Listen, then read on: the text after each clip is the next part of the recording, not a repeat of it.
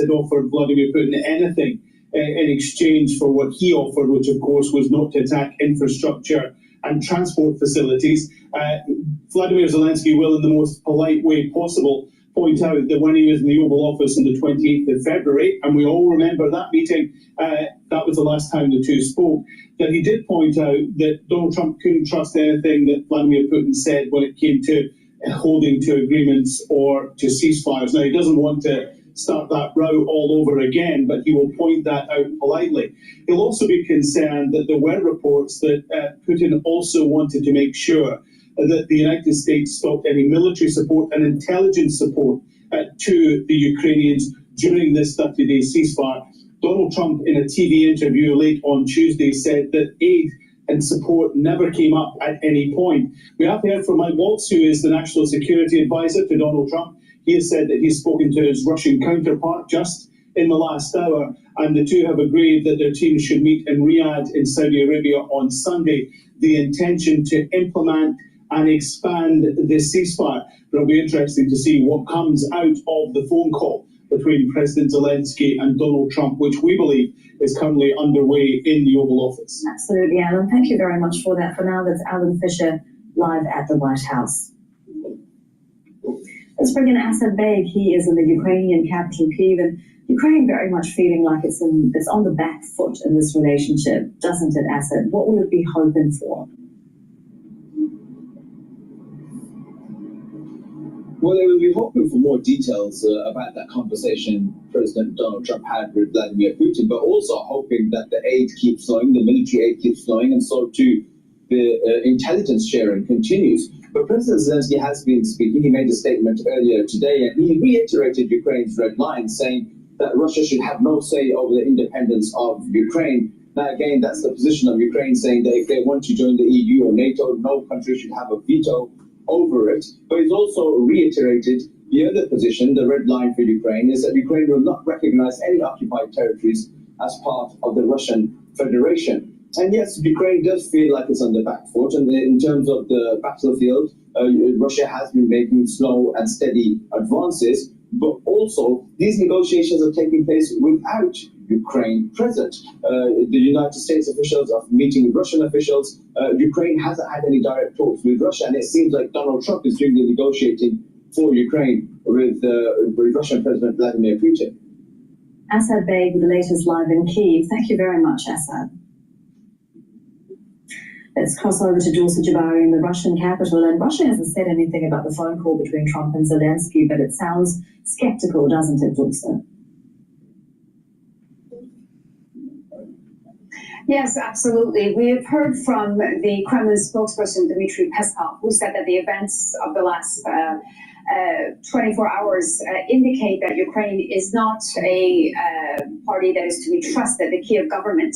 They're not interested in peace, and that the agreement made between Vladimir Putin and Donald Trump is certainly not going to be reciprocal by the Kiev government. He's referring to the overnight attack that happened in the southwestern region of Krasnodar in Russia. 3 Ukrainian drones targeting oil transportation facilities there. One of them managed to hit this facility, and there's a fire that is still being extinguished. The officials view this attack as an attempt by Ukrainian officials to sabotage the discussions that have been taking place between the Russians and the Americans. The defense ministry saying that while Vladimir Putin decided to have this temporary ceasefire and not attack energy infrastructure facilities in Ukraine, the defense ministry had 7 Russian drones in the air heading to the Mykolaiv region in Ukraine, and they shot down their own drones as a result of the command that came from Vladimir Putin himself. But the latest... Hello, this is DrPaulCottrell, and we are doing a live stream on Rumble, YouTube, and my website, the-studio-reykjavik.com. Simulcasting on X Spaces shortly here. So thank you for joining. We are doing this live stream on March 19th. I will also replay these live streams on my channels. Please subscribe to all my channels. I have 4 channels on YouTube, Brighteon, Bitchute, and Rumble. The reason why you need to subscribe to all the channels is so you can get the live streams in different formats. The format on Rumble is the large screen with just me and the monitors. And the live stream on YouTube has the telemetry of the market with me in a smaller box talking. So you get to see the real-time market moves as the news starts to progress throughout the day, or throughout the transmission. So please help support my work by making sure you subscribe to all the channels. Unfortunately, episode 45 received a strike on one of my YouTube channels. So if you want to see episode 45 again, take a look at Rumble, Bitchute, and Brighteon. For the ones that help support the thousands of videos that I have produced, thank you very much. But if you would like to help support, you can support by making sure that you subscribe to all the channels, share the links, ask your social media to follow me, help support the work by donating. You can donate on my website, the-studio-reykjavik.com. It's a great way to help. You can donate through Stripe, PayPal, or buy me a coffee, or be a paid member to my Patreon channel. I don't put anything behind a paywall.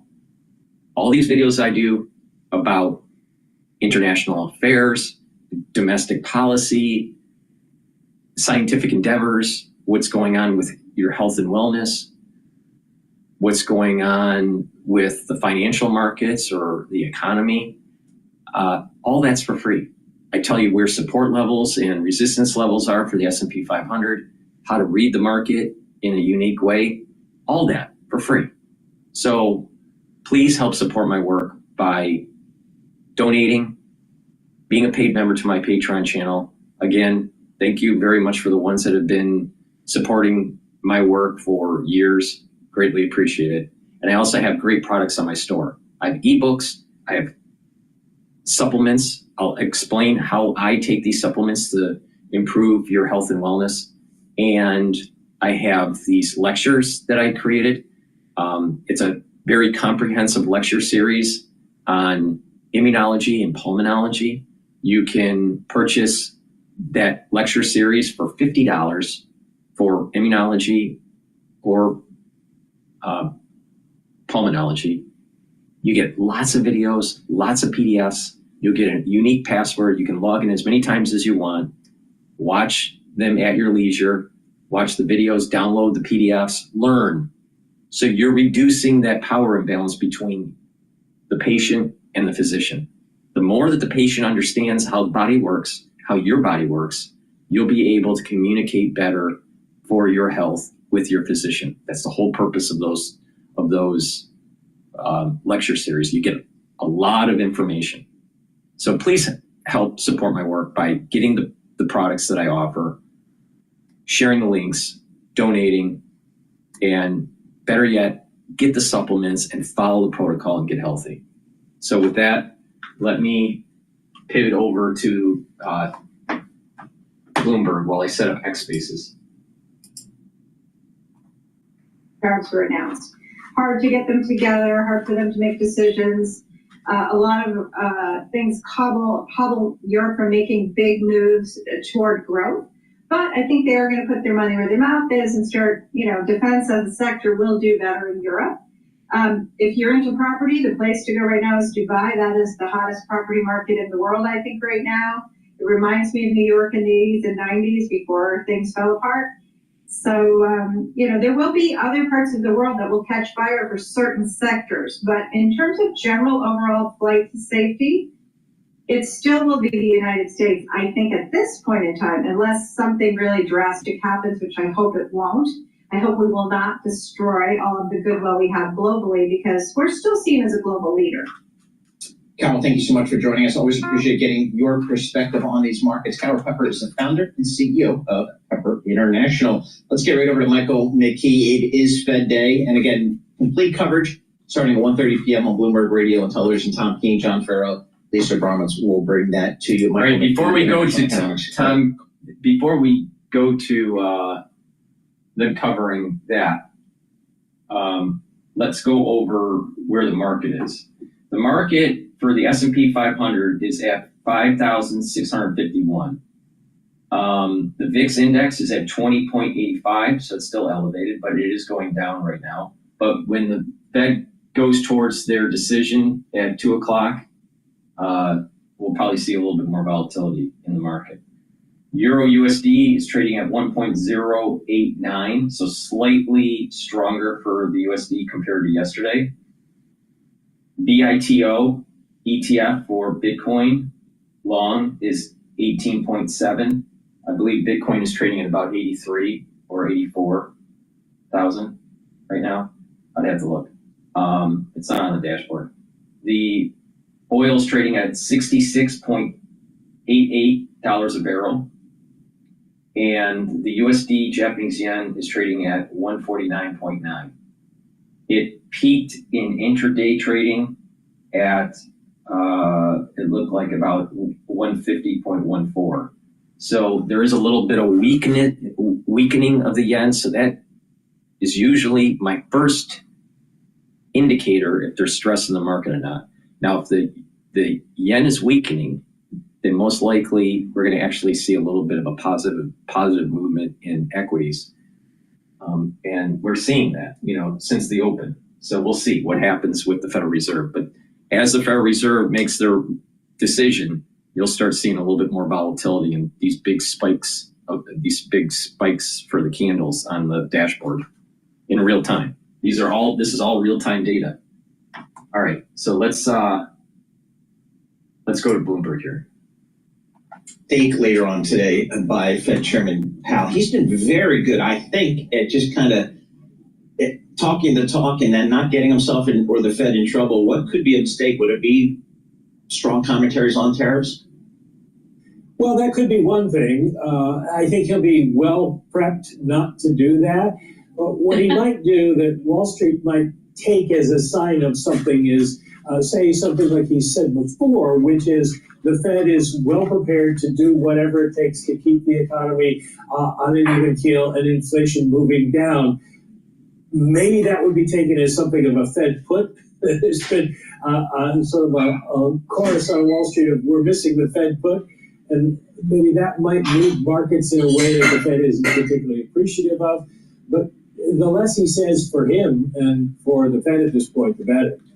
Mike, do you know what your question is yet? So for those of you who don't know, Mike always asks that question. Like, I'm not selling a bill here. Like, people do their notes and the economists send their notes out and they always wind up putting the answer to Mike's question. Do you know what it is yet?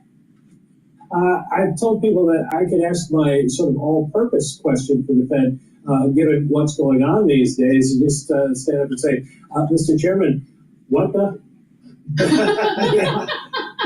Beyond that, we'll obviously want to ask about whether they feel they're going to be able to get ahead of any adjustments in the economy, because they just don't know what the president's going to do. Now, they might announce that they're pulling back, pausing temporarily the QT process because of the debt ceiling. They hinted at that in the last minutes. Whether they do it this meeting or the next meeting, that might be coming. So any questions about that, but it's not particularly controversial.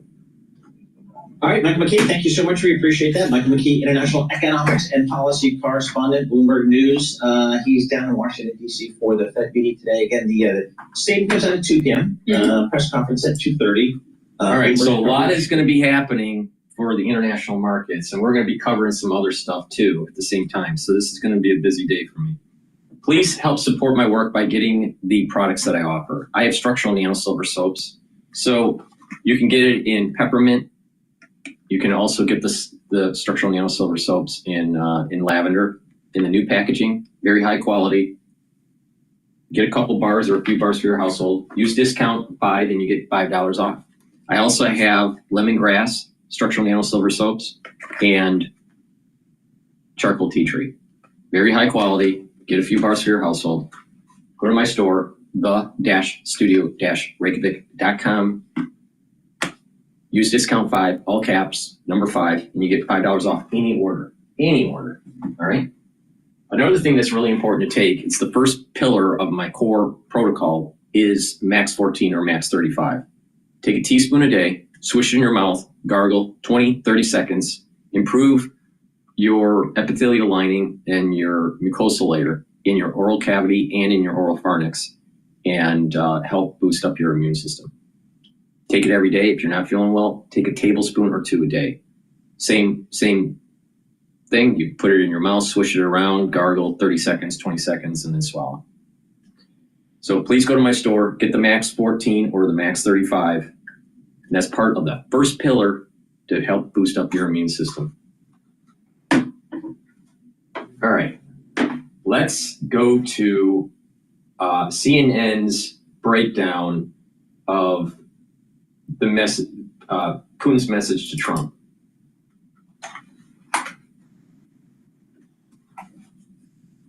Oh, I'm sorry. Demands there's no full ceasefire. Oh, Christo Groza, investigative journalist who's on Russia's wanted list. So, Christo, 2.5-hour call. Putin makes deep demands. There's no full ceasefire, which Trump had wanted. He did say that there would be no bombing of energy infrastructure. It appears that's already been violated. Now, Trump says the call was productive. Zelensky says Putin's game is to weaken Ukraine to the maximum. Who's right? Well, in this particular case, clearly Zelensky is right. I mean, the Trump was productive for Putin, both for a domestic audience, because a lot of the posturing today that we saw from Putin was meant for him to project the image of the winner for a domestic audience. I mean, before the actual call began, there was a staged press conference or an event where Putin appeared to be telling the audience that he's making Trump wait for the beginning of the call. That was clearly, again, an alpha male message that he wanted to send. And then the call ended with something that only Putin needed, which is the end of the attacks on energy infrastructure. I mean, let's not forget that the last couple of months, Ukraine has been drone attacks on refineries and Russian money-making machines, essentially, that are supporting the war machine for Russia. Whereas the attacks on Ukraine's infrastructure, energy infrastructure, have been pretty exhaustive, but in the past they haven't been as important in the last couple of weeks or months. So the end result of the call today was both a domestic win for Putin and essentially Putin getting a breather, a month during which he can continue shelling Ukraine and expanding the territory that he can call the status quo of Russia-dominated territory, because the main goal for Putin at this point is to maximize the territory that is de facto under Russian control by the time the actual peace negotiations start. So what are you hearing, Christo, from your sources about how Putin and his team view Trump's negotiating tactics? Well, I mean, everybody that I've talked to in Moscow is more than thrilled at Trump's inability to see the detail and to essentially give away a lot of the asks that Putin has without even realizing he's giving them away. With the whole conversation about or the hints that we heard yesterday from Trump about some of the nuclear stations being up for debate, that clearly suggests that Putin has kind of made it an ask and has received an assurance that he's going to get control of the Zaporizhzhia station. Everybody that I've spoken to in Moscow suggests that Putin has a granular understanding in direct one-to-one conversation of what the little details are that are not little, that actually will give Russia huge wins, whereas Trump is kind of the big picture guy. He has one goal: to come home with some sort of a truce or some sort of a peacemaker kind of an image, but he doesn't really pay attention to the details. And Zaporizhzhia, of course, crucial power plant for Ukraine, largest in Europe. Now, Trump and Putin discussed normalizing relations in this call. And obviously, Christo, just to point out, before Putin's Ukraine invasion, before any of this started, Russia was about 1% of American corporate revenue, right? So to normalize relations wouldn't be a benefit for the U.S., right? This would be for Russia. But today the White House says Trump told Putin about the enormous economic deals the two countries could make. Those are the words that they used. The Kremlin readout of the call included something additional. It said Trump was open to the U.S. and Russia competing in hockey games. And you actually think that matters. How come? Well, I mean, as I said, a lot of the posturing today was made for a domestic audience in Russia. Hockey is not just Russia's favorite game, it's Putin's favorite game. I mean, the night hockey league is something that Putin created, and he loves showing off with his hockey stick. And for him to essentially establish a non-existing prior relationship in hockey championships or hockey playing with the United States is a way for him to message that, you see, the United States, or Trump rather in this case, is doing me a personal favor. So that has absolutely no bearing, no importance to the American side. It has only 100% importance for Putin's personal ego and vanity. All right. Well, Christo, thank you very much. It's always good to see you. Russian forces unleashed a new attack. Heaven forbid we actually play nice with our adversary. Heaven forbid that we actually try to make friends with Russia and not be a perma bear for the Cold War. Please go to my store, the-studio-reykjavik.com, and get the magnesium and zinc to boost up your immune system. If you're not feeling well, take a double dose. Take one in the morning, take one in the evening. Drink it with filtered water. Also, take vitamin C with magnesium. This helps to boost up your immune system. If you're not feeling well, take a double dose. Drink it with filtered water. Also, vitamin C helps to cross-link with collagen to improve your dermal layer if you drink about 32 to 64 ounces of filtered water. You need the water, the vitamin C, and the collagen to cross-link to be able to build up and improve your dermal layer. This is a great stack to boost up your immune system. So take the magnesium and zinc and the vitamin C with magnesium together. Very important.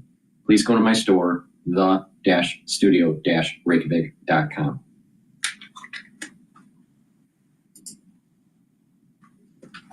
Cities in Ukraine in the dead of the night after that nearly 2-hour phone call that happened earlier between Presidents Trump and Putin. A call that ended without Russia agreeing to a 30-day pause on all fighting, something that Ukraine had agreed to.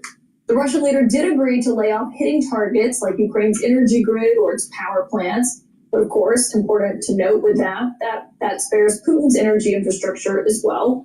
And when you look closely at the two readouts that we got today, one from the White House and one from the Kremlin of the call, the differences are obvious. For example, the Kremlin says that it pointed out that a complete cessation of providing Kyiv with foreign military aid and intelligence must become the key condition for preventing an escalation of the conflict and making progress towards its resolution, aka no more military aid or intel sharing to Ukraine.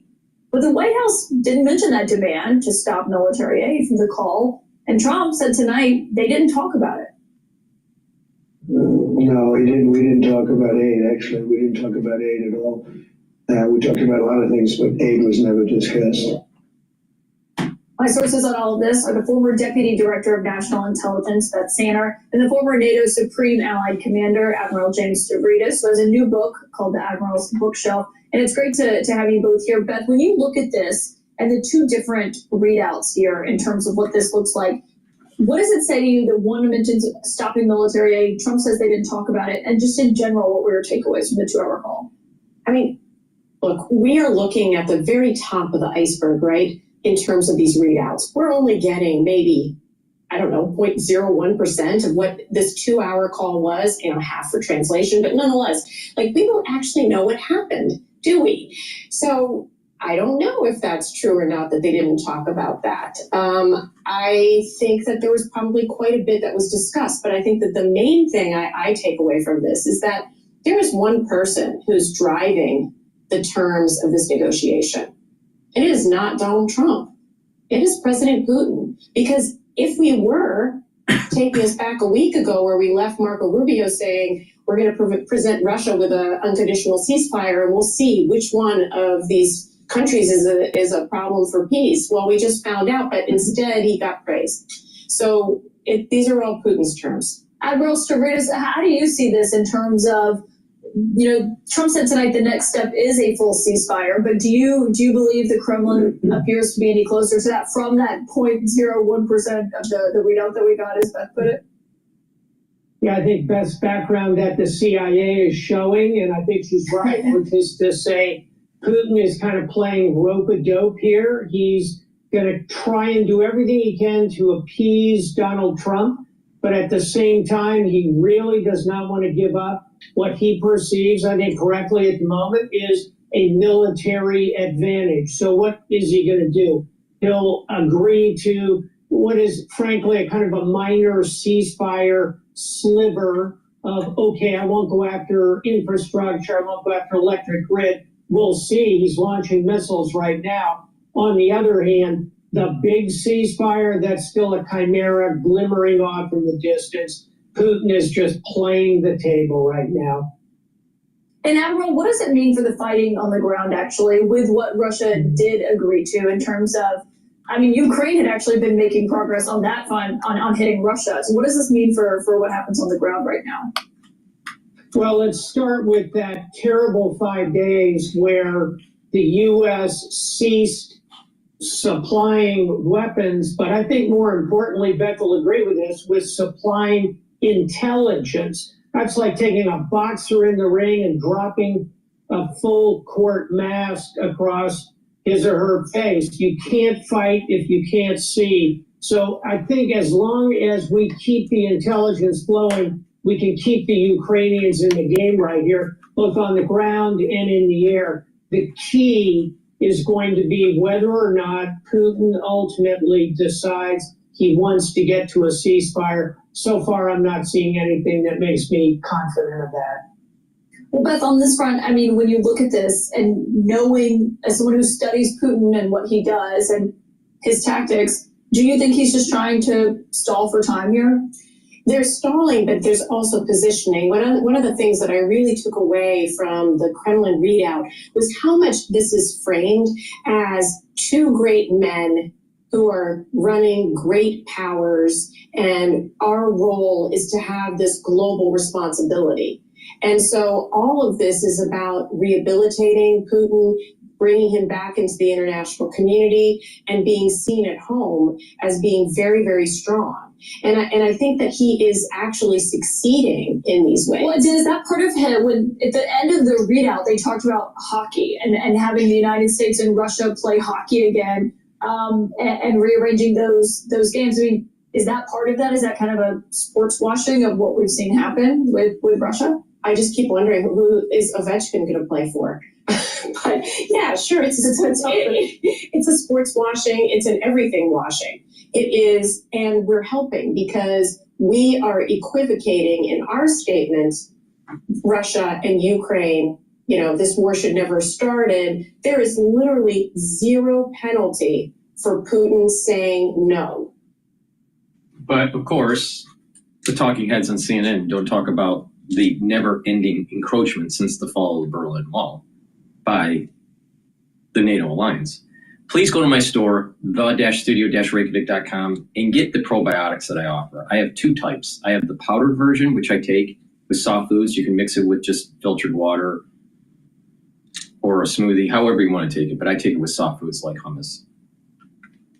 Or you can take it in the veggie cap version, which is more popular. Most people prefer that. It's just easier to take. But if you're taking a lot of different powders like I am, it probably behooves you to take the powdered version. But either one is very high quality as a probiotic. But taking a good probiotic is very important for your gut health. All right. Gut health improves your skin, your hair, your nails. Gut health will improve. Gut biome is going to improve the population in the gut, improve the mucosal lining, improve the concentration of your IgAs, improve your immune system, improve your gut, improve the absorption of your foods in your gut, and you're reducing that inflammation. If you have a bad gut biome, you got a lot of inflammation that's going on, and it affects your body. All right. In addition, you're going to notice that your liver is going to be performing better. Why? Because the communication between your gut and liver is really important. And your liver is a major detox organ, and it performs lots of different functions. It helps produce important proteins. It helps to process, sugars and bile. So it's a very important organ. And if it's healthy, it can regenerate, right? It has a very high regenerative capability. So having a healthy liver is really important. So having a good gut biome and that better communication with the liver is really important. And the gut and your brain, you're improving that communication. So with a good gut biome, what's going to happen is you're going to sleep better. You're going to concentrate better. You're going to have you're going to be less irritable. You'll sleep better. And with all this, you're just going to have a little bit more improved health and wellness when you improve that gut biome. That's a good foundation. Another foundation that you should have with building up your personal stack is a multivitamin. But we'll talk about that later. But this is very important. Gut health is extremely important. When you notice that people are getting older, their gut is slowly dying.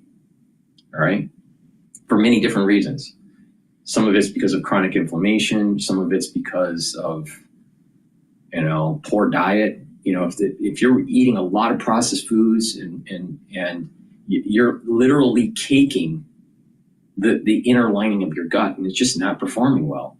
And if you have a mucosal lining that's thin and your IgAs are in low concentration, you're gonna have more inflammation and more disruption of that epithelial lining, and the crypt where your stem cells are to regenerate your gut cells could get mutated and lead to polyps.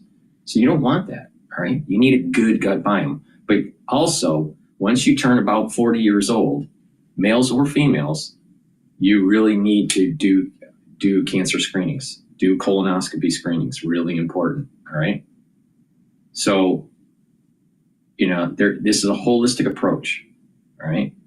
Proper diet, proper exercise, proper supplementation, get that gut biome going, do your screenings that you need to screen.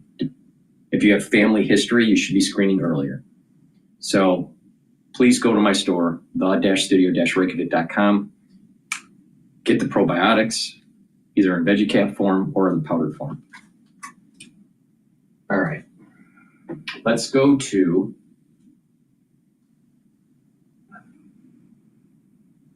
I want to maybe Al Jazeera here. No, not Al Jazeera right now.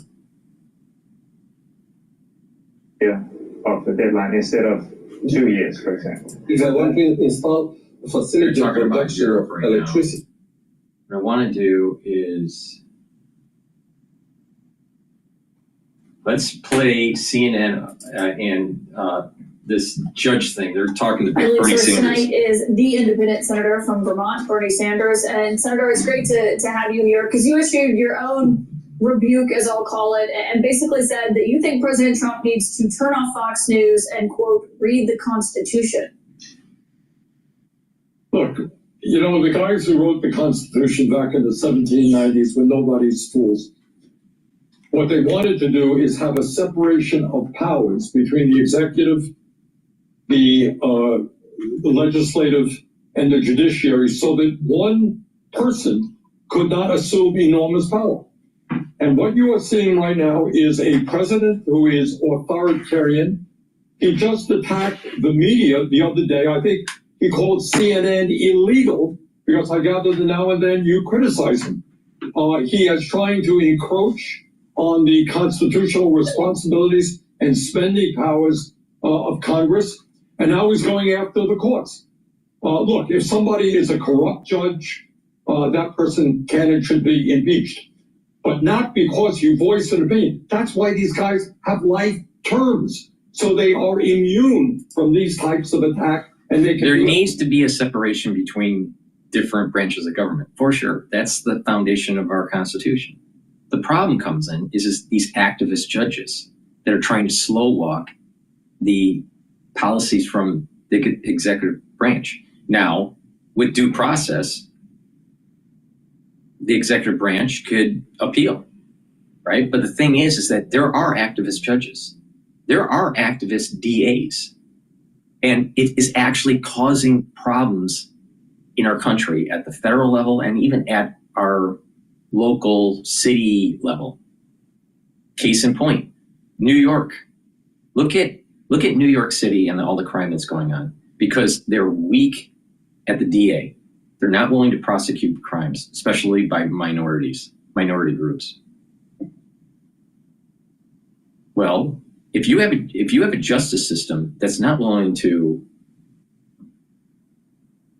make the society safe, all right, don't be surprised that people start leaving because the crime is really high, all right?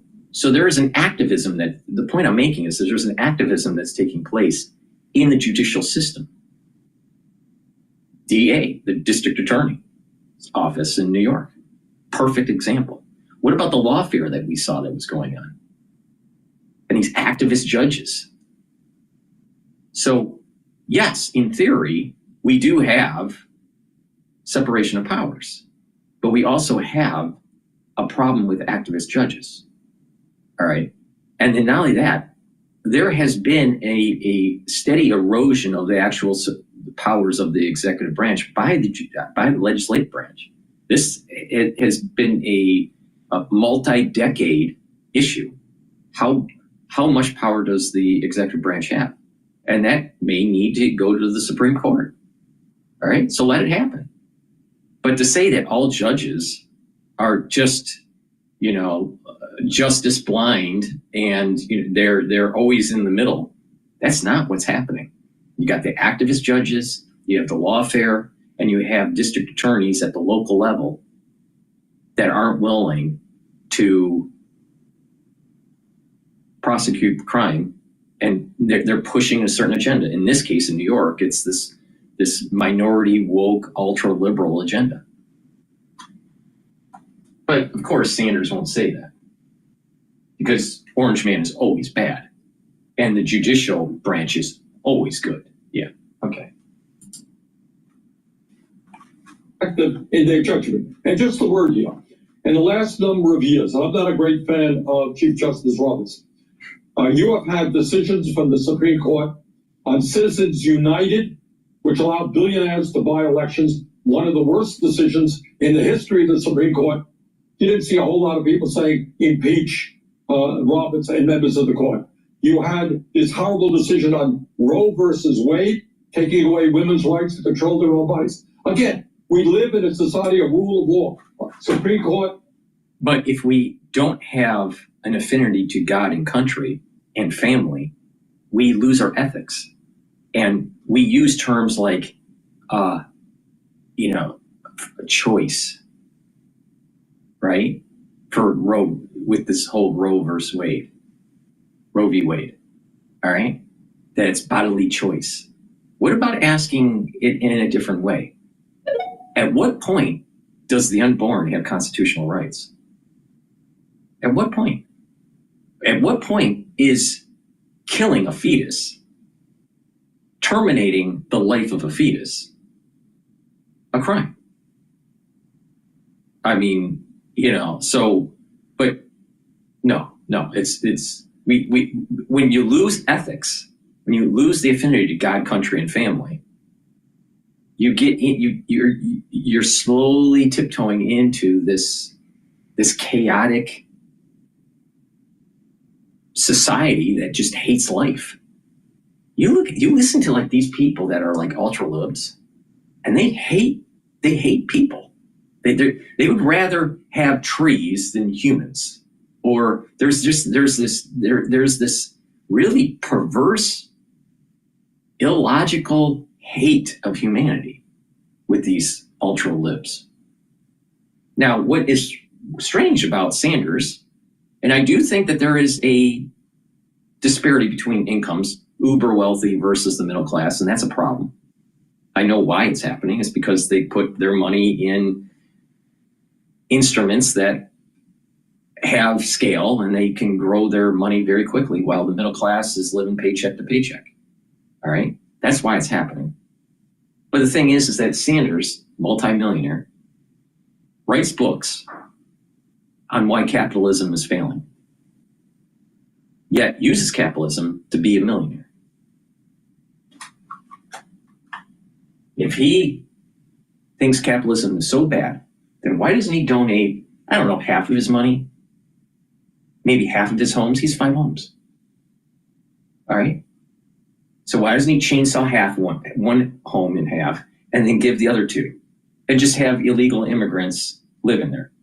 No, he doesn't do that. He doesn't do that. Why not give up some of those millions of dollars and donate it to families that are in need. No, he doesn't want to do that either. He's a hypocrite.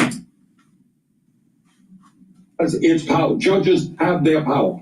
And it should frighten every American, whether you're conservative or progressive, that you have a president who does not respect our Constitution and wants more and more power for himself. Very dangerous. What does it say that the Chief Justice, who... But the Democratic Party tried to use lawfare to actually affect the election of 2024 for power. That doesn't sound like you're following the Constitution. That doesn't sound like you're upholding the social contract with society. Democratic Party. I mean, let's be honest, Sanders. Great point. You have also criticized decisions that the Supreme Court has made with John Roberts as the Chief Justice. But what does it say that he felt the need to come out and issue this rebuke of Trump tonight? Well, I don't know Roberts all that well. I'm not a great fan of his court, but I think he does understand, I suspect, the danger of a president who does not respect the Constitution of the United States and wants more and more power for himself. It would take 67 senators to remove a judge from the federal bench. That would mean that every Republican would have to vote for it, and I believe 14 Democrats. It's not going to happen. Okay, we don't have to, but what we have to worry about is this movement toward authoritarianism. Trump admires and loves people. He thinks they're great, they're beautiful people when they agree with them. But if you criticize them... But authoritarianism doesn't necessarily mean just one person. Authoritarianism could mean a cabal of people. Now think about what happened under Nancy Pelosi with the Obama administration. Don't read the bill, just pass it, and then you can read it later. You remember that? You remember that? That was kind of authoritarian. I thought the whole idea of the legislative branch is to debate. No, don't debate. Just pass the bill and then read it later. Oh, because there's a lot of pork in there. That was authoritarian. Now, people need to really pay attention to the arc of history. Now, I know we have goldfish memories, right? We're so busy with just our daily lives, making sure that we have bread at the table and they're, the kids are fed and, and all the regular day-to-day things that happen in a family. But you have powerful people exercising their power within these different branches of government and taking away from you either your wealth, your health, or your constitutional freedoms. So this horse shit that Sanders is saying about authoritarianism with Trump, look in the mirror, Sanders. The Democratic Party is authoritarian.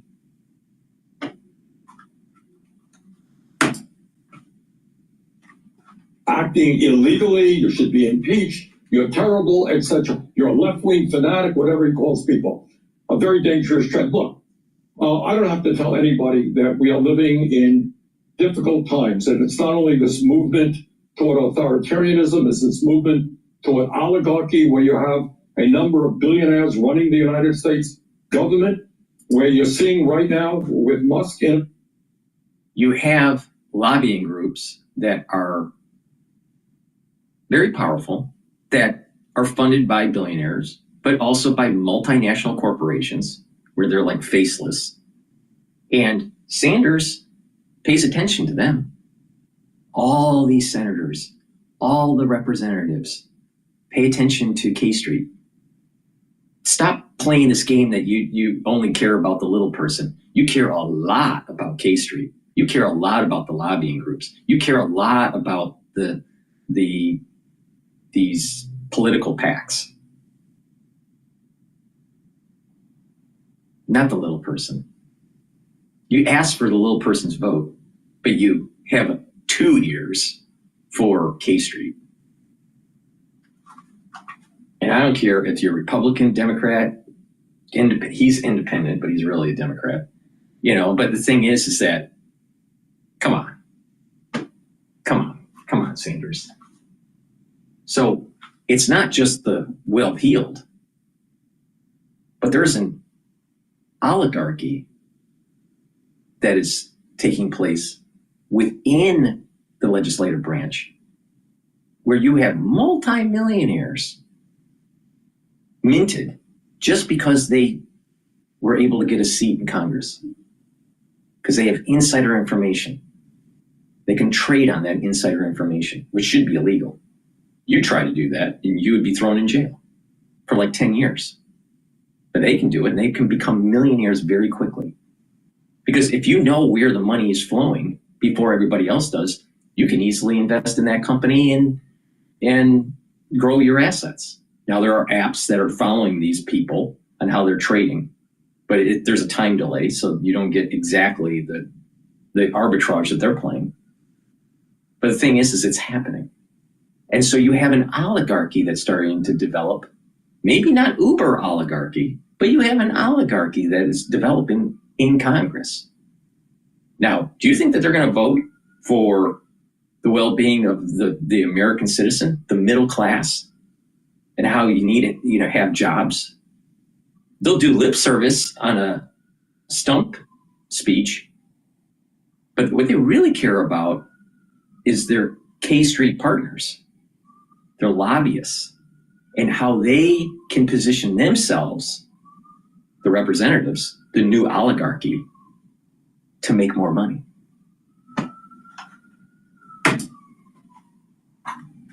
There's massive attacks against veterans, and the Veterans Administration, they want to lay off some 80,000 people in the VA who provide health care to our veterans, who make sure they get the benefits that they deserve. You're now seeing a massive attack on Social Security. Presumably they want people with disabilities to now walk in to some Social Security office, although they're cutting back on these Social Security offices all over this country. First of all, I know people that have spinal injuries and can't work and all this stuff, all right?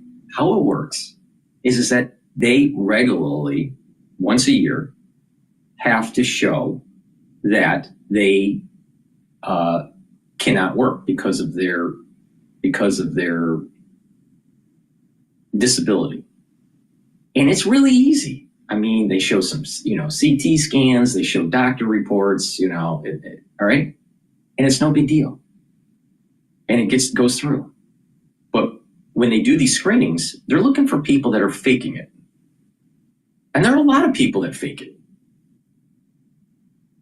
But for the ones that aren't faking it, they get their benefits, all right? Because there's enough documentation through medical services to be able to justify the continued payments that they need. Anyone that's disabled should get their Social Security, for sure. Not just that, it shouldn't be taxed. Not just that, all elderly should get more money from Social Security and not have to live in fear of picking medication versus food, because that's what's happening.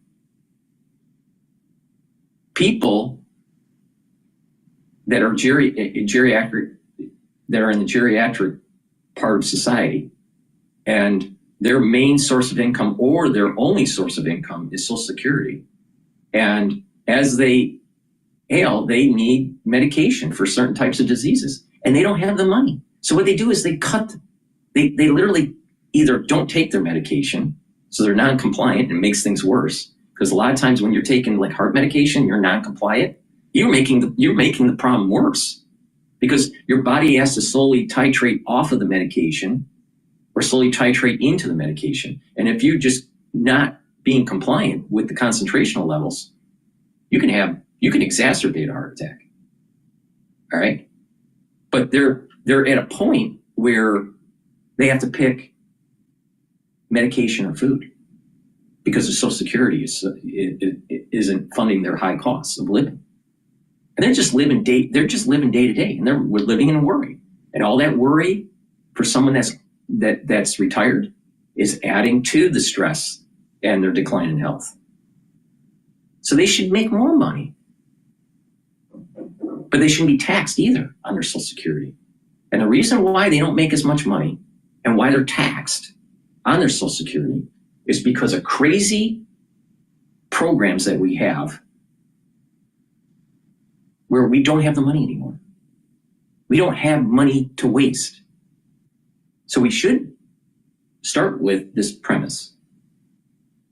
Our elderly are taken care of medically, and they have enough money to be able to live a decent life. Not live the life of Riley, but a not to live in fear where they're picking medication versus food. And it happens a lot. People don't want to talk about it. But if you've seen enough patients or you've been around enough people that are elderly, that's exactly what's happening.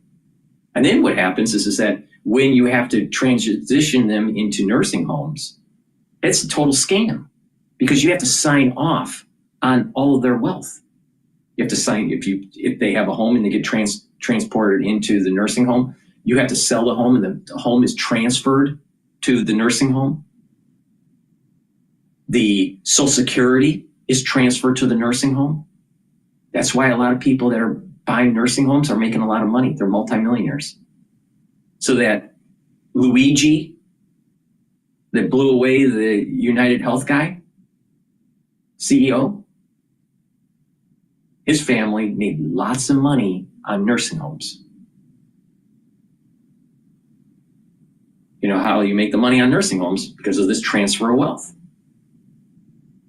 It's a big scam, big scam. Most people don't realize it's happening until you have a family member that has to transition into a nursing home or a hospice. It's a bitch. It's a bitch. And that's what's going on in society. Why isn't he solving that problem? Instead of worrying about Trump bitching about a judge. Because we have a lot of people that are going to be moving in to this, 70s, 80-year-old population. Some of them are in good health and will be okay, but they'll eventually decline. And others are not in good health. So what's society going to do? So we have to take care of our geriatric patients, our geriatric population. And we have to take care of our veterans, 100%. They should, all of their medical care, if you're a veteran, all of your medical care should be free, period. Full stop. But all this other wasteful spending, we need to get rid of it. We need to get rid of it. And there's the realization that people game the system, and there's enough of them doing this that we don't have the funds to give to the veterans that are really in need and to give higher payments to our elderly that need it. So they aren't at the table deciding should they take their beta blocker or should they buy bread. Meanwhile, multimillionaire Sanders seems to have all the answers.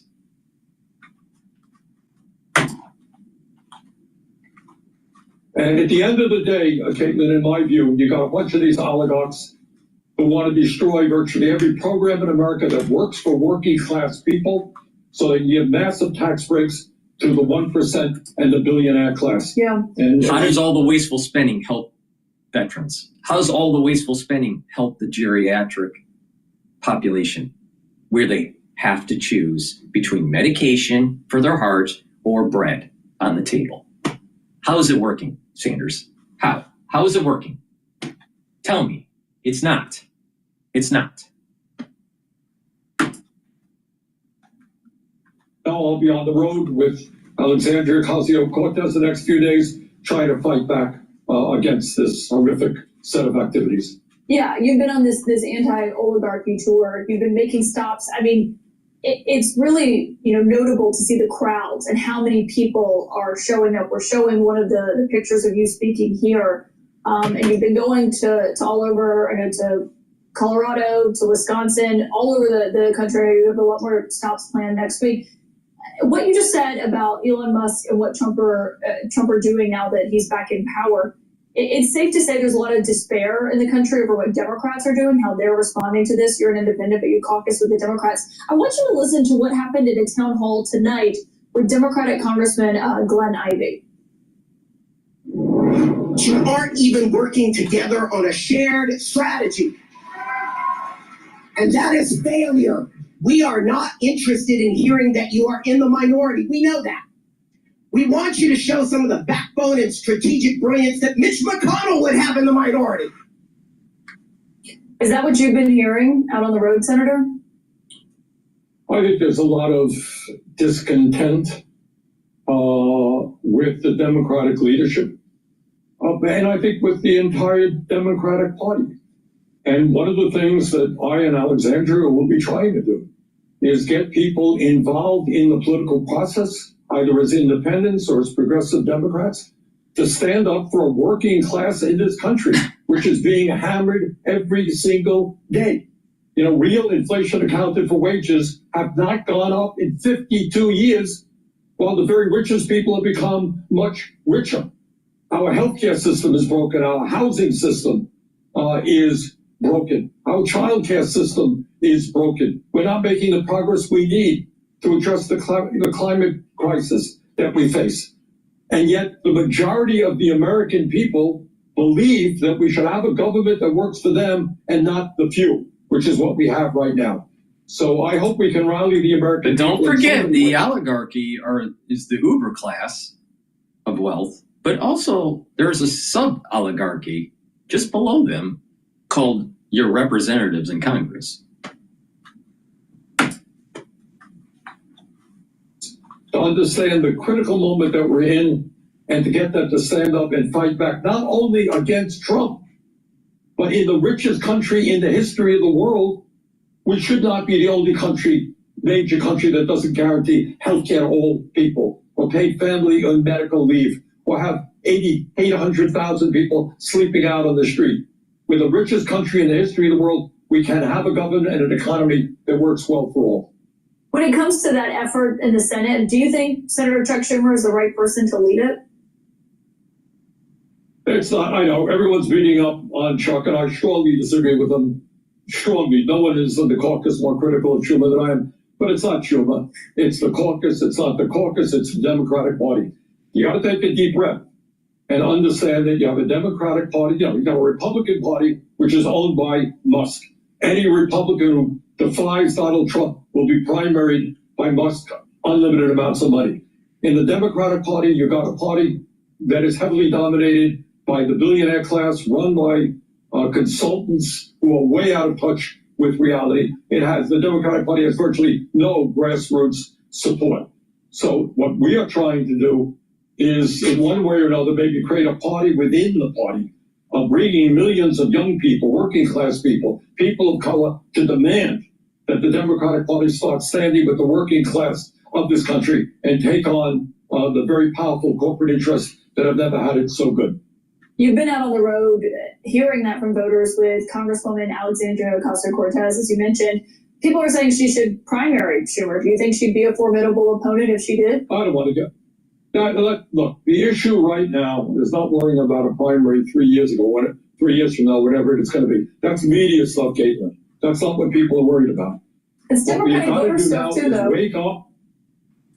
What we have got to do now is wake up the American people. The vast majority of the American people do not believe that we should give tax breaks to billionaires and cut Medicaid, cut Social Security, cut veterans programs, and nutrition. And our job is to rally the people at the grassroots level, have them run for school board or Congress or the Senate on an agenda that says that we're going to stand up for working class people, not the rich. That's what we've got to do in this moment.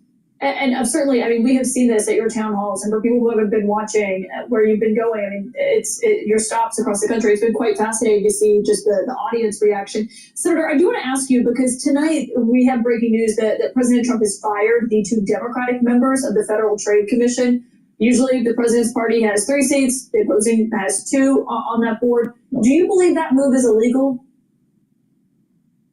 Yeah, I mean, he tried to get rid of the National Labor Relations Board people as well. Look, this is a guy, as I just mentioned a moment ago, he happens not to believe in the rule of law, not to believe in the Constitution, and he will try to exercise his power in any and every way. And the American people have got to stand up and stop him. Senator Bernie Sanders, always appreciate. Meanwhile, Sanders is a multimillionaire. here and has 5 homes. Please go to my store, the-studio-reykjavik.com, and help support my work by getting the great supplements and products that I have on my store. Let's talk about a dual purpose product that I have. I partnered up with Rainbow Herbals, and we've developed these deodorants that are dual purpose. They help to detoxify your body, but you're using it as a deodorant too. It's for males and females. You can get it in peppermint, lavender, and tea tree, or in citrus. So this is a dual purpose product. It has no aluminum in it, no baking soda. It's made from essential oils from the Himalayas. You can't get a higher quality deodorant bar that also helps to detoxify your body than this one. Nowhere. There's the ingredients that you make, even if you get some sort of organic, nice deodorant, most likely it's not going to help to detoxify your body. And secondly, I'm sure the ingredients are not coming from the Himalayas. So please go to my store, the-studio-reykjavik.com. This is a very high quality deodorant that's dual purpose for males and females. Go to my store, get a couple bars for your household, help support the channel, but better yet, help support your health and wellness. Use discount 5 and you get $5 off. Now, I also want to talk about, we're going into the allergy season now, all right? We're winding down the cold season and we're moving into the allergy season. Make sure that you have lozenges and drops at home, at work, in your bag, in your backpack. You never know when you need them. The moment you have that irritation, take the lozenges right away, or the drops. You can get it in elderberry zinc or in manuka honey. These lozenges are larger than the drops. You get 21 lozenges in each bag. So get a few bags for your household. Be prepared. You want to take the lozenges right away once you have that irritation. Now, also, I have it in drops that are smaller. You can get them in cherry flavor, blueberry flavor, and honey. And this is really important. Why? Again, like the lozenges, right when you have that irritation, take them right away. Now they're smaller. There's kind of like an old style candy kind of design to it, but very high quality, tasty, all right? And it's going to help you to mitigate any problems you may have with that irritation. So the moment you have that irritation, cold season or allergy season, take it right away. Have this available for you. I suspect that people will have some problems with the allergies this year. So please go to my store, the-studio-reykjavik.com, and get the lozenges and the drops. Very high quality. All right, with that, let's go to Bloomberg and take a look at what's going on with Bloomberg Podcast Live, and that's where you'll find us. A couple of the most read stories here today. Anytime you write a story on Global Wall Street, people are going to click on it. Morgan Stanley plans to eliminate about 2,000 job cuts to keep a lid on costs.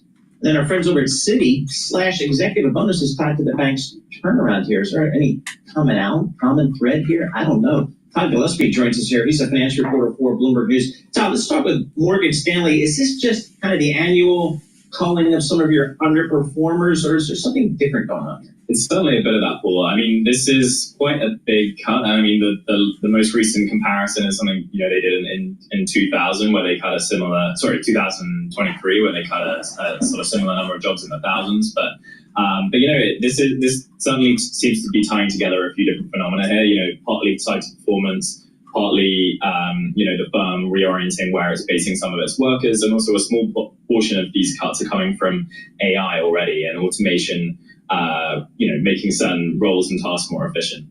Wait, talk more about that part, because isn't that what everyone was freaked out about? Like, is this like junior banker stuff, or is this different? It seems to be, yeah. I mean, I think it's more back office, that kind of thing across these banks, right? Like, you can actually see in the 10Ks that these banks released their annual filings this year, more and more of them were talking about risks from AI, but also potential savings from AI that are coming. And they've been obviously telegraphing these potential changes for a while now. But now I think you're really starting to see the early stages of the effects of that kind of technology. So my darkest memories are 2 o'clock in the morning, 3 o'clock in the morning at the printing press down Lower Manhattan, Greenwich Street, Donnelly, you know, looking at a convertible bond prospectus for, you know, errors and things like that. Oh my God. Tell me AI can do that for me. I'm all in. Yeah, well, I think it can. I certainly can already. Yeah. Don't worry about that. All right. How about the folks over at Citi? This was a little bit squirrely here. They had some special bonuses for the execs. For sure, yeah. So Citi's been going through a multi-year turnaround plan. Right now, the CEO, Jane Fraser, who took over in 2021. You know, later that year, the board put in place this thing called the Transformation Bonus Program, which basically was trying to tie the top 250 or so executives, their pay to specific milestones, achievements as it comes to dealing with regulators' demands. Remember, Citigroup is under 2 big regulatory consent orders from the Fed and the OCC that were put in place in 2020, and they've been trying to shed these, mainly about back office checks, data quality management, and obviously we know recently some botched transfers that made some headlines, you know, renewed scrutiny over these issues at the bank. And what's clear here is that Citigroup now, this is the 3rd and final tranche of these annual bonuses. And in fact, every year they've been going down in terms of percentage, the scorecard basically that these executives have been getting. In 2022, they got 94% of their bonus payout. In 2023, they got 80%. And now this time they're getting 68%, but that's only because partly boosted by a share price contribution that wasn't present in the previous 2 tranches. Without those, if you're comparing apples to apples, they're down at 53%. So they've fallen from 94 to 80 to 53, basically, if you're looking at, you know, raw performance in terms of how the board thinks that these top executives are doing and getting towards these key, you know, these key milestones that have been set for them a long time ago and are really a key part of what Jane Fraser has staked her tenure on. So that's not good. Like, if you're sitting in that position, you're like, like, what do you do then? What do you do, right? Yeah, I mean, good question. I mean, that's one of the risks of making a bonus program like this is you're being so transparent that it's almost, it's difficult to be like, hey, yeah, we're doing really well when you're not. And in fact, the bank has, you know, has quite transparently said, sure, we're not doing well enough. They got a fine of about $160 million in July from the Fed and the OCC for basically not improving fast enough. And if you get a fine like that, it's quite hard to, you know, be paying. Yeah, exactly. It's quite hard to be paying out bigger bonuses on these, you know, on this level. But, you know, we also don't know how much the bank is spending on these bonuses. CFO Mark Mason also declined his bonus this year, this transformation award bonus specifically. A lot of the improvements that need to be made are under the Treasury, under regulatory reporting issues that he's responsible for. And so he seems to have sort of taken that on the chin. Well, Jane Fraser, she did pretty well for herself. Her 2020, this is 20, I think she got something in the 30s. Kind of Jamie Dimon got the same thing. You know, Well, Jane Fraser got the biggest pay bump of any of the big Wall Street CEOs. That's the stuff 33% that chased people. Yeah. Like, well, wait a minute, dude. But what was her comp in comparison? It was lower than Jamie Dimon's and such, but I mean, you would expect that from a bank like Citigroup where profitability is much lower. But she got the biggest bump. I mean, she got a 33% bump. That now puts her sort of upper middle of the pack of Wall Street execs from the bottom of the top 6 packs. You can't do that and then cut rank and file. Well, you that can. Stuff is bad. But you can. She's being paid to cut rank and file in some if their senses, bonuses right? are specifically tied to something that they're not meeting, like there's going to be tied to a variety of things, right? Yeah. I mean, you know. Before I let you go, Oppenheimer analyst, did you guys see this? No. Had a really interesting note out today that said that the M&A rebound is likely delayed or canceled, and they're downgrading Carlyle, Goldman Sachs, and Jefferies on this. Yep. That was really worrisome. Like, what are you hearing, Todd? Well, Goldman Sachs themselves, I mean, their equity analyst, David Costin, their chief equity strategist, said a similar thing just earlier this week as well. And, there are competing views across different banks and competing views across different regions, right? There was a bright spot in Europe, potentially, that our colleague Dinesh Nair wrote about just earlier this week. But yeah, I mean, people are still quite worried about this volatility that is coming, particularly on the corporate side of things, I think. You know, the sponsors and the strategics, they've got things to do, cash to unwind, deals to make that they kind of have to do to keep their business model fresh. Corporates, they have that option that they don't really need to do anything now if they don't want to. And if the market's still volatile and geopolitics is in the air, who knows when they're going to, All right, come back. good stuff. We heard UBS CEO today just at a conference over in Europe saying their calendar is basically frozen. Their clients aren't doing anything. So that's, again, another data point. Todd Gillespie, financial reporter for Bloomberg News. Thank you so much. We appreciate it. Rates ticking up a little bit out there over the last, week or so. And one of the folks, we got movement in rates. One of the folks we like to check in with is Erica Edelberg, Bloomberg Intelligence Chief Mortgage-Backed Securities Strategist. So, Eric, we had a little bit of a tick up in mortgage rates. Noise? Is it something you guys pay attention to in the MBS market? Yeah, there's something. I don't know what's going on with Live now, but there's a large police presence near CIA headquarters. So let's just This breaking news. Little information at this moment. We know that police are on scene along with a SWAT team, and according to Fox 5 DC, the bomb squad has also been called in, although it is still unconfirmed whether there is a bomb in the area. There are also reports, according to Fox 5 DC, of a man outside the CIA building. We are continuing to follow this breaking news as the photographer pans in on this very large police presence here in Fairfax County, Virginia. You can see the command posts right there as the photographer zooms in on that. We have seen armored vehicles and tanks, SWAT team members arriving there on scene with lights flashing as the photographer pans in on some of the first responders and law enforcement officers standing by at attention. This is a live look from 2 blocks away from the actual scene itself. So the police have established that 2-block perimeter around the CIA headquarters, as there is what Fairfax County police are calling a, quote, barricade incident. What that means remains unclear. There are reports that there is the bomb squad there on scene. You know, the thing is, this happens right after the JFK files show that the CIA was involved. All right. Now, I don't know, is it just some lone wolf that's just crazy and he decided to barricade himself, and now it's, you got the police involved and, and maybe even, bomb squad and all this stuff? Or is it the CIA doing an operation on itself to try to get sympathy from the population? I don't trust anything when it comes to the CIA. But it's very suspicious that this is happening the day after the release of the JFK files. 2-minute break here on Live Now from Fox, continuing to follow this breaking news and a number of other live events happening right now. We'll be right back. I'd like to know a little bit more about what's going on there, but it sounds like it's some sort of false flag type stuff to get sympathy for the CIA. Because you got to remember, what did I say? The Trump administration is going to try to shrink that national security state, reduce the funds, cut the head count, and shrink it, all right? And make it more accountable instead of running rogue like the CIA has been doing for decades. But they're going to kick and scream.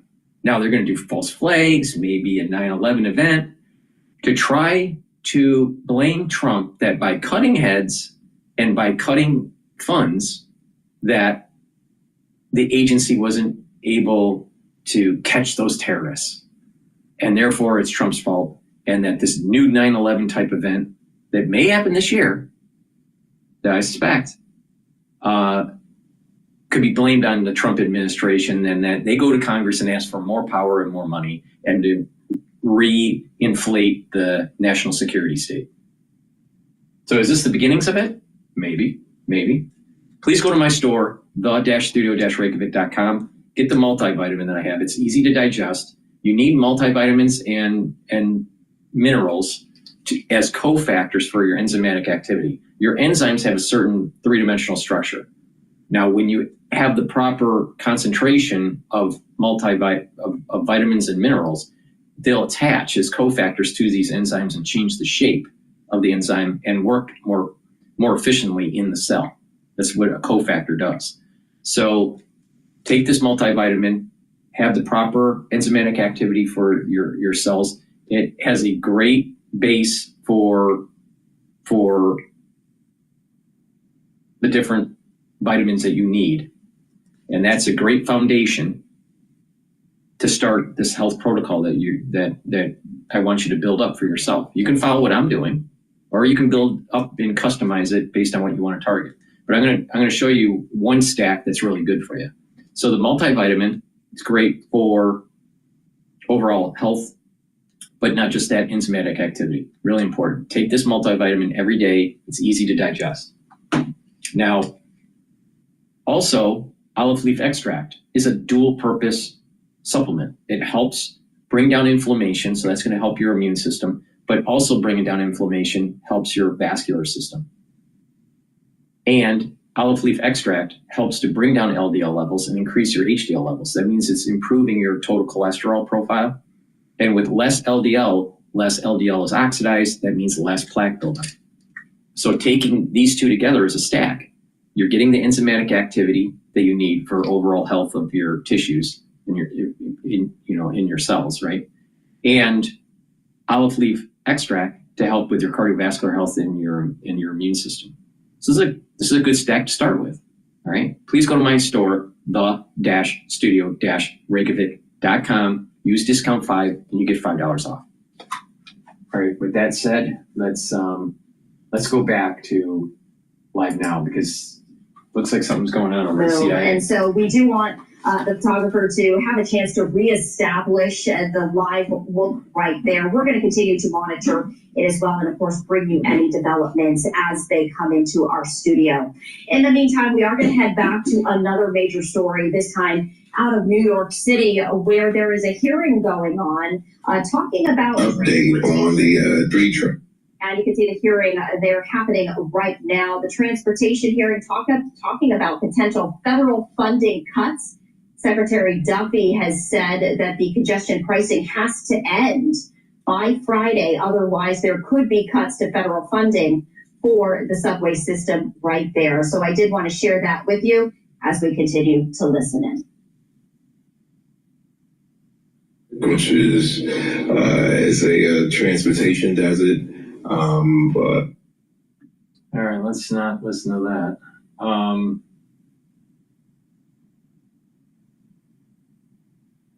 All right, I want to go to Bloomberg, but they're on a commercial break.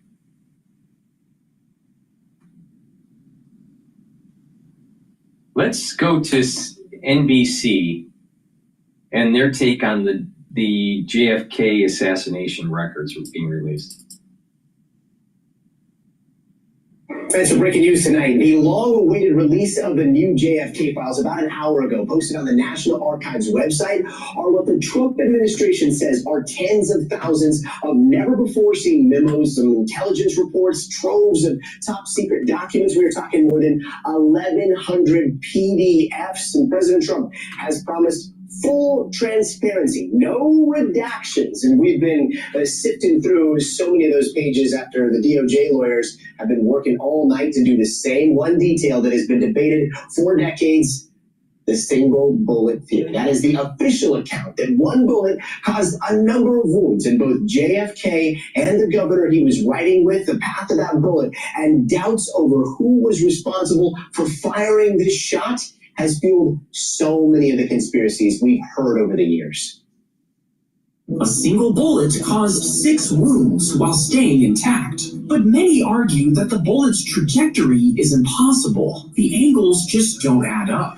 how, where, and when did the CIA surveil Lee Harvey Oswald? My father was walking at the bottom of the hill with John McComb, who's the CIA director. My father said to him, "Did your people do this?" So his initial instinct was that the CIA had killed his brother.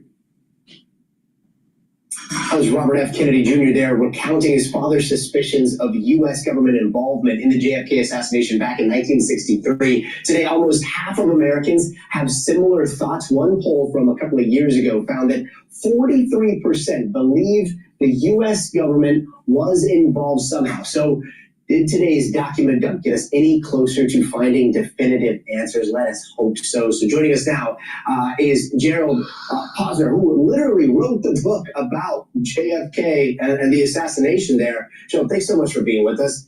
80,000 documents. I'm so sorry to ask you an hour after they're released, but have you been able to sort through and find any bombshells? Yeah, no bombshells yet, but hope springs eternal because this is only 11. Well, the thing is, like I said in the last video I did, episode 46, there's going to be a lot of clickbait podcasters doing their PDF searches and maybe even feeding it into an AI and doing their analysis. But it's not going to be a robust. All right, very few podcasters have robust analysis when it comes to the JFK stuff. There's some revelations of Israeli activity, all right, that I didn't know about. That's kind of new. But the point I want to make here is here you have a historical scholar, all right, that knows the subject matter very well, all right.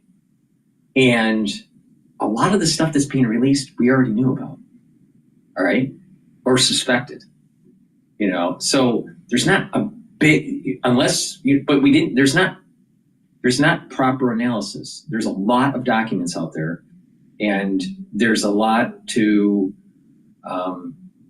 piece together and connect these data points. It's going to take some time.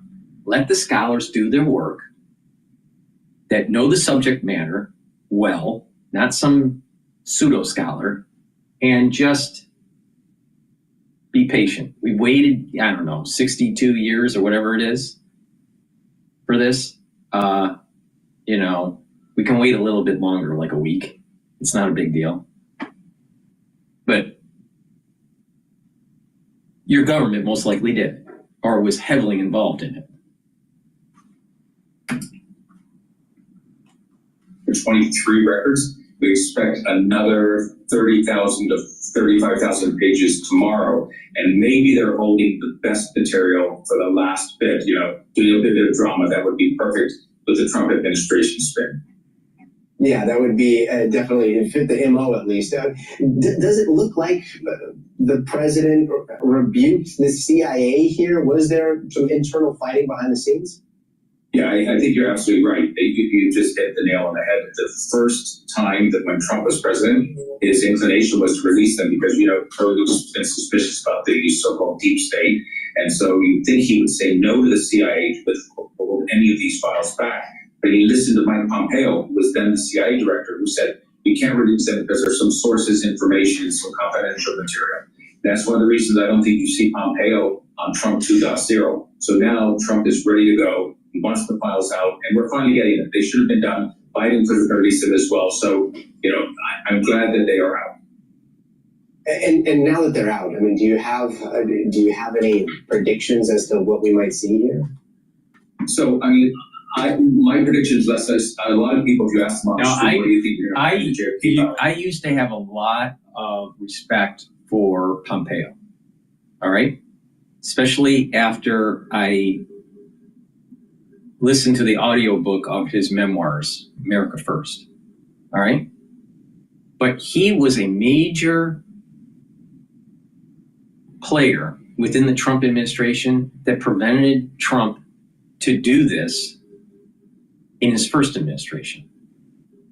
Pompeo was trying to hide CIA involvement with the JFK assassination and the high probability of Israel or individuals that were Israeli being a part of the assassination. Now, what exactly they did, I don't know. I'm not going to pretend I'm an expert at JFK. I don't really honestly care about the JFK files. I'm thinking about how do you solve Alzheimer's disease, all right? But, I'm not, I don't really fucking care about the JFK files. But the thing is a lot of people in the United States do because it's all about bread and circus. But the thing is that just focus on the scholars, let them do their work.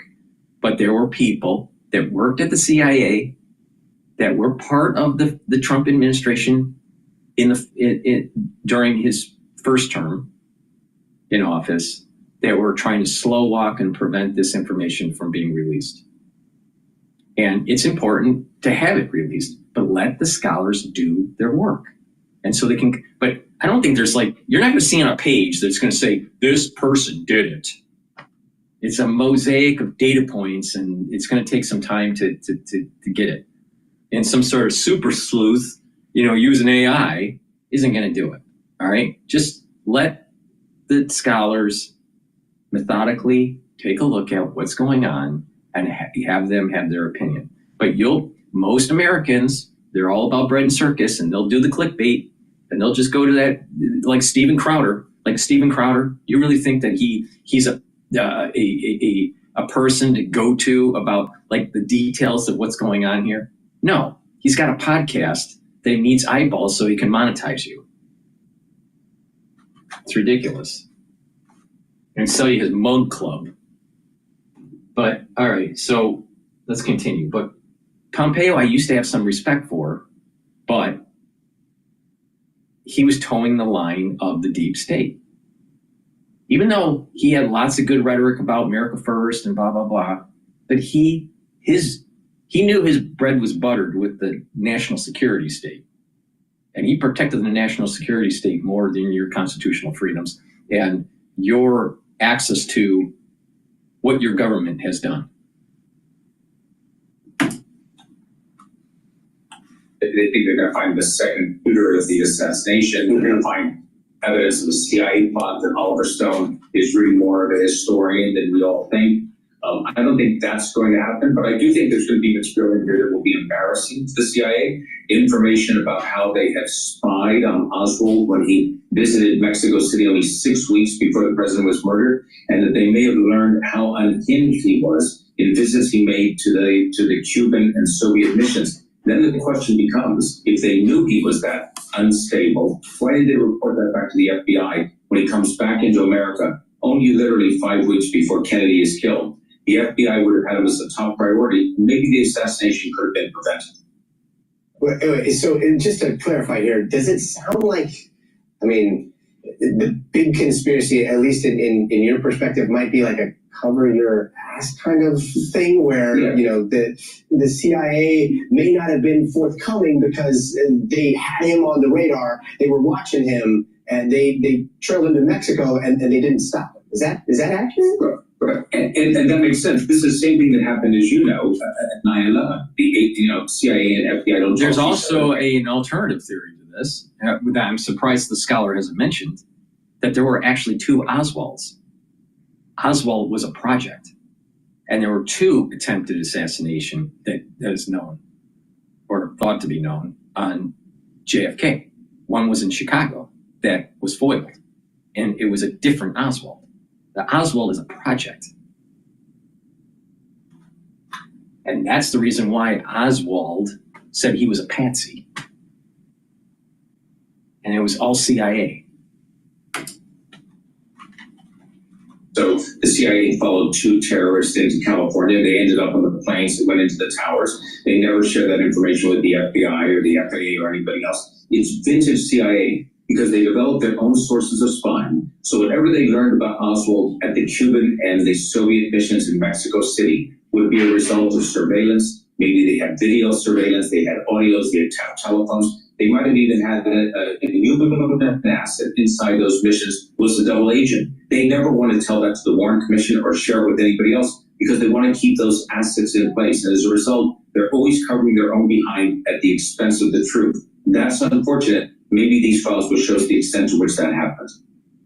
Okay, and again, this is your perspective. We don't know what's in these files. However, what you're saying here, when you do journalism for 20 years that I've been doing it now, you find out a lot of times these grand conspiracies, what is behind the grand conspiracy is just somebody that didn't want to be caught looking stupid.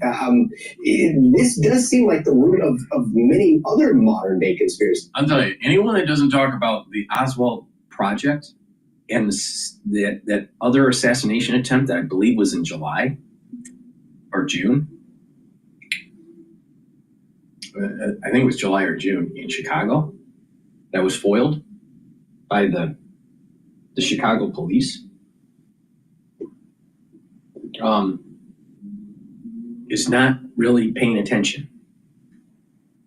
So, but again, he's a scholar, but I think there's more to the story here. No question about it. As a matter of fact, in the Kennedy assassination, even the FBI was guilty of it because Oswald himself had dropped off a note at the FBI Dallas headquarters telling an agent who was on the Oswald file, hey, lay off of me. Don't stop bothering my wife, Marina. I'm going to report you to the superiors. And we never seen that letter because the FBI agent destroyed it after the assassination and then later just testified to what the contents were. So, this is typical of what happens. And that Oswald file is a project. That's the point I'm making. There were either two or three. There were two. There possibly could have been one or two other assassination attempts on JFK before Dallas.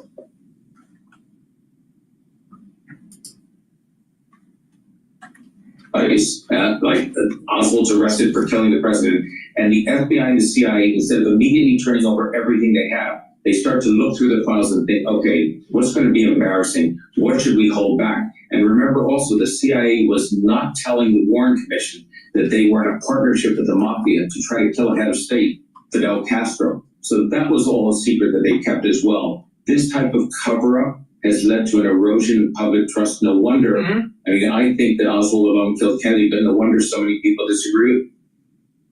Yeah, I mean, that would be a very, very human explanation that I think a lot of people can just, relate to in a normal life, right? And yet, I have it in... But the ballistics of the brain blowing up in front of everybody on the Zapruder film suggests that it came from the front, not from the back.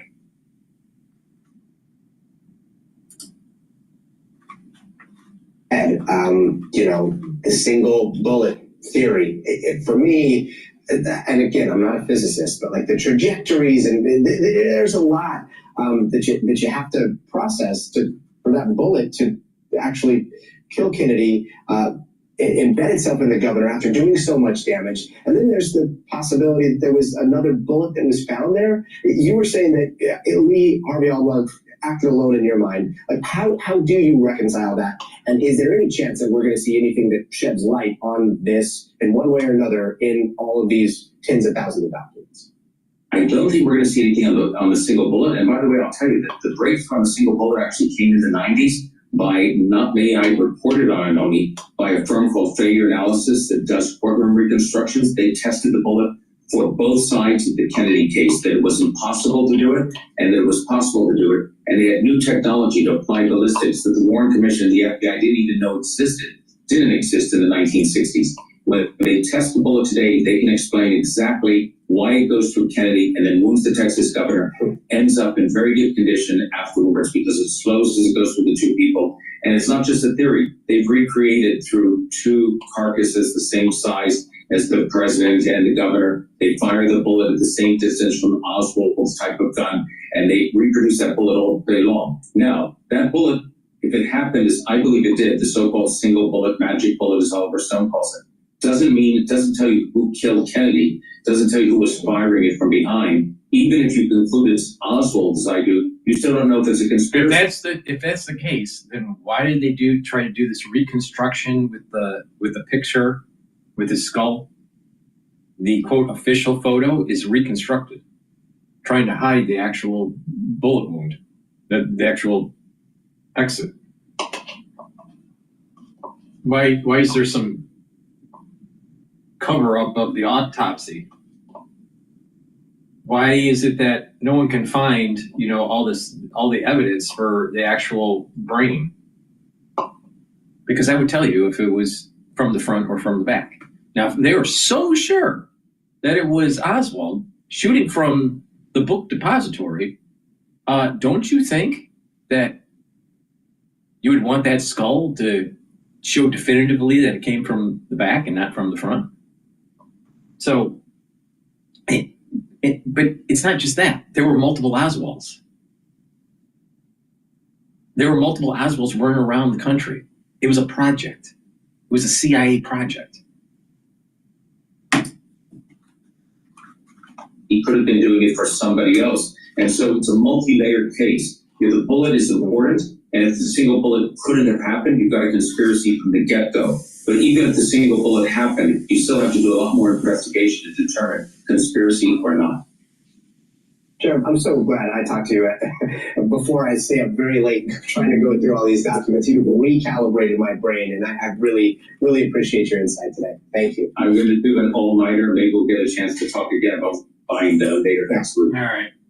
We'll be. Looks like he's not focused on the multiple Oswalds and the other two attempts on his life. I think it was in July and September. One was supposed to be in Chicago and another one in DC, but the one in DC was canceled, and then the Chicago one, they were caught by the police. And so look it up. All right. Let's go to, I want to go back to Bloomberg here. Yes, he determined that the controls at TD Bank were the most lax of any of the banks that he used.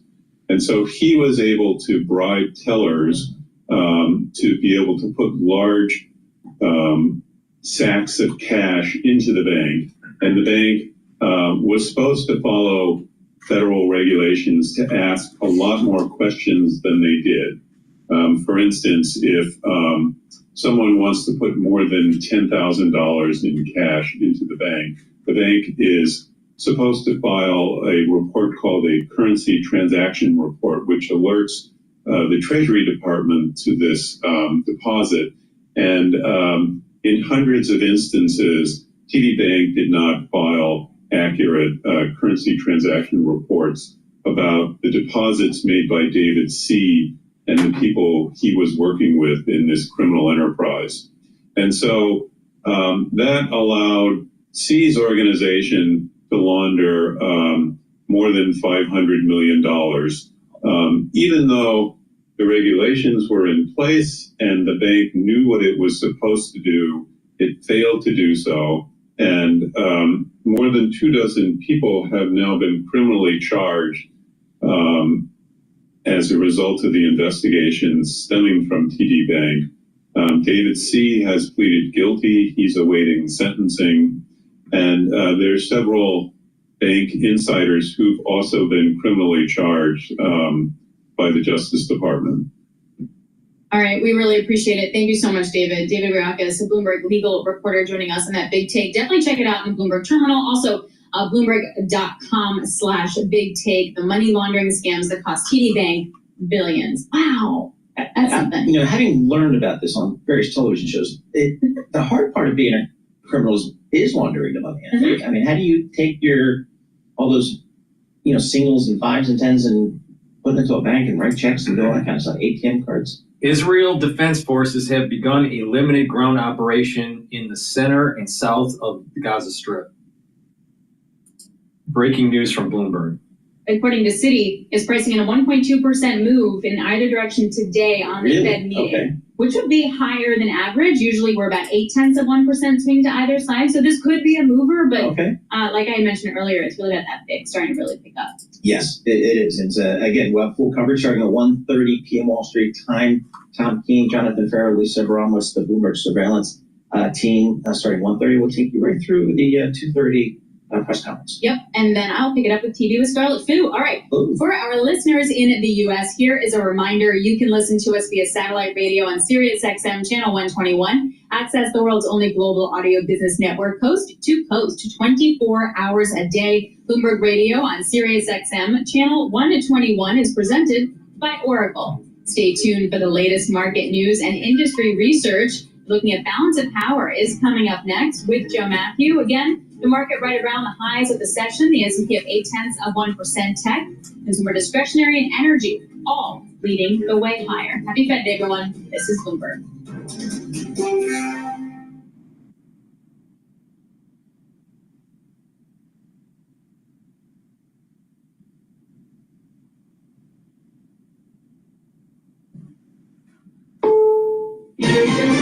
This is CBS News on the Hour, sponsored by Progressive Insurance. I'm Deborah Rodriguez. President Trump says he's just wrapped up what he characterizes as a very good hour-long phone call with Ukraine's Volodymyr Zelensky. Mr. Trump says they discussed his conversation with Vladimir Putin yesterday and needs and requests by both sides on ending the war in Ukraine. CBS's Aaron Navarro is at the White House. When it comes to that aid from the U.S. to Ukraine, National Security Advisor Mike Waltz told reporters this morning that aid, both in terms of monetary, military aid, was not discussed between President Putin and President Trump yesterday. The Kremlin said last night and this morning that it was discussed. Russia and Ukraine confirmed they've exchanged 372 soldiers in a prisoner swap. In Jerusalem, protests as the Israeli military issues what it calls a last warning to Gazans and launches a targeted ground operation to retake a key part of the Gaza corridor after hostage release talks broke down. Reporter Linda Gradstein is in Jerusalem. The Israeli army said it hit 20 targets overnight, including a Hamas military site in northern Gaza, where they said they identified preparations for rocket attacks on Israel. It was the second night of Israeli airstrikes on Gaza, although these were not as widespread as the first night. Hamas says it has not closed the door on indirect talks with Israel to extend the ceasefire. A student activist at Columbia University will have his deportation case moved. CBS's Allison Keyes. Mahmoud Khalil has been detained since March 8th, and the White House has accused him of siding with terrorists without evidence. Khalil's lawyers say the decision to move him from New York to New Jersey to Louisiana is meant to deprive their client of access to counsel.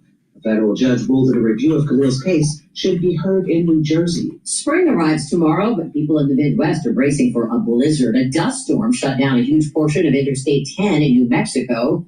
Fire officials in Fort Worth, Texas, have issued a warning about high winds whipped up by severe storms. Spokesman Craig Troyachek. No outside burning.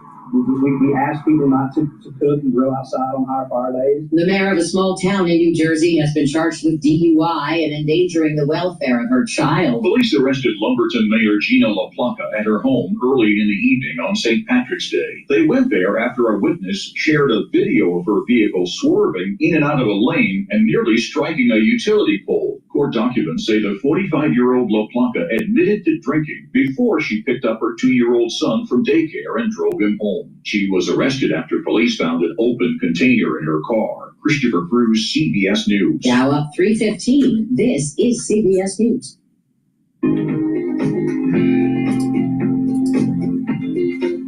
All right, as they're going through their commercial break, please go to my store, the-studio-reykjavik.com. We're going to be going to Balance of Power soon here. And this is Fed Day, so there's going to be some market movement based on their Fed rate decision. Please go to my store and get the ashwagandha root. Ashwagandha root is a great way to control your blood glucose levels and also to control your cortisol levels. By controlling your blood glucose and your cortisol levels, you're going to reduce inflammation. That's important for your immune system and your cardiovascular system.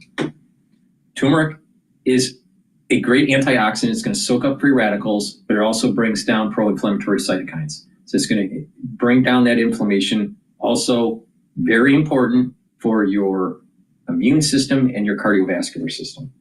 And taking lignans, it's a powder. This helps with your endocrine system, but also with your immune system. This will bring down inflammation and soak up free radicals. So when you stack them together, taking the turmeric and the lignans together, you're soaking up free radicals and bringing down inflammation, helping with your immune system, your cardiovascular system, and your endocrine system. And taking the ashwagandha root will also help to bring down inflammation and boost up your immune system by bringing down that cortisol levels and bringing down and controlling your blood glucose levels. A lot of people don't understand that if you have high cortisol levels that are chronically elevated, that's immunosuppressive. And if you have high glucose levels in your bloodstream, that's inflammatory. So when you have that type of situation, that's bad for your vascular system and bad for your immune system. So what you really want to do is stack this. Take the turmeric, the lignans, and the ashwagandha together. It's a very powerful stack to help with your vascular health and with your immune system. Please go to my store, the-studio-reykjavik.com, Use discount 5 and you get $5 off on any order. This is a great stack. It's part of the third pillar of my core protocol. The first pillar is max 35 or max 14 to help boost up your immune system. The second pillar is C60 to soak up free radicals. The third pillar is this stack right here, lignans, turmeric, and ashwagandha. And the fourth pillar of the core protocol is Boomer Boost, boost up your energy levels and your metabolism. So please go to my store, use discount 5. It's the-studio-reykjavik.com. The link is in the description of this video and all my videos. All right, let's go to balance of power here.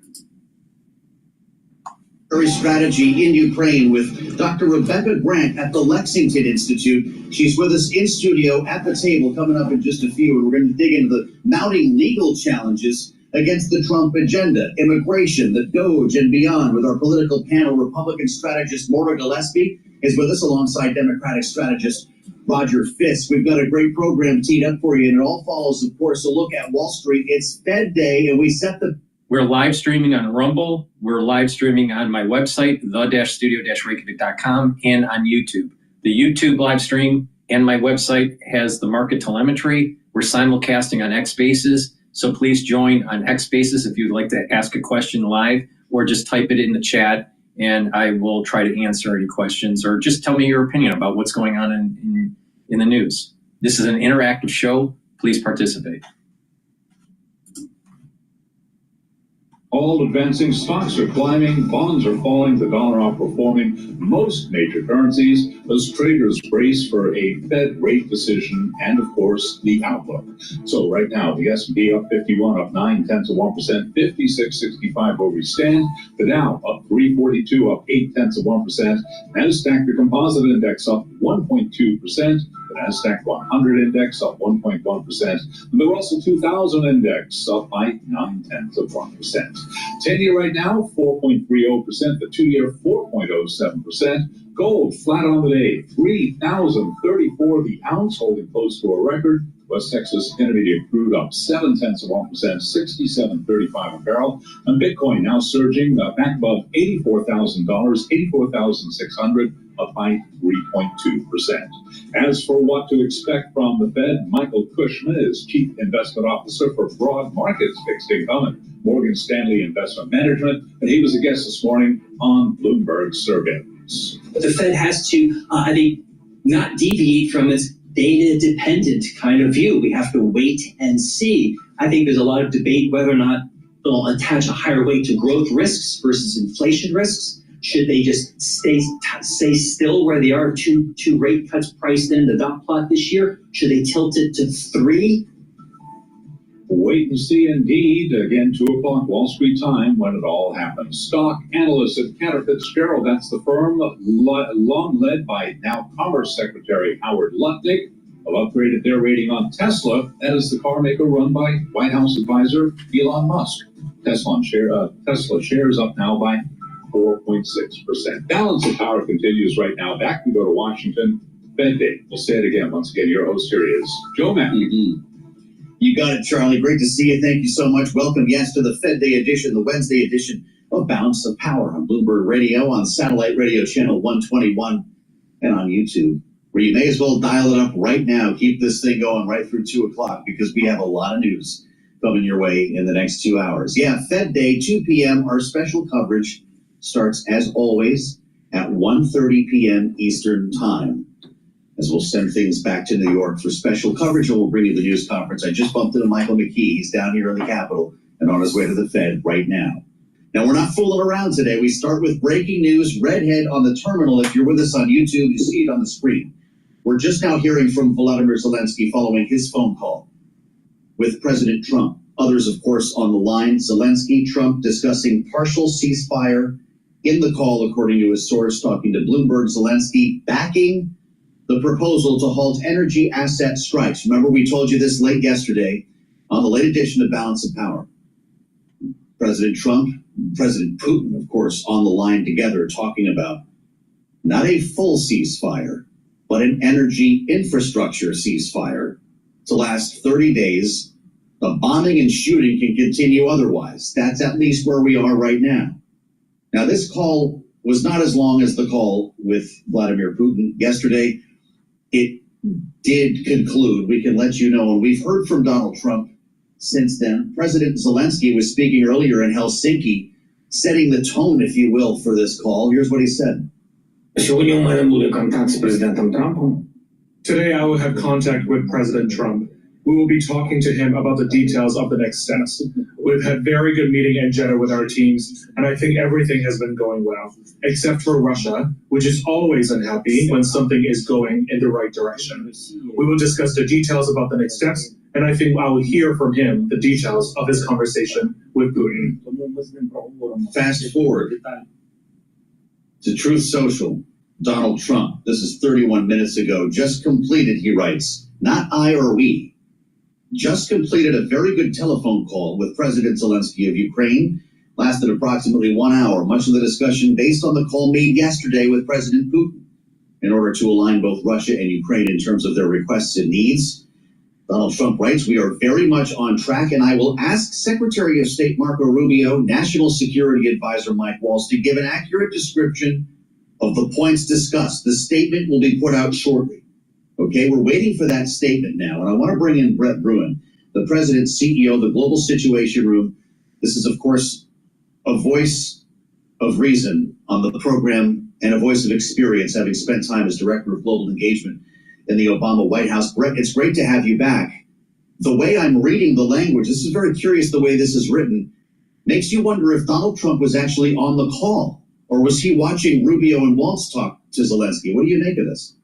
Well, it's very un-Trumpian, and quite frankly, Joe, I think what we witnessed last night after Trump had built expectations sky high was, a classic walkback. He did not get Putin to sign on to that Jeddah ceasefire deal. He did not get Putin to declare that peace was his main objective. In fact, Putin put out what was a pretty alarming list of demands, including that the U.S., the West, stop supplying not just military aid, intelligence, that Ukraine couldn't even recruit for its military. I mean, this is Putin putting his cards on the table and saying, look, my objectives are the same as when my troops crossed over into Ukrainian territory.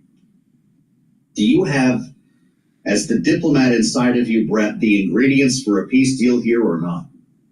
Well, look, I am always, as you said, Joe, up for diplomacy. I'm always encouraged when people are talking and not just shooting. But at the same time, there is good peace. There is peace that sows the seeds of stability and security. And then there are peace deals that sow the seeds of the next conflict, that worsen existing conflicts. And everything that Trump has been talking about is the latter. He's been talking about ceding ground to Russia. That incentivizes not just Putin, let's be clear about this, but Xi Jinping, Kim Jong-un, and a whole host of other aspiring autocrats to say, you know what, I actually could take some territory from Nepal or from Bangladesh, and that would be really dangerous, really destabilizing. Interesting take on this. You remember the conversation right on the campaign trail. I am the only one who can end this war. I will end it on day one. Brett, at one point, he even said, I can do it in an hour. What do you think President Trump has learned in this process so far? Well, I can tell you what the American people have learned, and that is that, Trump is boastful. He, loves to claim that he is the world's best negotiator. And as someone who spent a lot of time in the Situation Room, a lot of time on the front lines of crises and conflict, it's just not that easy, and Trump should know better. And the American people, quite frankly, shouldn't have known better when Trump was making these claims, because the notion that you can just waltz into the Kremlin and tell Vladimir Putin, we're doing a deal. And yes, Putin will do a deal. He will do the deal that is in Russia's interest. He will do the deal that pockets all of the gains that he's gotten. And that, at the end of the day, is going to be bad, not just for Ukraine, not just for Europe, but for the U.S., because Putin then is going to have his eyes on the Baltics. He's going to have his eyes on Moldova and on other prizes, which will create more. And we've got a business audience here, Joe. So I'm going to put this in economic terms. It is going to make the economies both of Europe but also the U.S. worse. We're going to have tougher time getting high prices for our goods overseas if Europe is at war. So all of these things, hit pretty hard on American businesses. You can only imagine the conversations being had in the Baltic states right now. As we spend time with Brett Bruin, we heard about that call with Vladimir Putin right here on Bloomberg earlier today. Steve Witkoff, the president's envoy to the Middle East, who's involved in every, apparently, region when it comes to diplomacy, talked about the call, described the call as he witnessed it earlier today on Bloomberg surveillance. Here's what he said. I thought it was epic, transformational. Those are the sorts of adjectives that I use about this call. The president and President Trump and President Putin were in sync with one another. The call was outcome-oriented. Brett, epic, transformational. The fact of the matter is Vladimir Putin rejected a 30-day truce. Isn't that the headline? Yeah, I think Witkoff is spending a little bit too much time both drinking the Kremlin's Kool-Aid. Last night, I want to go to live now here because they're playing more video on this CIA headquarters. We have another photographer on the other side of this that has seen sort of a command center that's been set up as well, and he's noted where the drones have launched from, and we also can tell you that a robot has been involved. But the sort of exact nature of what is going on is not fully known right now. We just know that this is active and ongoing, and you can see the sort of remaining staging that's happening among some of the first responders who are here right now. So we, again, are hoping to hear something from the CIA in due time to be able to sort of give more depth and context about what exactly is happening right now. But certainly, as you know, this is just a huge and important location that's usually very well safe and secured, that right now is the focus of this active and ongoing police response that's happening. And David, I know because there is such limited information right now, it is a developing story. Have you heard maybe if there's going to be a press conference or a news conference from law enforcement officers sometime today?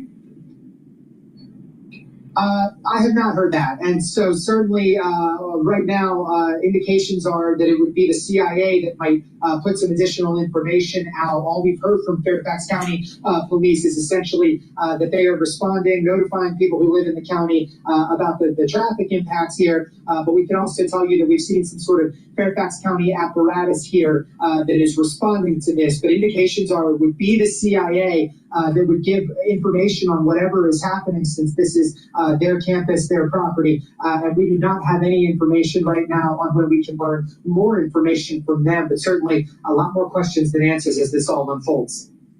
All right, David Kaplan down there on the scene with Fox 5 in DC. We do appreciate your time here at Live Now from Fox, and we hope to check in with you later on today as we get more information. We'll be here. In the meantime, I do want to bring us back out to this post on X from Fairfax County Police. Now, this was a little earlier today and does discuss some of that traffic impact that David was talking about. In this post, they say this, that traffic alert, Dolly Madison Boulevard is shut down in both directions between Georgetown PK and Seville Lane in McLean for a barricade incident at CIA headquarters. Our Special Operations Division is on scene assisting. Please follow police direction. So again, we're going to keep an eye out on this and see if we get any new information. And as David said, we are expecting for the CIA to really be the focus and kind of bringing us all of those details as soon as they're available to share. At the same time, we want to head over to another live event that is just getting underway here. It's a daily briefing from the United Nations. Let's go ahead and listen. All right, we're going to go back to Bloomberg. But before we do that, let me talk about another stack that will help to detoxify your body, help with your bone health, and your cardiovascular health. So let's start with detoxifying your body. You got to start with making sure your water is filtered, making sure you reduce your exposure to processed foods, improve the quality of food that you're eating, and look in your house and try to mitigate exposure to chemicals like paints and cleaning supplies. If you have to have them, put them in layered tubs or containers to reduce the degassing, because even in small concentrations, you're breathing them in, and that's affecting your immune system or your endocrine system. So take zeolite every day, and what that will do is it will bind to heavy metals, toxins, and chemicals to be able to excrete them out, urinate them out in about 6 to 8 hours. Should be taking this every day. You use 2 small drops underneath your tongue and drink filtered water. Do that every day. Now, some people prefer a little bit more intense detoxification once or twice a year. To do that, take 5 small drops, drink the filtered water, and do that every day until the bottle is done, and then do that once or twice a year. Please go to my store and get the zeolite. You can take this every day, and it's really important to stop your exposure. And that exposure is mainly in your food and in your water and in the chemicals that are around your house. So reduce that exposure. Now, let's talk about bone health for a second. Now, to help with the bone health, take calcium or drink milk, right? Drink milk or take calcium supplements and get the vitamin D3. This will help to absorb that calcium. This also helps with gene expression and helps to get rid of cells that need to go into apoptosis. So the vitamin K2 couples with the D3, and it'll help with calcium absorption. You do some resistance training, and what will happen is you're depositing more bone matrix. Really important. So please go to my store and get the D3 and the K2. Really important. All right. Now, D3 and K2 also helps cardiovascularly. And how that works is that it's helping to prevent new calcium deposits and over time slowly pull the calcium deposits away from your plaque. All right. So D3 and K2 helps with your bone health and your cardiovascular health.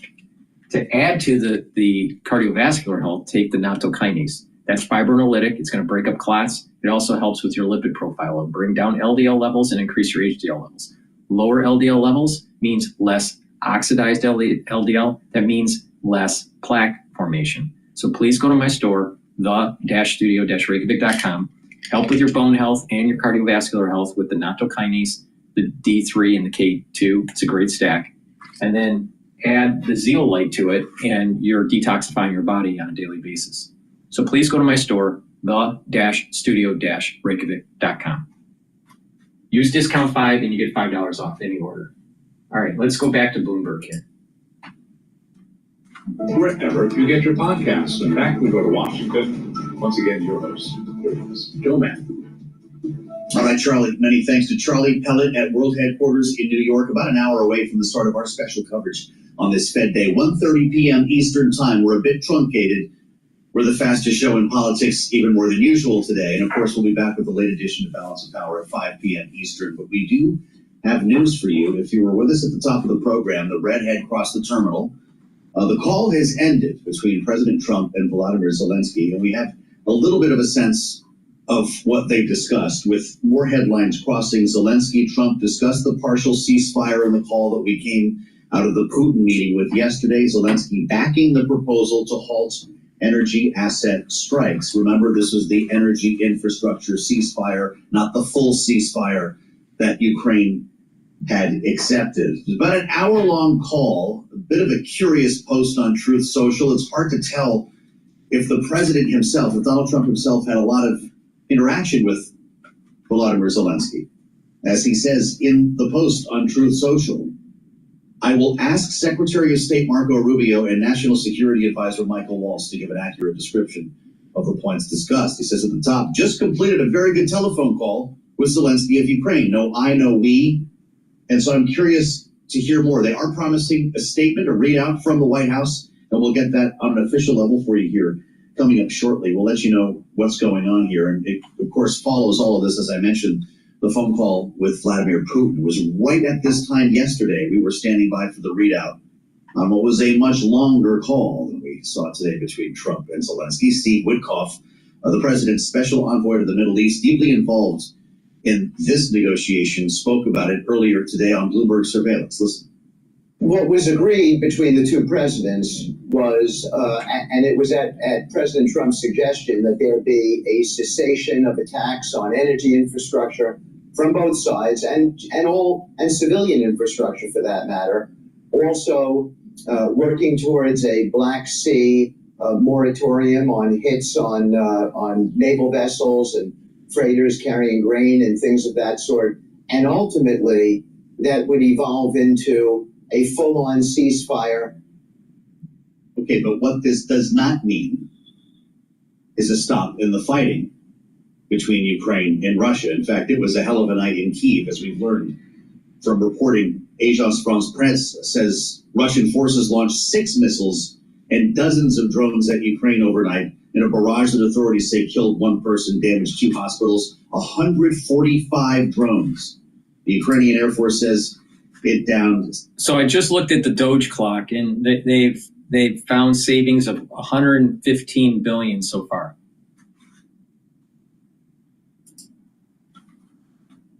Institute, welcome back. It's great to see you. I've got a lot of questions for you about what this deal might bring forth. But the reality at the start here is that we do not have a ceasefire, and even this energy infrastructure ceasefire hasn't been signed, and so the fighting at this moment continues. Yes, it does. Now, I think we are on the way to a ceasefire, and the continual pulse of shuttle diplomacy, plus the European discussions about peacekeepers and all that, and the involvement of Steve Witkoff, such an important back channel. That tells me there is progress here, but this was a big set of attacks all across Ukraine last night. What do you make of them, the sort of last gasp opportunity that Vladimir Putin might take? Well, Putin still has a taste for war. Remember, the Russians say they don't care if it takes till 2026. Yeah. Zelensky's staying strong as well. Ukraine's air defenses are superb. They did a great job.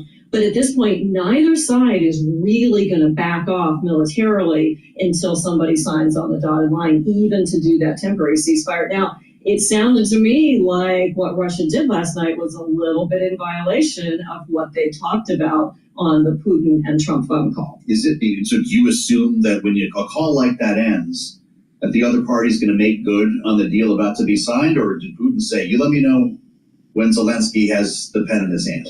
Probably something like that, because I can't imagine Putin couldn't call the Russian Air Force and go, hey, back off. Sure, right, exactly. Okay, so with that said, he wants a cessation. He wants all U.S. military aid to Ukraine to stop. He's indicated that that is a condition for him to sign the full ceasefire, the full 30-day truce. What are we actually sending right now? Oh, we are sending a lot. Ammunition, of course. And don't forget, we're also doing the support that's so vital. Ukraine's F-16s, they get constant electronic warfare updates. NATO and the U.S. help Ukraine in cyber defense. We do some space assistance to them. Right. So that's why it can be kind of turned on and turned off. And then, of course, all the ammunition, whether it's from HIMARS to the smaller weapons. So and that pipeline continues. They're receiving HIMARS, replacement interceptors and so forth on a daily, weekly basis. That's right. The pipeline is going. Trump has to keep that going because Ukraine has to stay strong. And actually, Trump said himself that, he wasn't going to back off on aid. He did not promise Putin to stop any aid. Right. Well, so there are two things here. And it's funny the way you write headlines. Yesterday it was Putin commits to energy infrastructure ceasefire. You could also write Putin rejects full ceasefire. You could also write Donald Trump, and I think you just said it, refuses to end U.S. military aid to Ukraine. Which one's the most important here? I think right now keeping that military aid to Ukraine. I do think that there's progress. It's going to be slow. Putin is going to haggle every inch of the way. But as Secretary Rubio said a couple of weeks ago, what we have to do now is get Putin to the table, metaphorically. And there's a little bit of progress there. But Trump keeping the aid up is super important to getting a good resolution. I'm sure he was asked by Vladimir Putin to stop, right, during that phone call, to stop the shipments. Who on earth knows? Who on earth knows? Putin asked for a lot of things. That's right. A maritime ceasefire would mean what for the Black Sea and for the outcome of this war? Oh, this was so interesting because it's part of the possible offer Ukraine has dominated the Black Sea. They've destroyed 40% of Russia's Black Sea fleet. Russia had to move their Navy headquarters off of Crimea back to someplace safer. And with a lot of maritime drones and help from the West, they really run the Black Sea. So this is very much an advantage for Russia if Ukraine would agree to stop, shooting down Russian helicopters over the Black Sea and all that they've been able to do with a lot of help from their friends in the West. Not to mention attacking that bridge to Crimea. We're spending time here with the doctor and some news that I didn't think we'd be talking about here with Rebecca Grant. President just took to Truth Social talking about the Houthis in Yemen. We're just reading this together for the first time.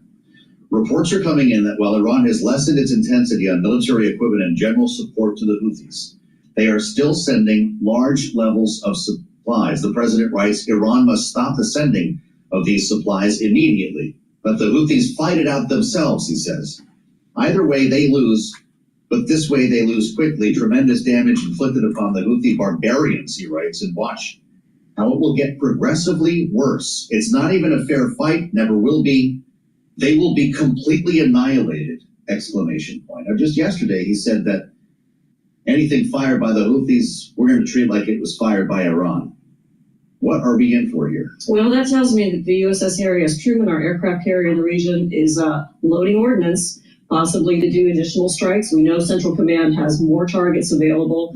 And Trump has said all along that this campaign can go on as long as necessary. But there's another message here, because Iran supports the Houthis, but so does Russia. We know there has been Russian intelligence used by the Houthis to target our U.S. Navy ships and global shipping traffic. So don't forget, the Houthi message goes to Iran, but it also goes to Putin. This is huge. This had to have come up yesterday. And now you start, when you crack the door on something like that, you remind us of how much we do not know about what happened in that conversation, how many layers we're talking about here, how one deal can lead to another, the triangulation that the White House might be involved in. What does this mean for a potential attack against Iran? Well, it means that I think we should see possibly more strikes against the Houthis. And I'd like to see them debilitated. We've done it to Hamas, to Hezbollah, but against the Houthis at first.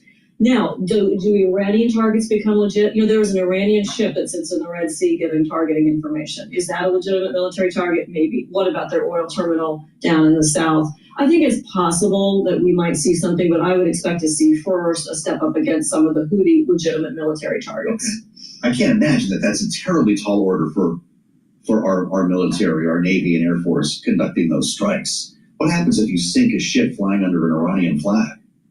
Well, interesting question. If it's a legitimate Iranian military target, then, that's probably within the rules of the road. If they're assisting in strikes, legit target. You know what people say, though, is that we're starting to talk about World War III. This is what we have always learned growing up. If you attack Iran, what are you unleashing? Or did we learn better when Iran tried to strike Israel last year? Well, I think the other thing we've learned is we can't appease Iran, and we know that we can defend against what Iran sends out. Getting back to where we started, we've gone a little bit far afield here, and that is, of course, the call today with Trump and Zelensky. What's the next move? Is it a Trump-Putin meeting? Is it all three of these people talking? Right. Next move is back to Saudi Arabia. I think Steve Witkoff will be going to that. And hey, the real news out of that call is it took place, and Trump was happy. What a change from the Oval Office meeting before, right? And so the main purpose of this call would have been for Trump and his team, Rubio and Waltz, to back brief Zelensky on what was discussed with Putin, choosing what items to talk about, and then seeing where Zelensky stands. We only have a minute left with Rebecca Grant. What is the one thing that Ukraine could do to inflict the most pain against Russia right now? Oh, well, to continue holding out in the Kursk region is certainly painful for Putin. He visited himself. And Putin hates it when they attack the Kerch Bridge. I don't know what their plans are, but for, yes, except for the Kerch Strait and down to by the Sea of Azov. But the number one thing is for Ukraine to remain sovereign, to remain close to the West, and to be a viable country going forward. Putin's going to hate that. Wow. Well, those are very much in doubt at the moment. I guess we'll see where we are. Would you come back to talk to us again soon? Anytime. All right, they're going on commercial break here. Please go to my store, the-studio-reykjavik.com, and get the structural nanosilver toothpaste. This has no fluoride in it. No fluoride. Fluoride makes you stupid. This is the best toothpaste that you can get. It has structural nanosilver. It'll whiten your teeth, freshen your breath, help with your gum line, reduce inflammation at the gum line, neutralize pathogens that cause plaque.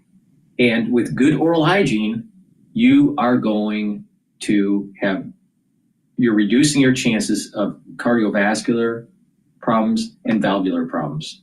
Very important. A lot of people don't know this, that with poor oral hygiene, especially when you get into your geriatric years, you can exacerbate problems with your vascular system or valves for your heart. That's bad, really bad. So go to my store, the-studio-reykjavik.com, get this very high quality toothpaste, get a few tubes of this for your household. Use discount 5, you get $5 off. And let me tell you a great stack here. So one stack would be to take the toothpaste every day, use the toothpaste every day, and then improve your sleep with a supplement like Goodnight Formula. Goodnight Formula has tryptophan, melatonin, GABA, and passion flower, and a few other ingredients. Take a look at the label that's on my store, the-studio-reykjavik.com.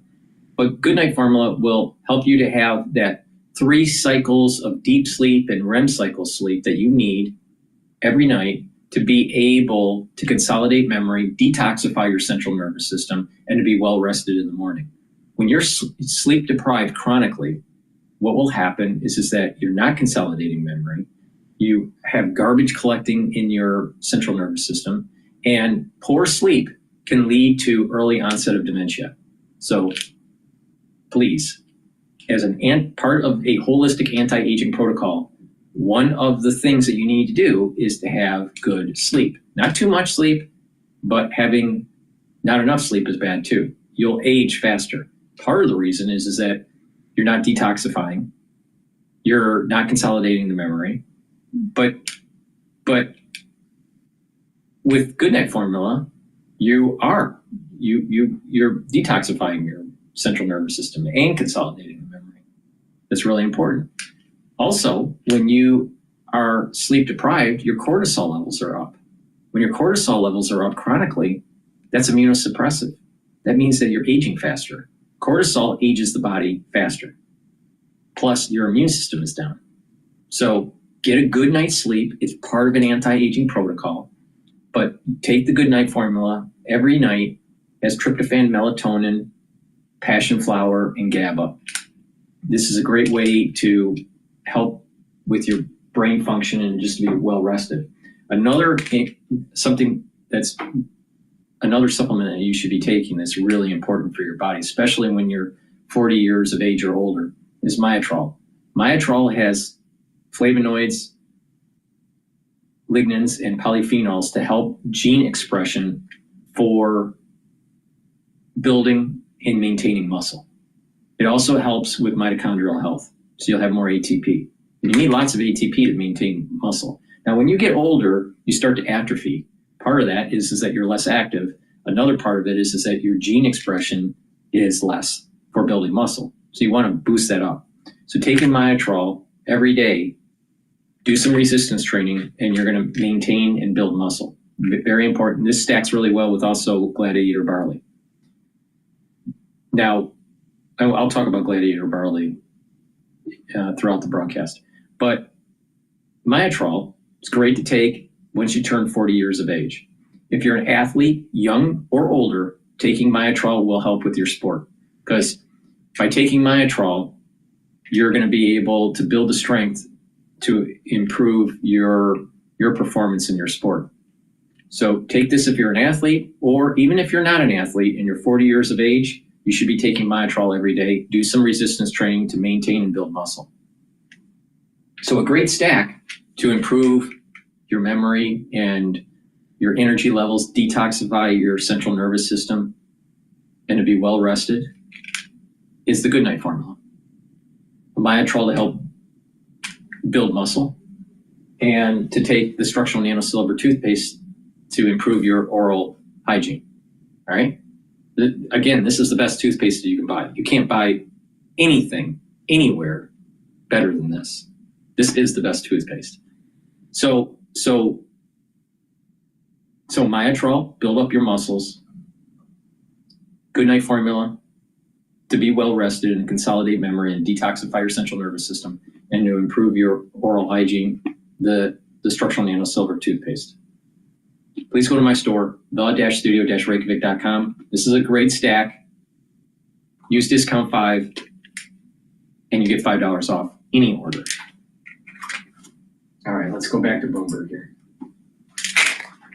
Of 167 points. The 10-year at 4.30%. The 2-year, 4.07%. Spot gold, little change to $3,034 the ounce, up 5 cents right now. West Texas Intermediate crude up 0.6%. WTI, $67.29 a barrel, and Bitcoin up 3%, 84,530 on Bitcoin.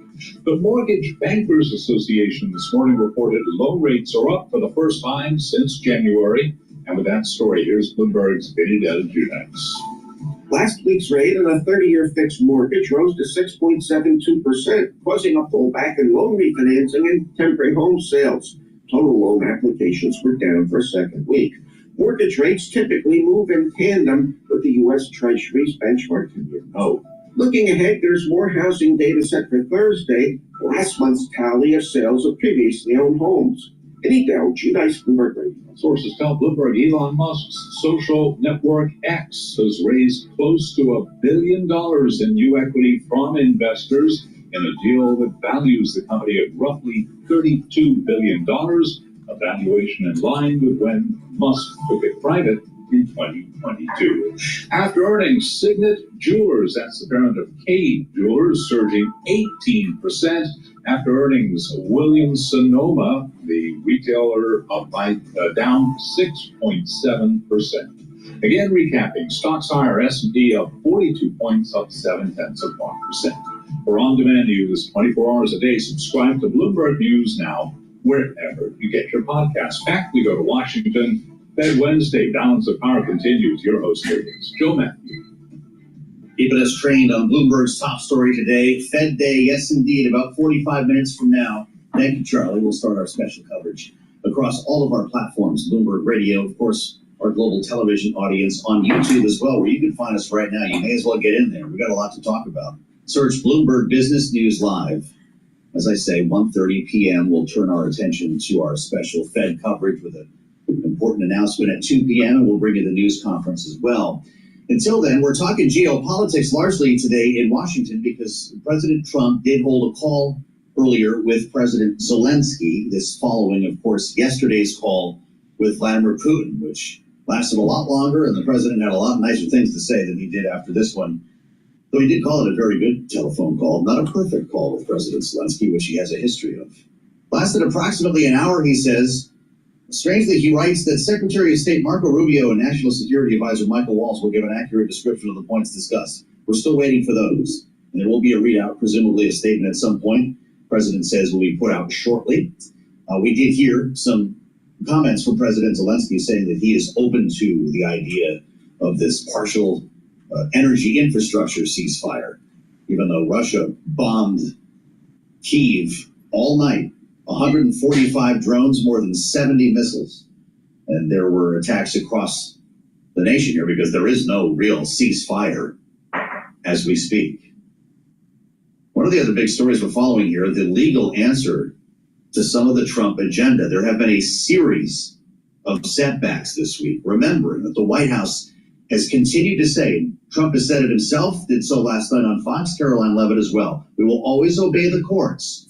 And we will enjoy our opportunity to appeal. This follows news that Elon Musk has been found to have, in multiple ways, violated the Constitution. Much of this has to do with the actions that he took at USAID. And a ruling here by Judge Theodore Chang of the U.S. District Court for the District of Maryland, the first time a judge has moved to rein in Elon Musk and his Department of Government Efficiency directly. The president talked about it on Fox last night. Listen. I never did defy a court order. And you wouldn't interfere? No, you can't do that. However, we have bad judges. We have very bad judges. reminding us of a whole different court order, remember, to turn the plane around, when a group of alleged Venezuelan gang members was flown out of the country to El Salvador. Judge said turn the plane around. The White House didn't do it because they say the plane was over international waters and they were under no obligation to do so. There's another one. We can put a third log on the fire here. Trump transgender troop ban blocked by judge during suit. There's another federal judge here temporarily blocking the president's EO banning transgender people from the armed forces. So that's what we're at today. And of course, the Doge is still busy doing a lot of other work, shutting down, for instance, the Department of Education.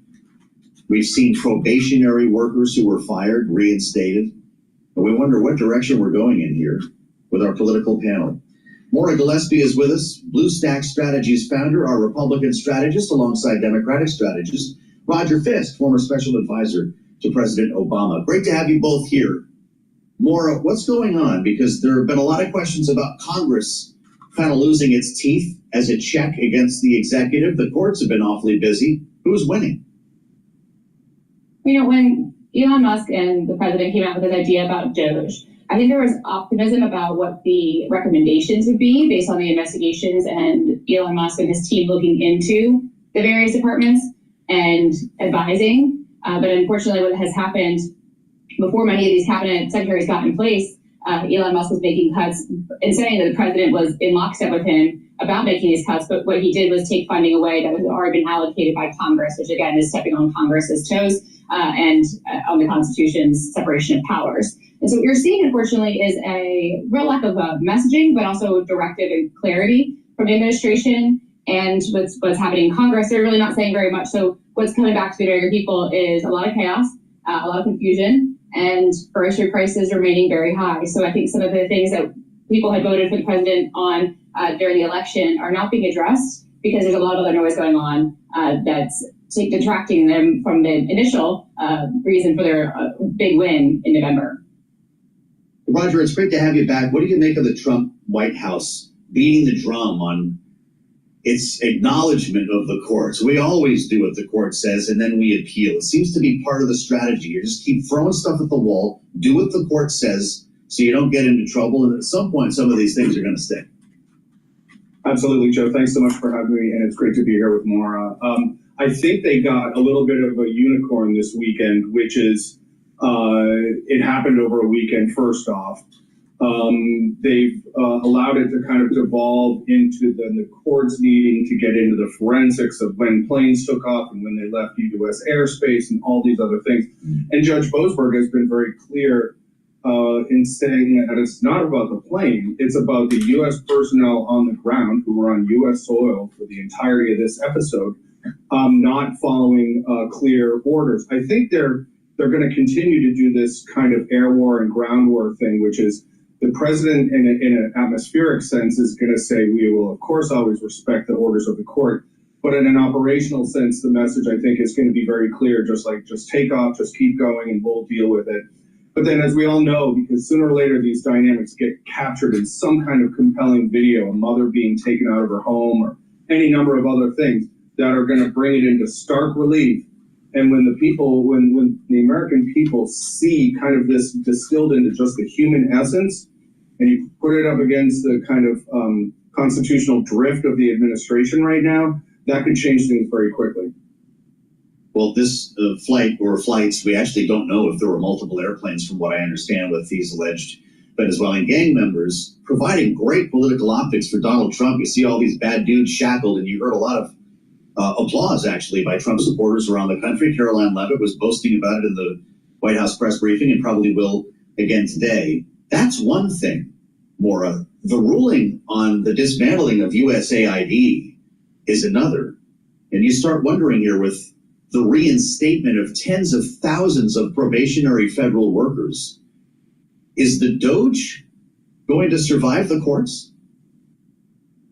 Well, I think that's to be seen. You know, what I had always kind of envisioned, I think, you know, when you look at what Doge is trying to do, there is plenty of areas where we have fraud, waste, and abuse. And identifying those issues is really important, and I think what a lot of Americans agree on. What we don't necessarily understand is the blanket, cutting of programs, blanket cutting of an entire agency, rather than trying to restructure things or make them work more efficiently, make them work better. The USAID is a wonderful diplomacy tool, and without it, we leave ourselves and we leave the world open to this vacuum of leadership where China is already stepping up to do so. I've spent time over in Jordan and Lebanon, and too much waste and too much corruption with USAID. Please go to my store, the-studio-reykjavik.com. Get the structural nanosilver gel in the tube form or in the quick dispenser form. These are dual purpose products. You can use it as a skincare, help to heal a wound. You can apply it on your skin every day for a topical treatment for your skin. A great way, if you're not feeling well or someone around you in your house or at work is not feeling well, put this on your hands, around your mouth, around your nose, around your ears, around your eyes. Lightly coat your nostrils. It stays active for 5.5 hours. It creates a barrier and neutralizes. Please go to my store, the-studio-reykjavik.com. Get the structural nanosilver gel. Make sure you have this available in your house. You never know when you need it. Have some at work too. But this can also be used as an aftershave. Guys, after you shave, put it on your face. It'll soothe that shaving experience.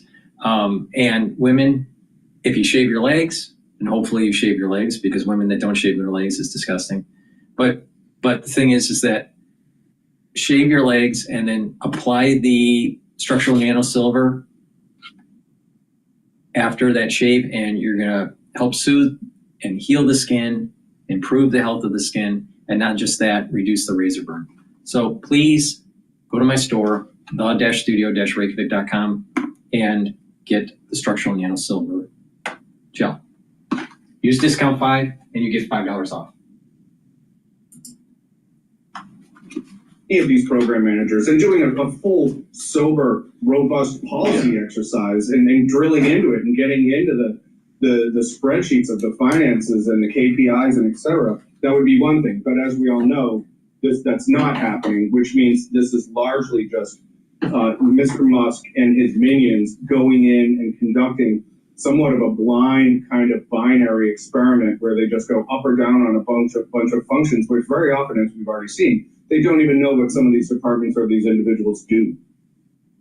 Well, there won't be any drag shows happening in Peru on behalf of USAID, and there won't be any at the Kennedy Center either. Apparently, the drag brunch is canceled, Roger. President Trump paid a visit to the Kennedy Center this week. Has been in the crosshairs since he got into town here. He's taken over the board. He's in fact now chairing the board, and stopped by for a tour. Suggested the facility was in great disrepair and promised to bring back the hits, the Broadway hits like Phantom of the Opera, as opposed to Hamilton, which, by the way, he does not like. Then there's the Kennedy Center Honors. You watch this every year, right? It's one of the coolest things happening in Washington. Trump does not like the show. In fact, he said in audio obtained by the New York Times, quote, "I didn't like it, I couldn't watch it, and the host was always terrible," unquote. Knowing, of course, that hosts have frequently criticized, well, at least at times, Donald Trump. So he has an idea. This, again, is part of his story. He's talking to other board members or the members of this board, the Kennedy Center, as they're walking around. He's floating ideas. You know, who the heck would host this show? Who would host it if it weren't some of these folks we've seen before? I think Queen Latifah did one recently here, and then it hit him. What if he were to host the Kennedy Center Honors? Listen. I will agree for Zero to be the host. I don't want to do it. I have enough population. They'll say, Trump wants to be the host. I don't want to. But I want this thing to be successful. And Maria, I think you would say, Laura, you would say, let's see, I'm going very quick. A king of ratings, right? Whether we like it or not, that king of ratings. The king of ratings, Roger Fisk. Don't make him do it, but he's ready for the job. Will you start the drafting of Donald Trump Kennedy Center Honors? I don't think there needs to be any drafting. They'll just wake up one day and decide it. And then from there, it's only just a hop, skip, and a jump to a fundamental name change. I can only think that at some point he flew over it and said, "What's that?" and thought to himself, "Wouldn't that be a great hotel location or something?" Because this will be the death knell of this. And in a couple of years, It'll be coated in gold, and then soon after that, it'll atrophy. And then the question is can the next administration actually revive it? The fact of the matter is, Maura Gillespie, you're saved by the bell. I don't have to. The fact of the matter is, it will have amazing ratings, and that is the way this is going to end up going down. He's going to host it, right? They're going to have the biggest ratings of all time because no one will be able to stay home or not watch it. All right, I want to go to Cash Jordan. He just published a video today. It's absolutely outrageous. The Democrats, again, are doing everything they can to harbor and protect illegal immigrants who are committing crimes. They have released thousands of people who have committed crimes back onto our streets. So, over the last 2 years, as crime here's been exploding, New York's been fueling the fire by releasing dangerous felons back out onto our streets, some of whom have gone on to cause irreparable harm to innocent people in our country, but were let loose by New York even after many of these gang members were found to be living illegally in America. But it gets even worse because New York is still releasing people who've committed some of the worst crimes you could imagine. Several of the 6 migrant squatters released without bail, they are now back behind bars. They were part of a heavily armed group of migrants, but 6 were set free by a judge while the other 2 were being held due to prior arrests. But some of those 6, they also had prior arrests. The administration says that they are going after what they call the worst first, individuals who are in this country illegally but have a known criminal record. But as we saw firsthand today, it is not stopping there. This is not working out. They are coming in droves, and they continue to come in droves. They are repeated offenders of the worst and most heinous crimes. We've got gang members that have infiltrated our city, taking our city over. They hurt the future of New York City. Adams says President-elect Donald Trump's win made it clear that Americans want a secure border and are in favor of Trump's border policies. But Adams is still refusing to comment on possible mass deportations. If you watched the hearing the other day, the Democrats were criticizing Mayor Adams for any type of cooperation. Obviously, I believe he hasn't cooperated enough because all the detainer requests have actually been denied up until this year.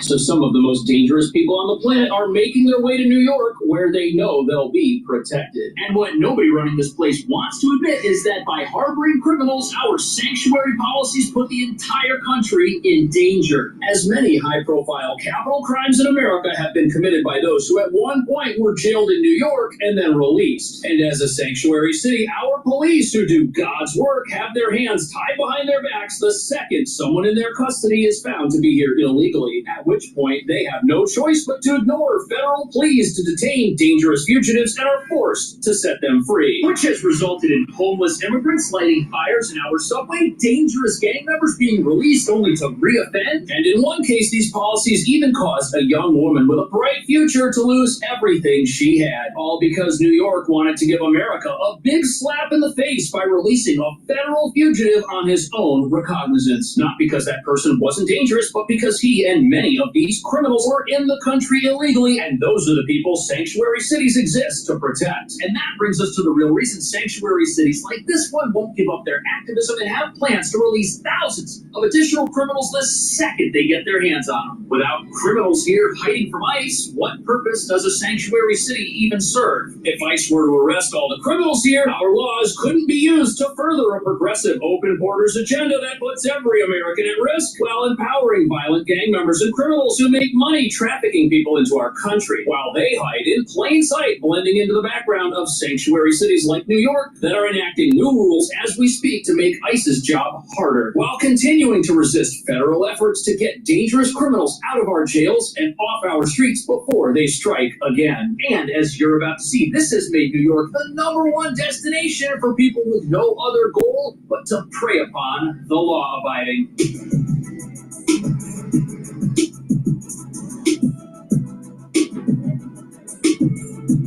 So here we are at a local police precinct. And the cops here, they've got such a tough job. They're already persecuted by local progressives just for getting up in the morning and putting on their uniforms. But they've also got to surrender and stop doing their jobs entirely when a criminal is located and it turns out that person's not supposed to be in the country. And these backwards policies have given us a criminal population larger than the entire populations of some cities and towns in America. Nearly 60,000 migrants with felony convictions or pending charges are living in the Big Apple, and more than 1,000 of those are suspected gang members.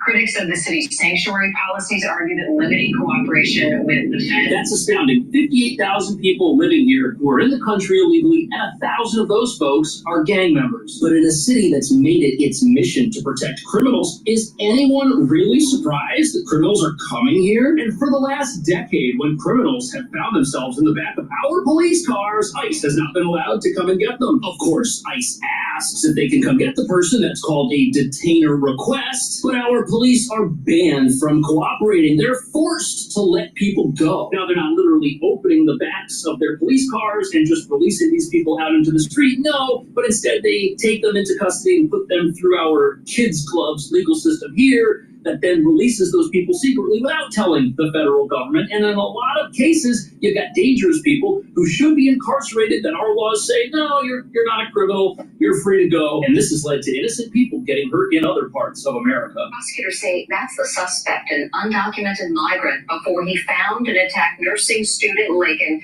who was out on her morning jog. The trial in Georgia continued today with video being played allegedly showing illegal immigrant Jose Ibarra lurking around a University of Georgia apartment complex. It shows the man going to the door of a student apartment. Then he goes to the back of the building to peep inside the ground level after a full hour. So this is an incredibly tragic story, but what you need to know is the culprit, he was first arrested and held in New York City, and then he was let go, in spite of the fact that he was dangerous. And after that happened, he then went on to do the unthinkable to someone who was innocent, which never would have happened if this were a law and order city that wasn't protecting the bad guys. But sadly, with 60,000 criminals choosing to make this their home, this isn't the only story of its kind. And as you're about to see, our laws even release people who the police catch with illegal weapons. 3 were taken into custody by ICE agents. Authorities say they were part of a heavily armed group of migrants. 8 were arrested last week, but 6 were set free on supervised release by a judge, while the other 2 were being held due to prior arrests. But some of those 6, they also had prior. So this story took place about a year ago, and you had 8 gang members who were... How do I get in here? If you're lined up here, you gotta go over the middle with it to score. Great. How do we make that happen? I don't know. But Citizens does. Make sense of your money with Citizens. Official bank of Eli Manning. 8 gang members who were caught waving around illegal items in the middle of the street, and that's not all. When police arrived on the scene, they fled and they ran into an apartment that they were squatting in, and they hadn't paid rent there for 6 months. Inside the place, there was all kinds of criminal activity going on, yet after the NYPD arrested these guys, a judge let the majority of these gang members go free. ICE agents were able to catch these guys, but only after they found out about it in the New York Post. The initial bust and release were so outrageous that it made the paper, and they saw it and said, hey, let's go back to these gang members' squatted house and see if they come back. They did, and that's where we get the footage of them being arrested, this time for good. They chased that man into a basement apartment, and he made the arrest. That man was out on an attempted murder from Yonkers months prior, and he's an asylum seeker. He's a migrant.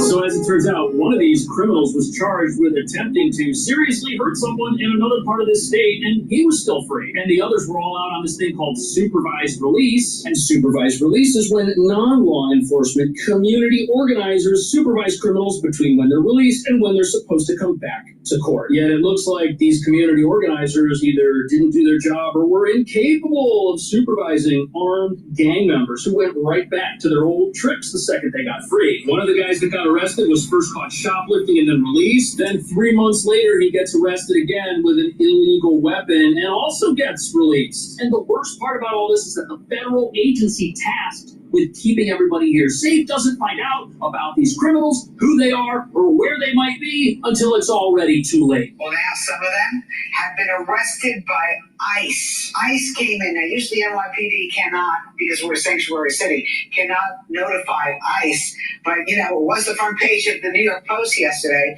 ICE didn't need any notification.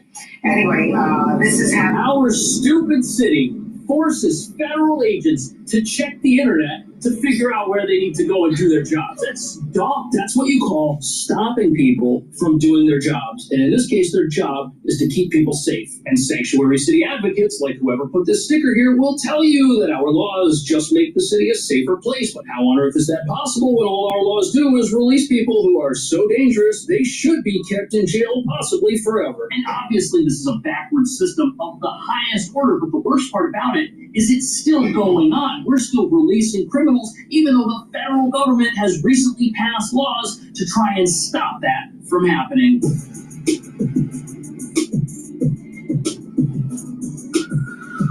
So probably the most significant development in the battle over the border, illegal immigration, and all of the crime sanctuary city policies promote is the Laken-Riley Act, which was just passed. And it requires the Department of Homeland Security to detain anybody in the country illegally who's been accused of committing a crime. Now, you'd think that a law like this would be common sense, but not in New York City, where we release people who are accused of committing crimes all the time. But sadly, many New Yorkers are righteously offended by the idea of putting somebody in jail when they're accused of a crime and they're not supposed to be here. The Constitution is for Americans. Adams also making it clear that he would be open to deporting migrants who commit crimes, not just those who are convicted of their crimes. Meanwhile, immigration advocates are blasting Adams for his comments. So Mayor Adams, he's 100% right. The Constitution is for Americans. It doesn't apply to somebody who happens to find themselves in America after they broke the law to get here. This is total 100%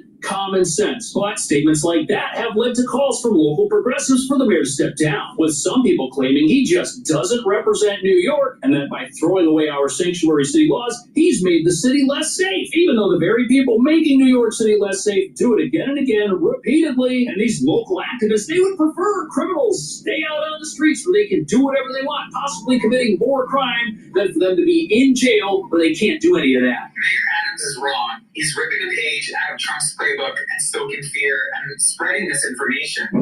I'm sorry, but the only people spreading misinformation are those who think that releasing criminals who are dangerous makes our city and our country safer. It doesn't. But because these people hate President Trump and are still shocked Vice President Harris was never made President Harris, they decided to embrace insanity in the form of compassion. And they claim that by opposing deportations of criminal illegal aliens, that they're standing up for immigrants and immigrant communities, regardless of their immigration status. But sadly, the only community they're standing up for is the criminal community of 60,000 people who are living in our city illegally. Since President Trump got reelected, the song remains the same.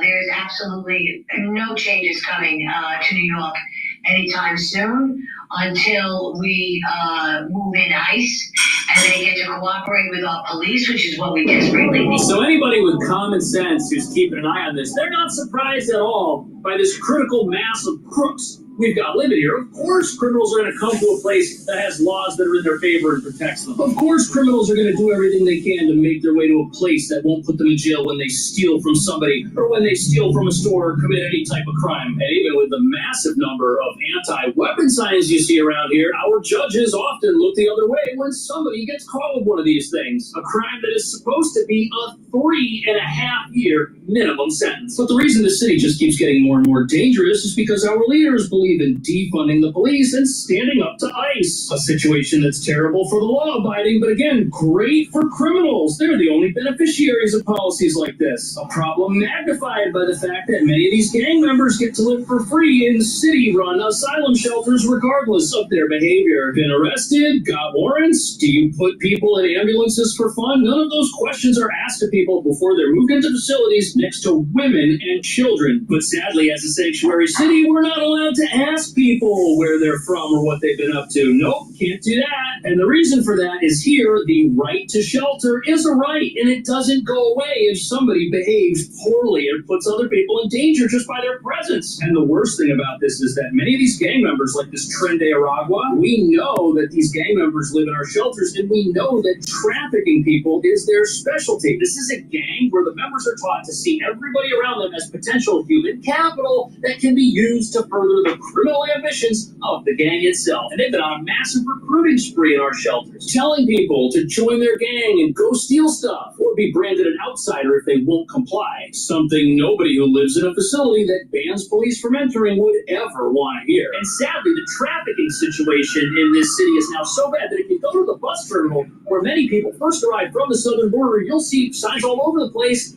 warning people about trafficking and telling people that if they see something, they should say something. Why would those signs be there if this wasn't an ongoing problem in our city? This is not working out. They are coming in droves, and they continue to come in droves.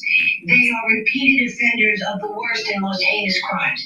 We've got gang members that have infiltrated our city, taking our city over, and we will not. So the beneficiaries of our sanctuary city laws are the criminals and the politicians who get points for advocating for these policies in the name of compassion. But losers, that's everybody you see out here on the street and everybody in America. Nobody benefits from criminals getting arrested and being protected and hidden from deportation, especially when these people often go on to reoffend in ways that are even worse than what they did the first time. And this has led to the creation of a system that just enables gangs, traffickers, and the very cartels and handlers of many of these victims to continue making money off them after they get here. What do you think about that? Are New York's sanctuary city policies that release thousands of criminals putting the entire country in danger? Or are the activists right? Are these sanctuary policies a good thing? Should every city in America be a sanctuary city? What do you think? Thank you so much for watching. I'll see you in the next video. We got to be tough on crime. And not only that, we have to view illegal immigration as being illegal. All right, let's go to Bloomberg here. That is going to crystallize kind of some circumstances that have been churning below the surface. People have been unhappy with the last few Senate cycles. So I think there's going to be an appetite for more leadership. And as you're already seeing, for example, with Senator Schatz from Hawaii, people are willing to be very out there in terms of talking about their aspirations when it comes to the next generation of leadership with the Democrats in the Senate. Enter Glenn Ivey, the Democrat from Maryland, the gentleman from Oxon Hill, deep blue, right outside of Washington, D.C., Maura, at a town hall last night. Quote, I think he had a great long-standing career, did a lot of great things, but I'm afraid it may be time for the Senate Democrats to get a new leader, unquote. How loud will these calls get from other members on Capitol Hill? Will they make a difference?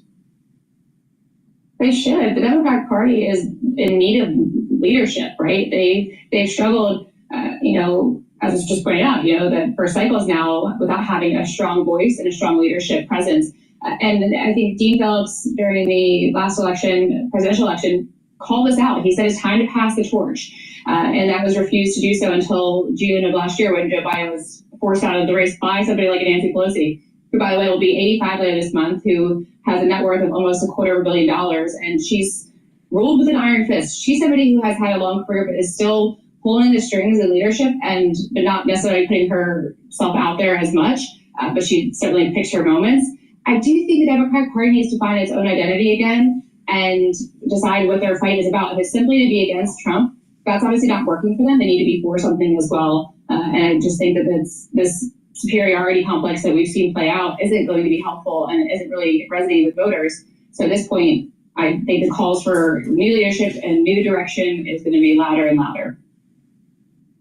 Well, and this obviously stands in contrast to something Joe was alluding to earlier, which is that you currently have Republican members of Congress who are holding town halls back home in their districts and essentially getting shouted out of these places where they are speaking. We saw that most recently with Chuck Edwards of North Carolina, but there have been numerous other examples. Are Democrats doing Republicans a huge favor here, Maura, by having an unorganized opposition to something that clearly is a vulnerability for the people currently in the majority?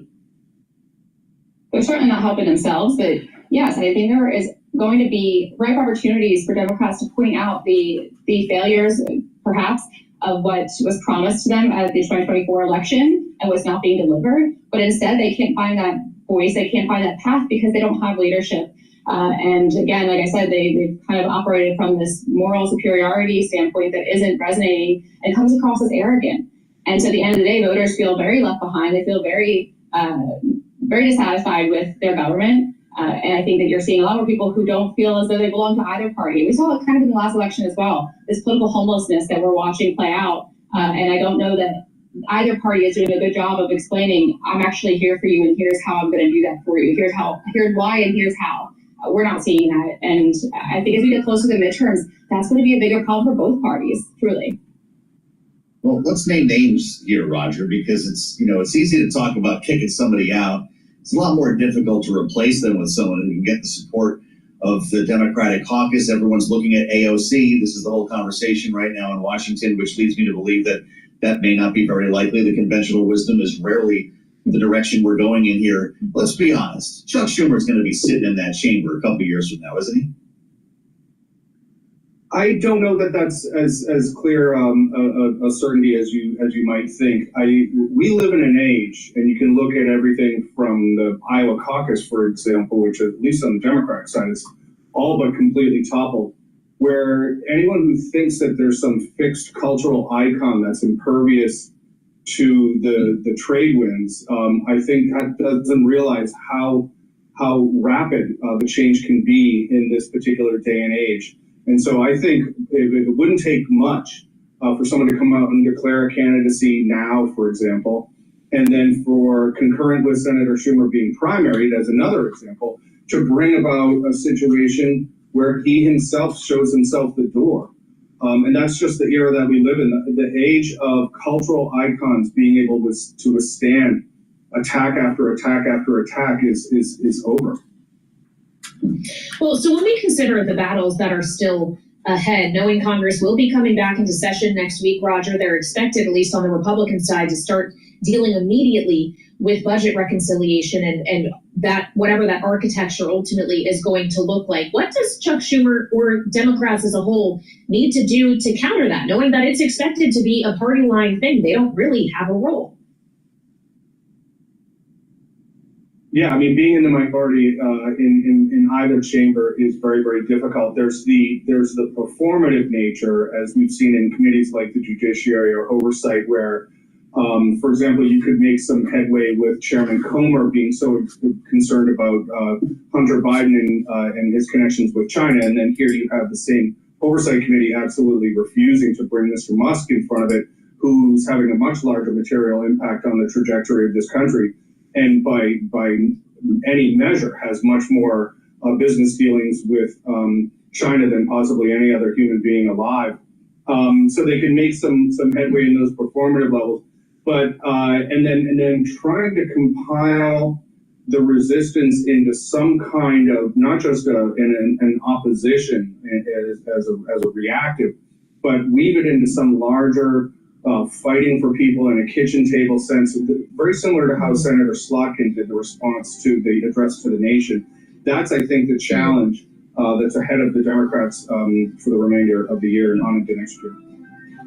That's Roger Fisk. She is Maura Gillespie. Great panel today. Thank you so much both for the insights as we count down to our special Fed coverage. Heather Boucher is on the way in next on Balance of Power here on Bloomberg TV and radio. All right, as we're transitioning to that, I want to just play a clip of the CIA headquarters surrounded by police. As we are following breaking news out of the D.C. area, I want to head back live to Fairfax County, Virginia. This is a live look right here, and you can see that the photographer now panning in on a drone right outside this scene right here. This is a live look near a large police presence near the CIA headquarters. Right now, the photographer panning in on that drone right here. But take a look at this. This is just 2 blocks away from the CIA headquarters in Fairfax County, Virginia. You can see just how many police officers and vehicles are stationed there right now. A very large police presence, currently just 2 blocks away from CIA headquarters in McLean, Virginia. This is the very latest. As you can see, there does appear to be a SWAT team alongside county officials as they gear up along with other officials. A bomb squad, according to Fox 5 DC, also appears to be on the scene, although it is unconfirmed if there is a bomb in the area. There are reports also of a man outside the CIA building. This, of course, has raised concerns, and you're taking a live look at an armored vehicle, one of the tanks right there, used in SWAT situations for, of course, security purposes, lights flashing as it is gearing to drive down this road. This is a live look from about 2 blocks away from the CIA headquarters, a 2-block perimeter right here. And of course, traffic shut down in this area. We also wanted to share this alert from Fairfax County Police right here, as they have issued a traffic alert indicating that traffic has been shut down on Dolly Madison Boulevard in both directions between Georgetown Park and Seville Lane in McLean for a barricade incident. That is what police in Fairfax County are calling this, a barricade incident at the CIA headquarters. The Post also goes on to say that the Police Special Operations Division is on scene assisting. It also says, please follow police destruction. So another live look here at the scene 2 blocks away. This is a live look from 2 blocks away as SWAT team members and police have established a perimeter around the CIA headquarters. We do know that Fox 5 DC is on the scene gathering details of this breaking news.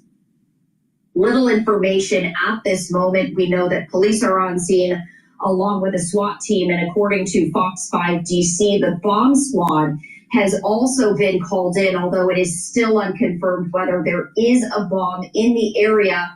There are also reports, according to Fox 5 DC, of a man outside the CIA building. We are continuing to follow this breaking news as the photographer pans in on this very large police presence here in Fairfax County, Virginia. You can see the command posts right there as the photographer zooms in on that. We have seen armored vehicles and tanks, SWAT team members arriving there on scene with lights flashing as the photographer pans in on some of the first responders and law enforcement officers standing by at attention.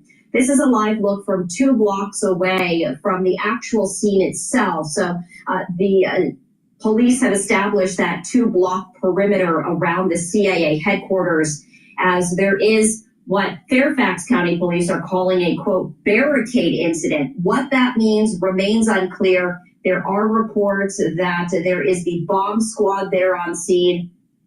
Unclear as to whether there is a bomb, whether this is a precautionary measure, and there are also reports of a man outside the building itself. We are awaiting new details, new information, as this is breaking news. We are going to be reporting all details as they come in from verified sources, but did want to share this live look with you as this is breaking news out of Fairfax County, Virginia. CIA headquarters being cordoned off right there, a 2-block. Not a lot of news about that. So this is kind of strange what's going on there. Being quiet. Right, let's go back to Bloomberg here. Rise of the Fed does anything at all other than leave rates exactly where they are. Where the surprises could come from, Joe, are in the summary of economic projections. What does growth look like? What does inflation look like, at least in the view of the members of the Federal Open Market Committee? And of course, what does the dot plot signal about when rate cuts could resume again? Yeah, we get 1 or 2. Mm-hmm.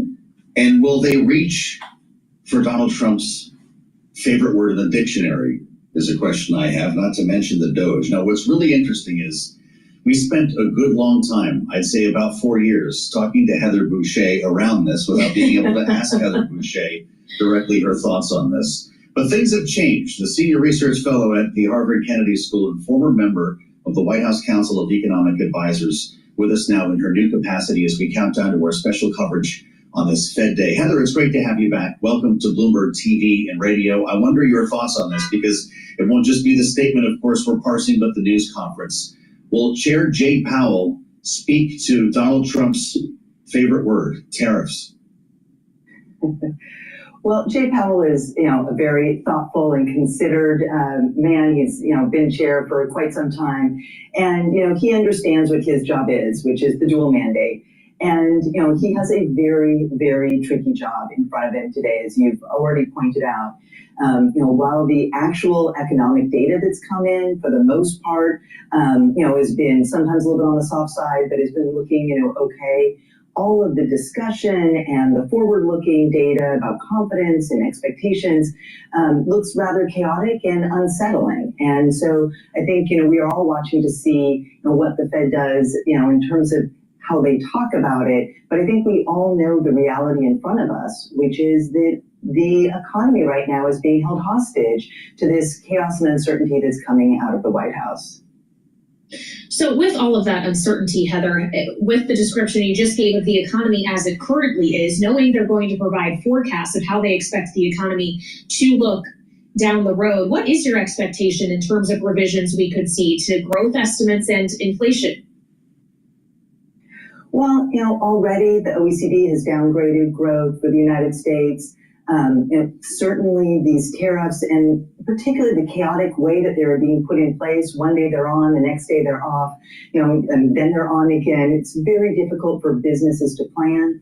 We're already seeing indications that this is affecting manufacturers. There's a recent survey in New York State that indicated a sharp decline in business expectations among manufacturers there. So all of that does indicate that the tariffs could be having, the chaos could be having its, I don't know if it's a desired effect, but the effect of making people think twice about what kinds of investments they're doing right now and kind of holding back, waiting for the chips to land and to see where this administration will go. I think on the other hand, from the consumer side, you're seeing consumers getting increasingly anxious. Their expectations are souring. They're expecting more inflation. And again, that makes the Fed's job incredibly difficult, because if they continue to see expectations of higher inflation alongside investment slowing or people sitting on the sidelines as we wait to see what the administration will do, that's not a great situation for the economy. Heather, you mentioned the dual mandate. I wonder to what extent you expect a change in language to reflect expectations for a rising unemployment rate. Tariffs, one thing, DOGE is another. And at some point, we're going to see the cumulative effect of these federal worker layoffs. What will that say today? Certainly. And DOGE is an issue for workers being unemployed, having lost their jobs. That is certainly an important piece of the puzzle. But then it's also important for all of the things that those workers used to do that are now not being done, that may be very important for economic growth. Think about what we've seen, of course, with the workers who had been dismissed, who were in charge of the avian flu, which, if that flu continues to move across our economy unchecked, that will continue to have an effect on egg prices, among other things, across the economy. So the impact, though, of DOGE is difficult, I think, for the Fed to get a handle on, to measure, although they have, of course, an incredible team of economists to do all of that work. But the uncertainty, and of course, with all the court cases coming down the pipeline, will those workers be reinstated? What will we see moving forward? Again, this all makes their job that much more difficult. And I think that the chair will remain, as he has already said, the fundamentals of where we are. And of course, the economy that the president inherited was quite strong. And we're not seeing the kinds of downturn in the data yet, but I'm sure he will express some caution about what's to come. Well, and when we consider that caution, it was described by Mohamed El-Arian, who of course is a Bloomberg opinion columnist, earlier today with some of our colleagues, as being a question of if he's framing the potential of future cuts down the road as good cuts because progress is being made on inflation, versus bad cuts, which is easing policy because things are going south in the economy. How difficult is that line to walk? Well, what we saw in the first Trump term when he raised tariffs and that raised prices, the Fed had some room to maneuver because we did not have the legacy of the inflation that we have now coming out of the pandemic. So now they are still working to get the inflation rate back down to their target rate. And at the same time, the tariffs are likely to raise prices for consumers. But they're also seeing people cutting back. Again, with DOGE, you're seeing, these effects on employment. So, the word that I think people are going to start wondering about again is this word stagflation that we were all, of course, talking about at the end of the first Trump term. That was the word on everybody's lips. That's where we were concerned about the economy being. What will Jay Powell say about stagflation in our remaining moment, Heather? He's surely to be asked about it in the news conference. I'm guessing, I don't know, I don't have a crystal ball, but I'm guessing he won't say the word. I'm guessing that he will continue to, indicate that, because they rely so heavily on the data, that the decision that they are making today is about the data that's already, in check, and they will remain cautious about where things go down the road. All right, well, he definitely has a tough road ahead of him just about an hour from now. Heather Boucher, thank you so much. Former White House Council of Economic Advisors, member during the Biden administration, now at the Harvard Kennedy School. We appreciate it as we're counting down here to that decision less than half an hour from now. And the dot plot especially is the market is very likely to be paying attention to whether or not cuts are going to materialize in a more material way this year than was expected even just a few months ago. Just to set the baseline here, watching the markets before we get into our special coverage, we're going to kick things to New York in just 1 minute with Tom Keene, Jonathan Farrow, and Lisa Abramowitz. The S&P 500, Kaylee, up 24 points. Not a huge rally, but holding positive. All right, before we switch over to the Fed countdown, the Fed rate countdown here, please go to my store, the-studio-reykjavik.com. Get the ubiquinol. This is the most bioavailable form of CoQ10 that you can get. Ubiquinol is an antioxidant, so it's going to help soak up free radicals, help the health of the mitochondria, boost up your energy levels.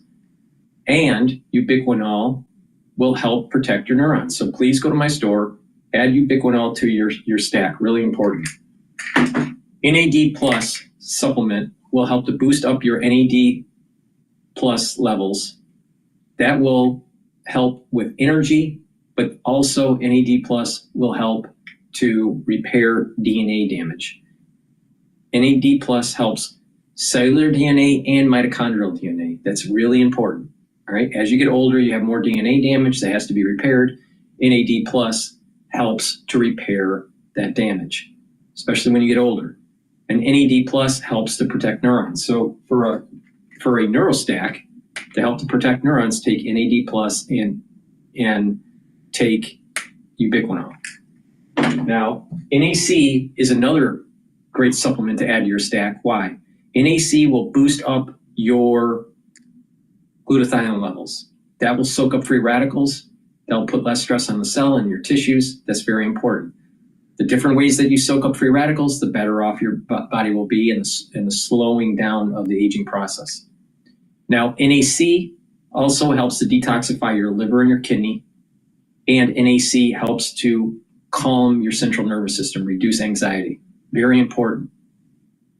By calming your central nervous system, your heart rate will go down, and not just that, your cortisol levels will go down. That means that if you have chronic elevated levels of cortisol, that's immunosuppressive, that's bad, and when you are chronically stressed, you have more inflammation, that speeds up the aging process, that's bad. So NAC will help to calm your central nervous system. So please go to my store, the-studio-reykjavik.com, and get the NAC. NAC also has an added benefit. It helps with lung health. So please go to my store, the-studio-reykjavik.com. A great stack would be the NAC, help with lung health, reduce anxiety, boost up those glutathione levels to soak up free radicals, the NAD plus to repair your DNA damage and to be neuroprotective and add energy, and ubiquinol, soak up free radicals, add energy, and help to protect your neurons. So this is a great stack. Please go to my store, the-studio-reykjavik.com. Get the ubiquinol, the NAD+, and the NAC.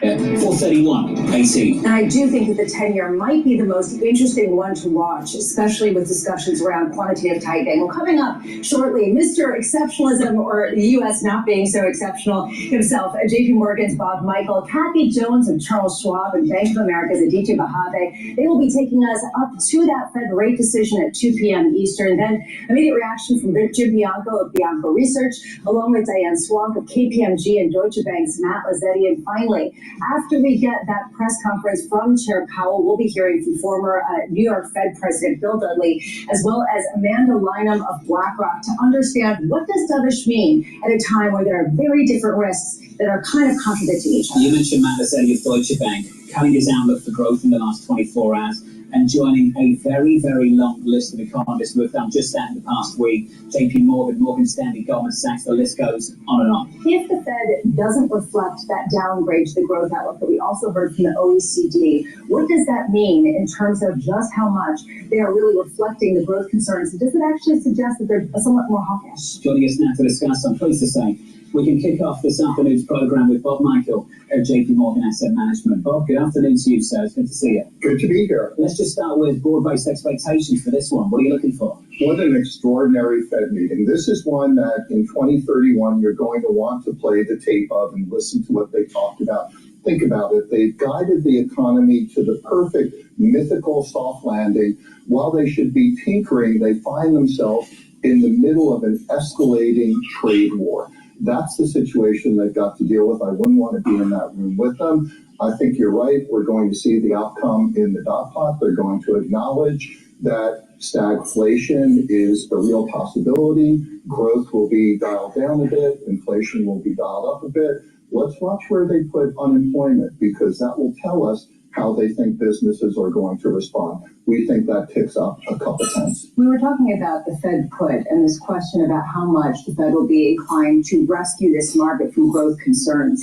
What does that even look like at a time where it's unclear what they could say that could really prop up both growth and dampen rising inflation expectations? Well, they're going to do their best to be non-committal, because while they've seen some tariff policy out there, they haven't seen all of it. So they've got to keep their powder dry, so to speak.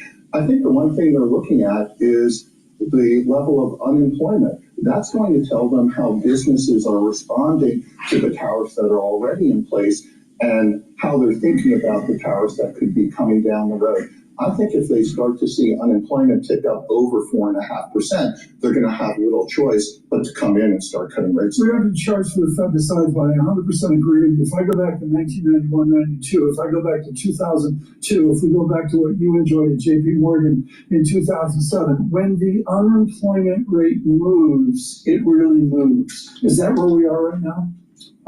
I hope we're not there yet. I hope that businesses are being patient. They're going to wait to see what the actual policy looks like. Right now, it's tariffs on, tariffs off. It's difficult to plan. But if they start to worry and they start to pull back hiring, then I think that becomes a big problem. Just what is the offset? And you alluded to this. You might get a sign of how the Fed thinks about this in the forecast. How do you think the Fed will be navigating some of these changes to policy that we've seen over the past few weeks?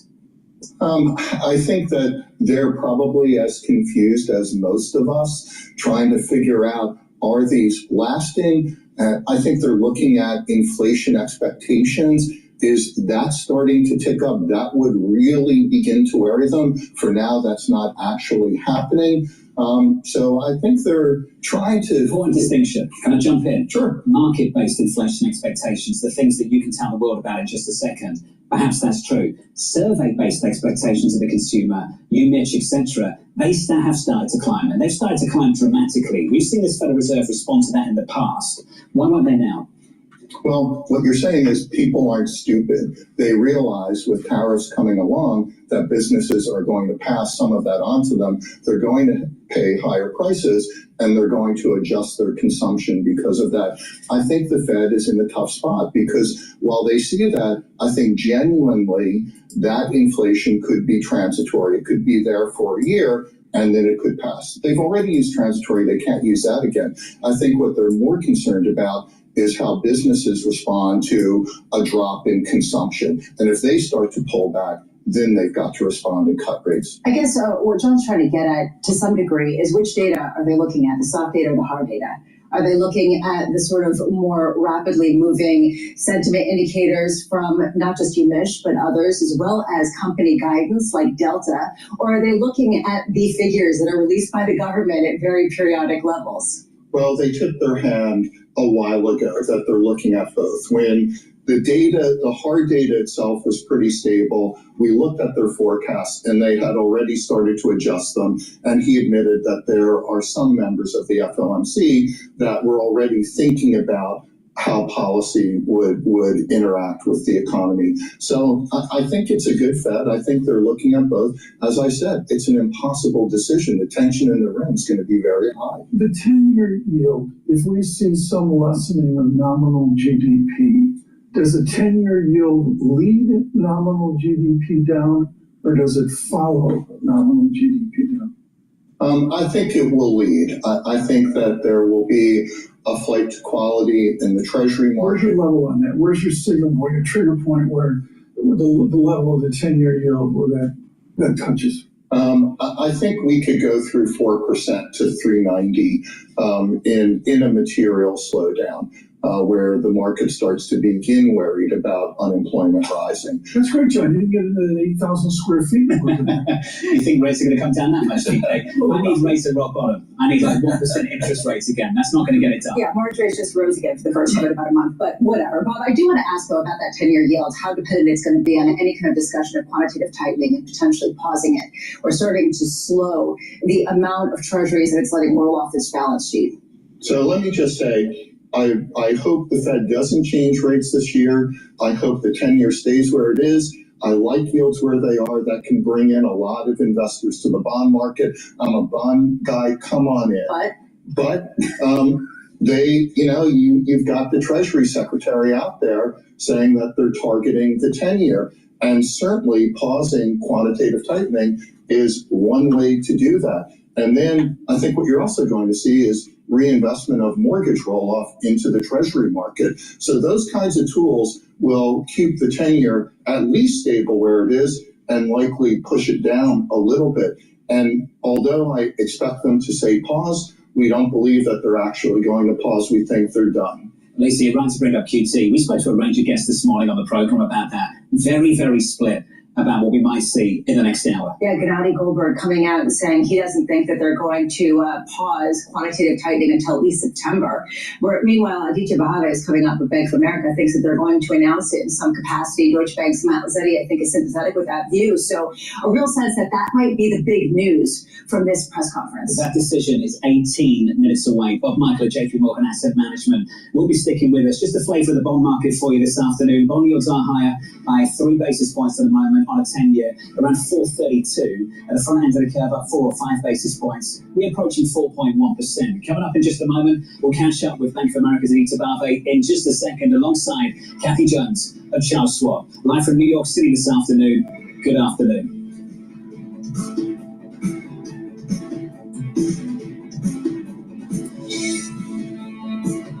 All right. While they're going on commercial break, we'll talk about collagen.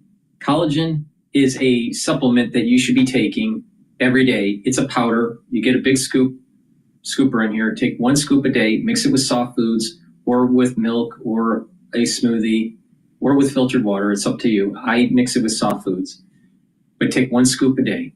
Now, it's a dual purpose product. It will help with your hair, your nails, your skin, but also your joints, your muscles, and your bones. Okay? So let's talk about the skin first.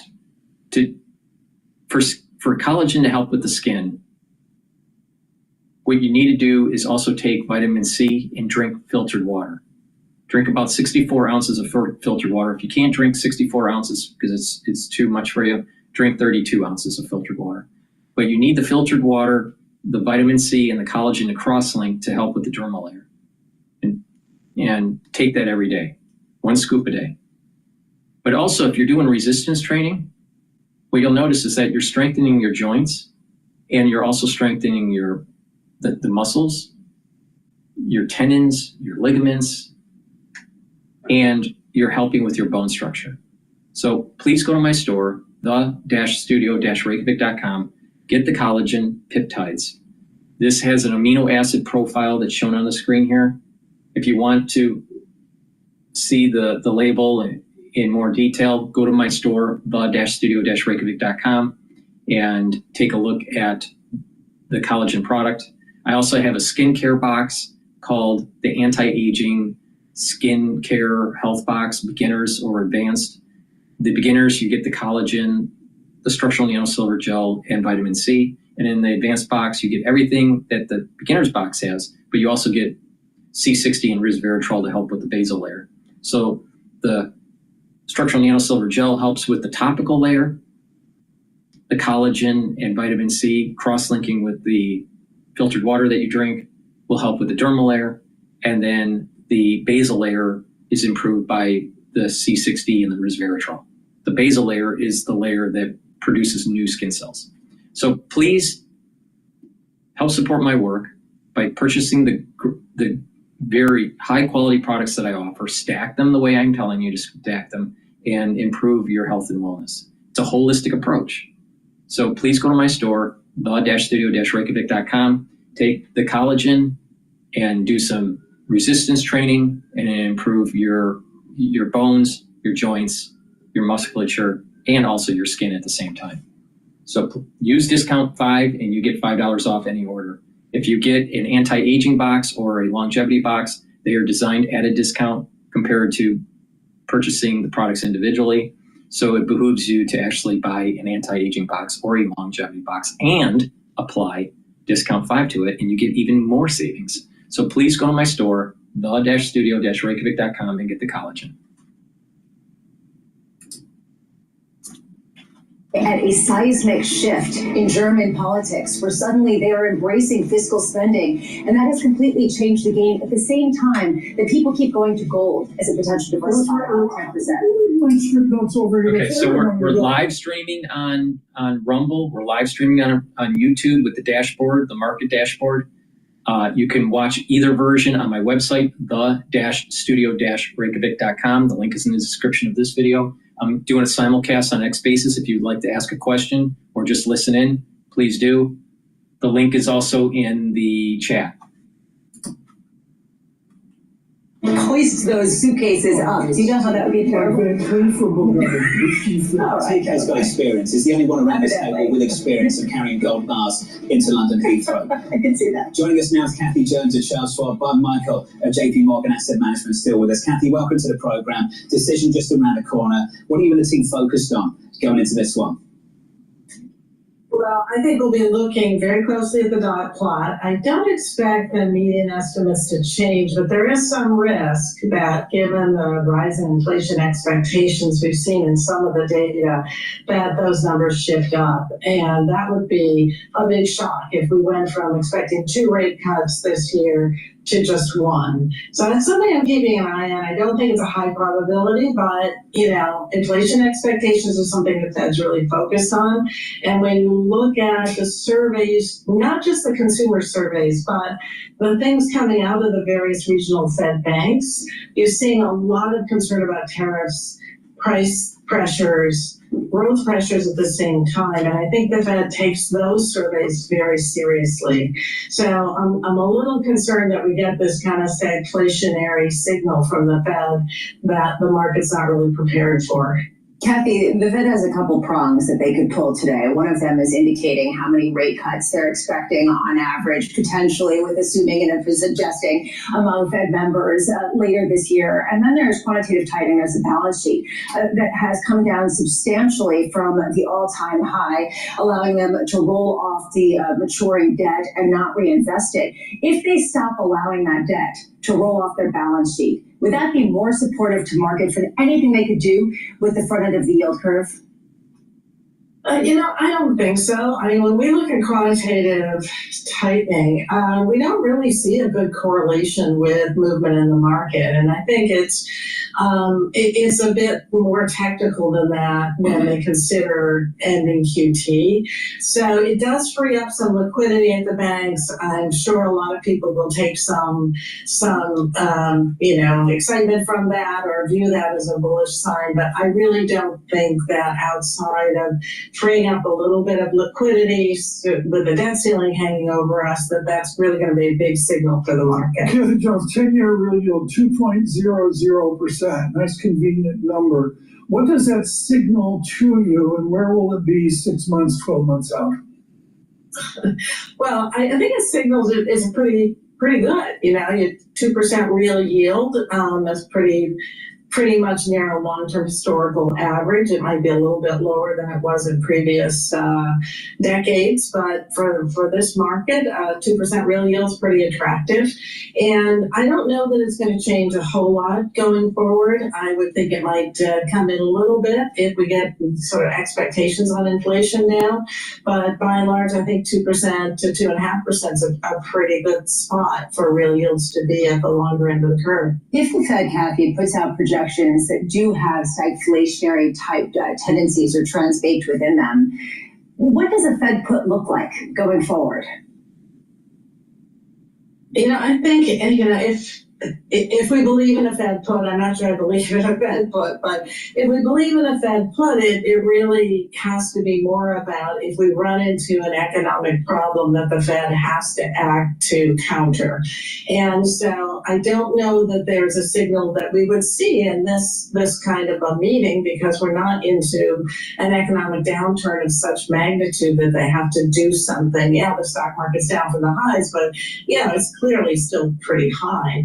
And the economy, although it is slowing and we see some softness underneath the surface, it's not collapsing. There's no crisis at the moment that the Fed needs to address with a Fed put. So I think they would really like to reserve that for some sort of crisis situation or a very serious situation that weakness in financial markets would somehow transfer into the real economy. But at this moment in time, it doesn't seem that bailing out a market at this level makes much sense for the Fed. Let's build on this conversation and bring in Aditya Bhate of Bank of America. Aditya, welcome to the program. Was reading your research over the past week or so on this Fed decision. You said the power put is not forthcoming. You're anticipating a stagflationary mix in some of the forecasts they unveiled in about 9 minutes' time. Let's talk about those forecasts together, Aditya. So in the SEP last time around, the 2025 GDP forecast was 2.1%, unemployment rate about 4.3%, PCE, core PCE 2.5%,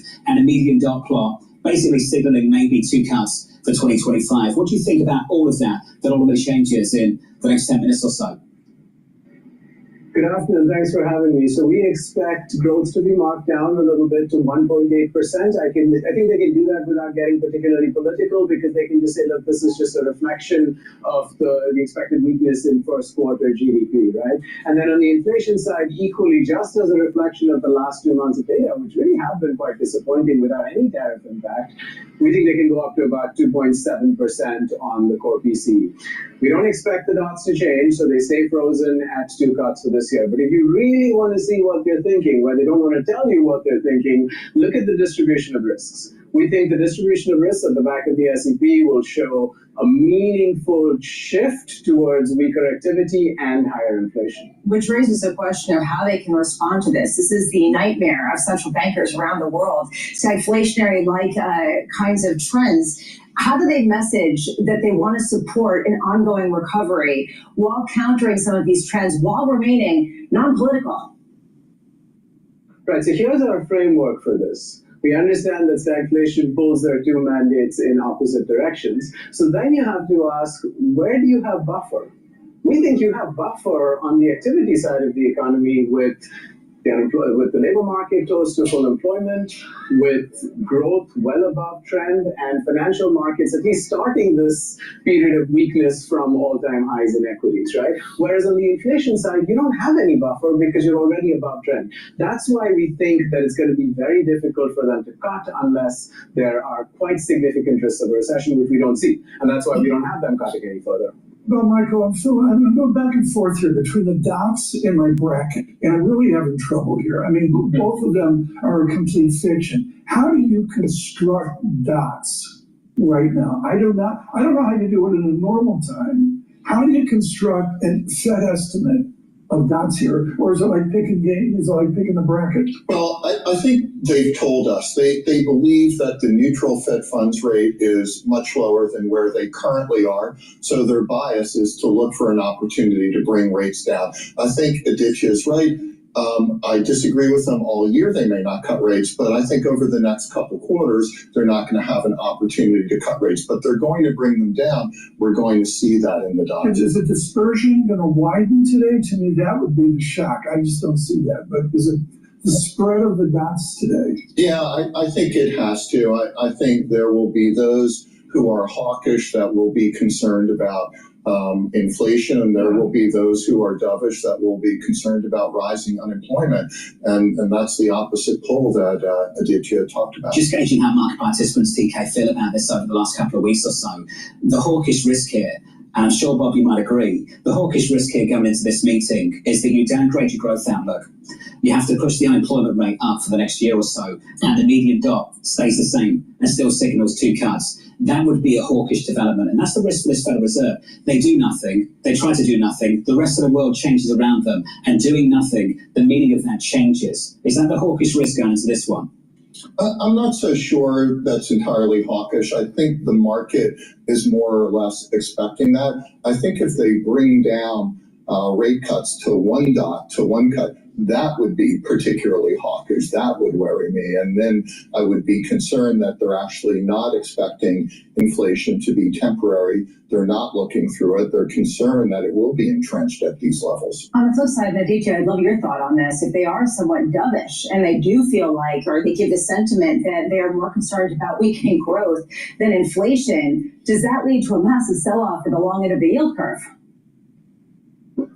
I think that's going to be very positive for risk. So let's start with that. And, on the long end, it's mixed because it also depends on what happens with QT and so on. But that I think would be a very, very encouraging thing for risk assets. Although nothing that they've told us to date suggests that they're going to go in that direction, right? I mean, all they've told us is we don't know what's going to happen, and essentially, therefore, we are frozen where we are. Well, Bob, you're nodding, but I wonder, at a certain point, we talked about how after they cut by 50 basis points, we saw a huge rise in 10-year yields, and people said, oh, they made a policy error. Well, why wouldn't this sort of fear of doing that again prevent them from taking a more dovish tilt, at least in the near term?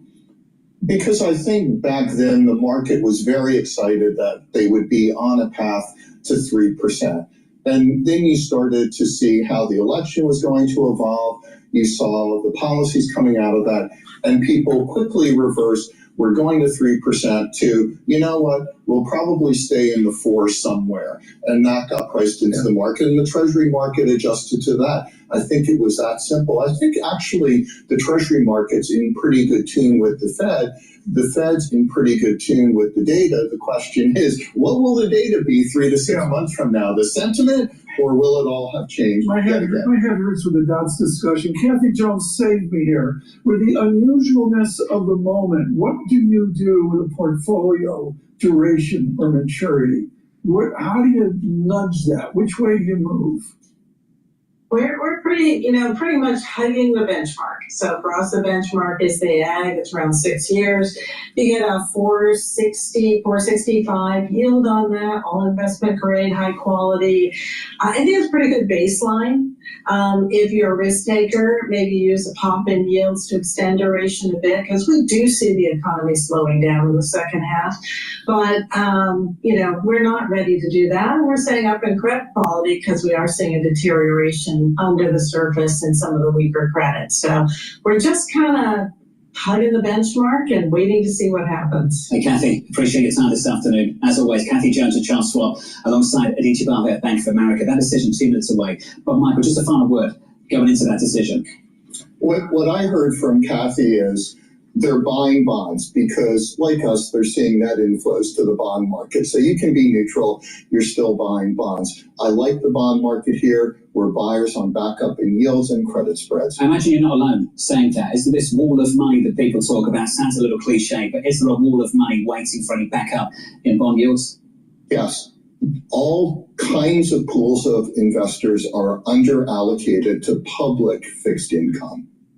Seen a massive sentiment shift to Europe and other parts of the bond market, haven't we, in the past year or so? This one's a big one. This really is a big decision. This is a tough decision, not because they're going to move 25, 50 basis points. It's not about that this time around. It's about how you navigate these policy changes, this effort to push a global realignment driven out of Washington, D.C. You've got to try and gauge the response of other actors, China, Europe. You've got to understand what it means for markets, consumer expectations, how that's going to translate into things like inflation, growth over the next several months, and somehow put out projections for the world to interrogate. Which people will have to understand is something of a dartboard throwing darts at it. Some of the questions, and I wrote down a whole host of them that I have from Fed Chair Jay Powell today. One of them is, are you more worried about stagflation-like conditions today than you were on January 29th? And if so, why? What has changed? And see how that gets navigated. I look at their dual mandate quickly here, John. The dual mandate, it's all about labor, and it's the second derivative of some of those theories. Bernanke would say there's a lot of hockey sticks out there. And is there a stagflationary mix in these forecasts? Remember, this is a three-part act. In about 10 seconds' time, you get two parts. You get a decision and the forecast. 30 minutes later, you will have a news conference with Chairman Powell. The equity market going into this one firmer by 0.4% on the S&P 500. With the decision is Mike McKee. Well, I was wrong. We do have some news today. No change in rates, but a significant cut in the Fed's view of growth over the next 2 years. A majority of the committee moving lower on the dot plot, even though there's still 2 cuts forecast for next year. There's a pause in QT and a dissent on that. The benchmark rate stays the same, 4.25% to 4.5%, but the policymakers cut their median GDP forecast for this year to 1.7% from 2.1%, and next year to 1.8% from 2%. Headline PCE inflation rises to 2.7% this year from 2.5%, and core to 2.8% from 2.5%. The unemployment median for this year is now 4.4%, up a tenth.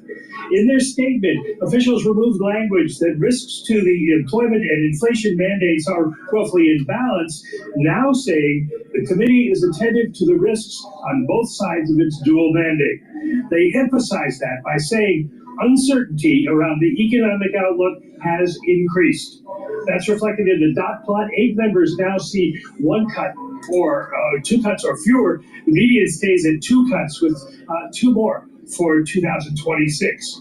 The Fed, beginning in April, will slow its balance sheet runoff to $5 billion a month from $25 billion for treasuries. It will retain the $35 billion cap on mortgage redemptions.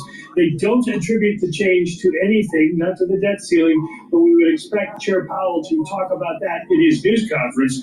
But the change in the runoff drew a dissent from Governor Chris Waller, who approved of the no change in policy rates, but dissented on the idea of slowing the balance sheet runoff. Mike McKee, there's so much to work through here. Appreciate your time, sir. Apparently stagflation is bullish. We'll get to that in a moment. We are firmer in the stock market by 0.6% on the S&P. On the Nasdaq, we're up by 0.8%. Mike went through the forecasts and the revisions. Let's do that again, because these are significant changes. Let's focus on 2025 and look at the median projection. The change in real GDP. The projection now, 1.7%, down from 2.1% previously. Those forecasts made back in December.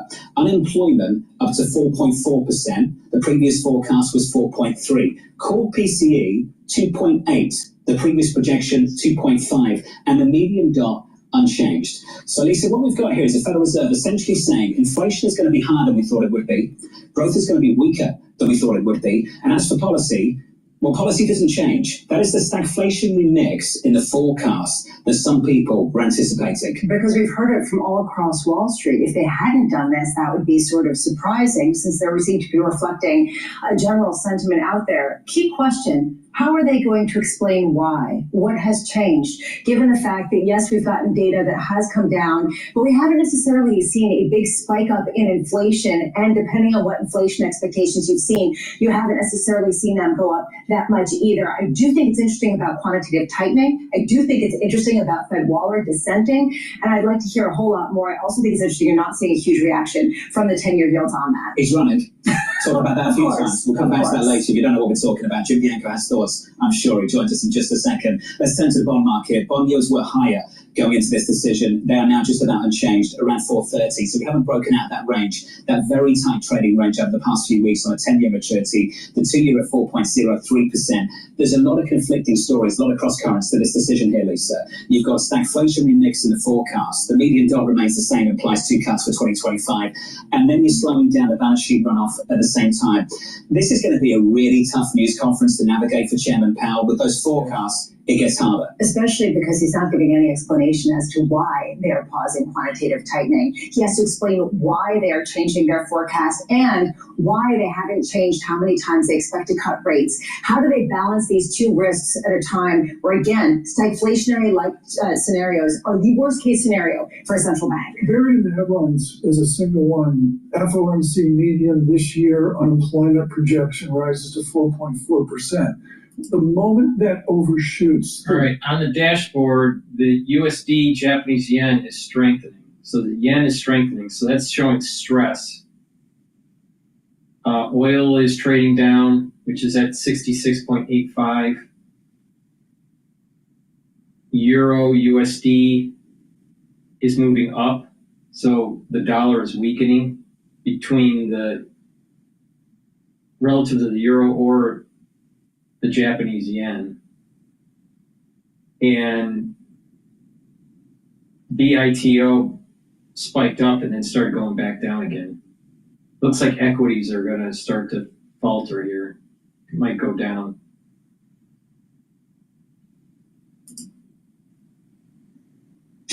Interest rate cuts. On the surface, looking at that alone, and I know there's a lot more going on here, that's a hawkish decision from the Federal Reserve. On the margins, this is them saying that they need to prioritize inflation just as much as unemployment rising to 4.4%. And that right now, the market's grappling with at a time where inflation is as much of a risk to asset prices as is potentially downward growth. And look at John, a message just in from Drew Mattis of MetLife. He's getting closer to being the net buyer of treasuries again. I told him to call Bob Michael. Bob Michael's with us now from JP Morgan Asset Management. Bob, we gave you some time to go over this one. What are your thoughts? This is a dovish Fed. When I look at how they changed their expectations, they lowered GDP by more than they raised inflation. That's tip number one. You look at unemployment, they're worried about how businesses will respond. So they raised unemployment. That's tip number two. And then they said, I believe, uncertainty around economic activity increases. Think if you're in corporate America and you hear that, what do? You stop spending and you hold all the capital you can. This is a very dovish Fed. Put your interest rates where your mouth is, not you, Chairman Powell. Why have they kept the median dot unchanged? What's that about? If they are that dovish, if you're downgrading growth, shouldn't you back that up with a lower median dot? Well, I think that they're comfortable with the 2 dots where they are. It's 2 more rate cuts. I'll take it. Jim Bianco of Bianco Research can get in on the conversation. Jim, I'd love your thoughts on this situation. We talked about it, lots of cross currents, lots to process. Where do you stand on what we've just heard? Yeah, I agree with a lot of what Bob was saying about that nominal GDP came down. In other words, they cut their real growth more than they raised the inflation rate. But I think ultimately, I've termed this the meeting before the meeting. I think the most important meeting for the Fed is going to be the May 7th meeting. All right, they cut their forecast. We've got the histrionics of the 10% correction. We're all talking about tariffs. If we get to that May 7th meeting and they do not find a reason to cut rates, they're not going to find a reason to cut rates this year unless something else comes that we don't expect. And I think when you look at the market right now, at least the initial reaction in Fed Fund futures and the like, is that they're not going to cut rates at that May 7th meeting. So we'll have to see what transpires in the press conference that kind of gets us going there. Because like I want to emphasize it again, what more would they need to see at May 7th that they already haven't if they go to that meeting and they don't cut it? So this is the meeting before the meeting. There's also a question about just how much inflation expectations are going to tick up and what the signal is from them pausing the quantitative tightening program. Jim, it's in the weeds. We've heard from Kathy Jones. That's just a technical adjustment. It's not going to make that big of a difference. Does it represent something more to you? Yeah, only in the extent that a lot of the quantitative tightening, the rolling off the balance sheet was that they weren't buying mortgages to the extent that they used to. And that has become a bit of a political football for the Fed. In the era of high mortgage rates, they seem to be backing off and trying to support lower mortgage rates. Well, now they're trying to do that by, so I think that there is going to be, some issues with that. There's going to be some discussion about why they did it. And I hope he's asked. And I'd like to hear a good explanation for it, because obviously it wasn't a unanimous decision. Fed Governor Waller dissented from it. Jim Bianco, to give you a victory lap on the last time the White Sox won 3 games in a row, you nailed transitory inflation. You nailed the stickiness of it. If we get inflation to come in with this low growth estimate, how will the Fed respond to that? I'm afraid, that it's going to be more like what we saw in September. That when the Fed, I'm in the camp that when the Fed cut rates by 50 basis points in September, the bond market looked at it and said, look, you're not serious about inflation, so we're not serious about the bond market, and yields went up. I know we try to blame Trump and the Trump policies and that, but it turned right on that Fed meeting when Harris was leading in the polls and interest rates started to go up. So it was more about the Fed meeting and them being aggressive. So if they're going to respond to the idea that the economy is slowing, but inflation is staying sticky by cutting rates or threatening to cut rates, they run the risk of the same reaction again. You want to produce 5% in the 10-year rate?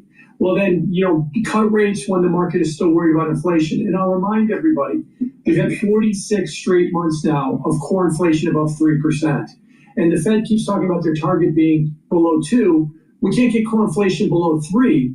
Let alone get to their target of 2%. And if they start cutting rates again, they run a very big risk of a bad reaction. Jim, how does an explosion of fiscal spending in places like Germany and China complicate the story when suddenly there's a lot more competition around the world for the dollars or the currency to fund people's deficits? Well, I think the first thing you'd have to look at is, the example that we had with the CARES Act in 2020 with an explosion of fiscal spending was inflation. And I think you're probably going to see an uptick of inflation in Europe, and that's going to reverberate through everywhere. Remember, when we had our uptick in inflation, so did they. I suspect if they have an uptick in inflation, it will come back to us, not $1 for dollar, but we'll see an upward push on inflation. And I also think that that's also going to attract capital to Europe.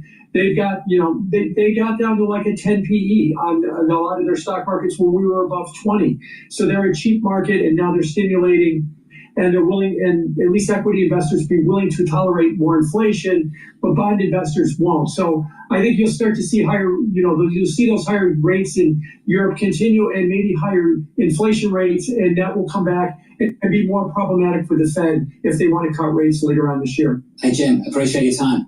As always, buddy, Jim Bianco there of Bianco Research. Minor Keys runs the news conference. You'll see him ask a few questions, I hope, in about 20 minutes' time. He writes in, look closely at the dot plot. 8 members now see 1 cut or fewer. That's up from 4. Only 2 now see 3 or more. That's down from 5. It won't take much to move the median in the other direction. This is where I'm struggling with this decision. I feel lonely around this table. I see stagflation readjustments in the forecasts. I see a Federal Reserve that's not a company to downgrade to growth, with an upgrade to the amount of cuts we'll get this year. In fact, quite the opposite. And they're telling you things are really uncertain right now. So it's not obvious to them how they would respond to adverse shocks in the economy. That's a change for this Federal Reserve. Typically, it goes something like this. Growth's bad, we can respond. We're not constrained because inflation is going to be lower. That's not what they're forecasting right now. Now, this could all change in the news conference. Maybe Chairman Powell could explain this in 15 minutes' time. But I just sit here and I just say, look, if I didn't see the market, I'd be sitting here thinking that was a very hawkish mix from the Federal Reserve. I know I'm very lonely. Jim disagrees, Bob disagrees, but that's what I see right now. You're not so lonely. There is a shift in the mentality around the Fed right now, which is that disinflationary process is squarely on its trajectory downward, is no longer valid. That has been a shift, and they can no longer count on that to allow them to just unabashedly respond to downside growth shocks. And that is what you're seeing reflected in those dots. And on the margins, that's hawkish, because they're not going to necessarily come to the rescue in that way. That said, do people believe these dots, et cetera? And, that's another story. So that's, I think, where maybe people are leading some of their confidence. Well, is stagflation bullish risk assets?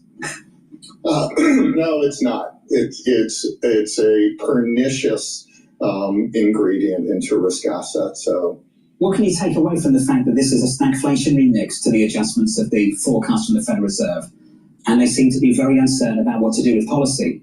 Well, when was the last time they were in this position? It's an expected stagflationary environment, and we're not in it now.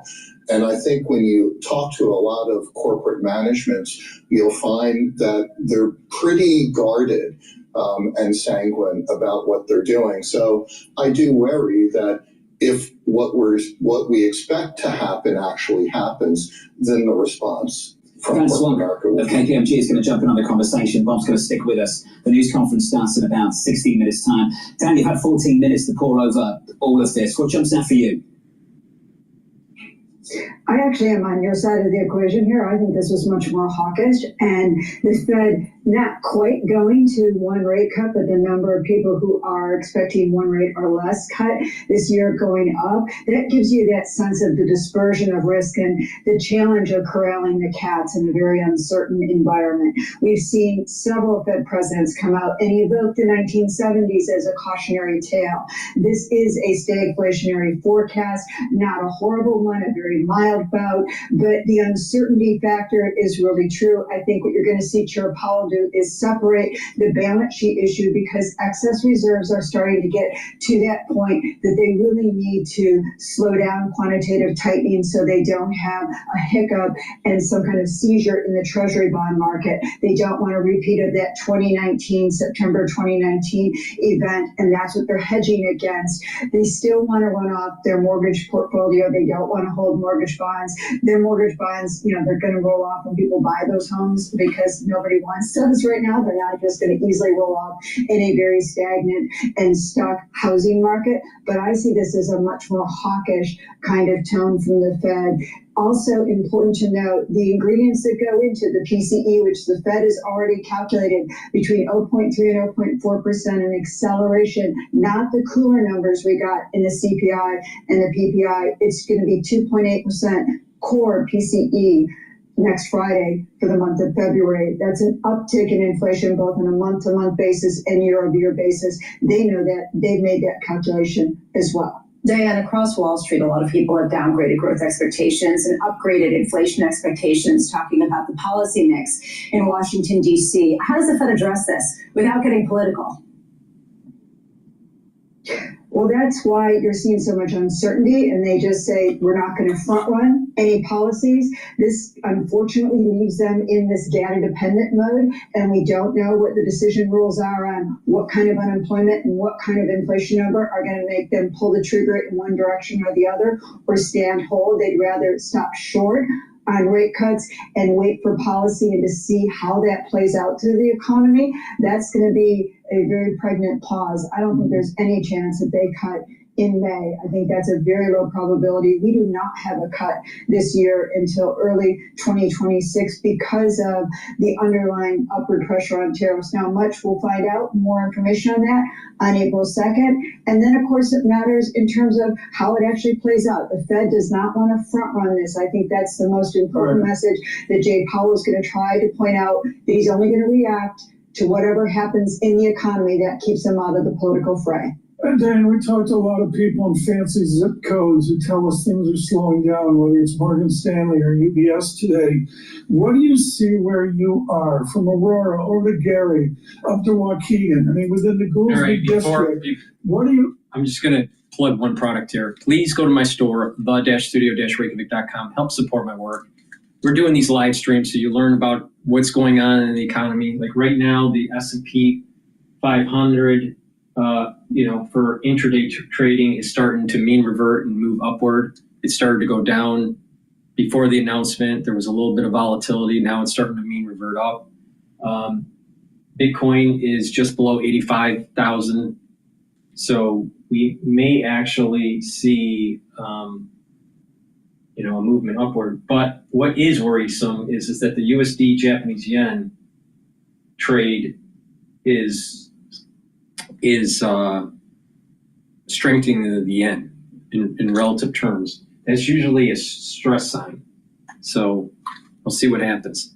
Please go to my store, the-studio-reykjavik.com, and get the resveratrol. Resveratrol helps your mitochondria.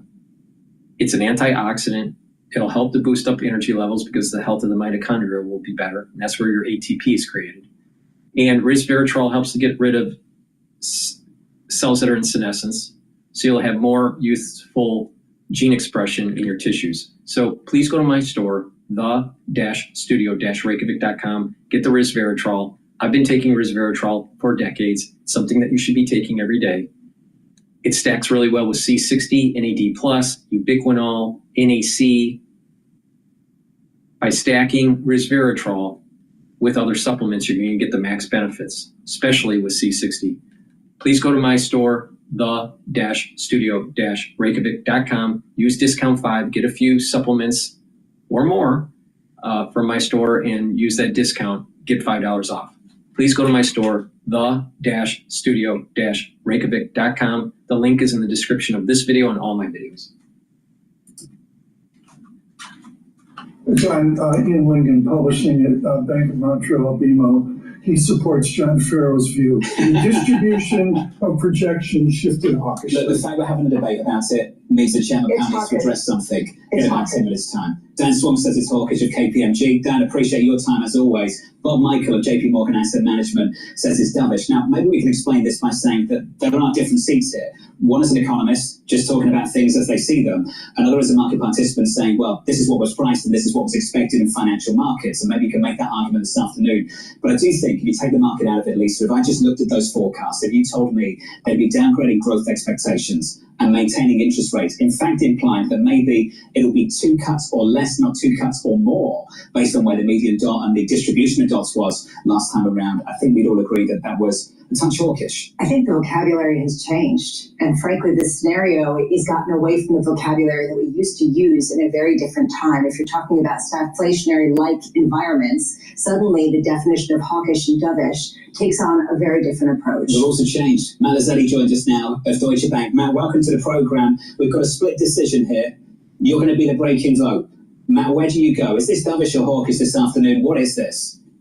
I would love to be the two-handed economist at this point, just saying it either hawkish or dovish. I think, given the downgrade to growth and the increase in the unemployment rate, the fact that you saw an upward shift in the dots is kind of clearly a hawkish signal. At the same time, the fact that the Fed is telling you that they are cutting rates a median expectation 2 times this year, with core PC inflation that's 80 basis points above their target and growth that's essentially around potential, kind of continues to signal that there's a dovish bias there. So I think there's kind of clear elements of both of these here. I think the market's view is it's not as hawkish as was anticipated. I think there was a fear of a median of 1 rate cut for today, and so far at least that fear was alleviated. Matt, you expected them to pause their quantitative tightening, this idea of allowing their balance sheet to shrink. Does this actually mean anything other than just a technical adjustment to smooth the gears of Wall Street? No, I think for the Fed, this is clearly a technical decision. They slowed rather than paused. But again, I think that was kind of a technical decision about how they were going to deal with MBS and the fact that they might have to buy in the secondary market. And so really, this is just the Fed telling the market they're going to be very cautious in dealing with the balance sheet. They don't want to repeat the mistakes of September 2019. And they're going to be just cautious in dealing with how things evolve here. I'm going to go straight to just John Farrow on this. You can't make this up. Out on Twitter, Ed, thank you so much for this for John Farrow. My 16-year-old son is saved $500 and wants to invest it. Should he wait till after the press conference? This is that is a $1 trillion question. Matt Lazzetti, how do you think the chairman will approach this news conference in 8 minutes' time? Look, I think he should just be repeating how he's been discussing the outlook, which is there's a lot of uncertainty at this point in time. They still think the economy and labor market are solid. they're in a wait and see approach here, and they're in no hurry to adjust rates. And I think by the May meeting, by the June meeting, they're going to have greater clarity on how some of these policies are working out. They're also going to have greater clarity on the fallout from the big spike in uncertainty that we've had over the past month. So by May or June, I think we should be hopefully in a reduced uncertainty environment with greater clarity about what the policy outlook is. Matt Azadi of Deutsche Bank. Matt, one of the best. Appreciate it, sir. That news conference is about 7 or 8 minutes away. Whatever you think about the decision, you've got to reflect how the market has responded to it. There's always a signal, some information there. And right now, the equity market is firmer off the back of the decision, Lisa. We are firmer by 0.8% on the S&P. Because they maybe paused quantitative tightening, maybe because they still signaled 2 rate cuts.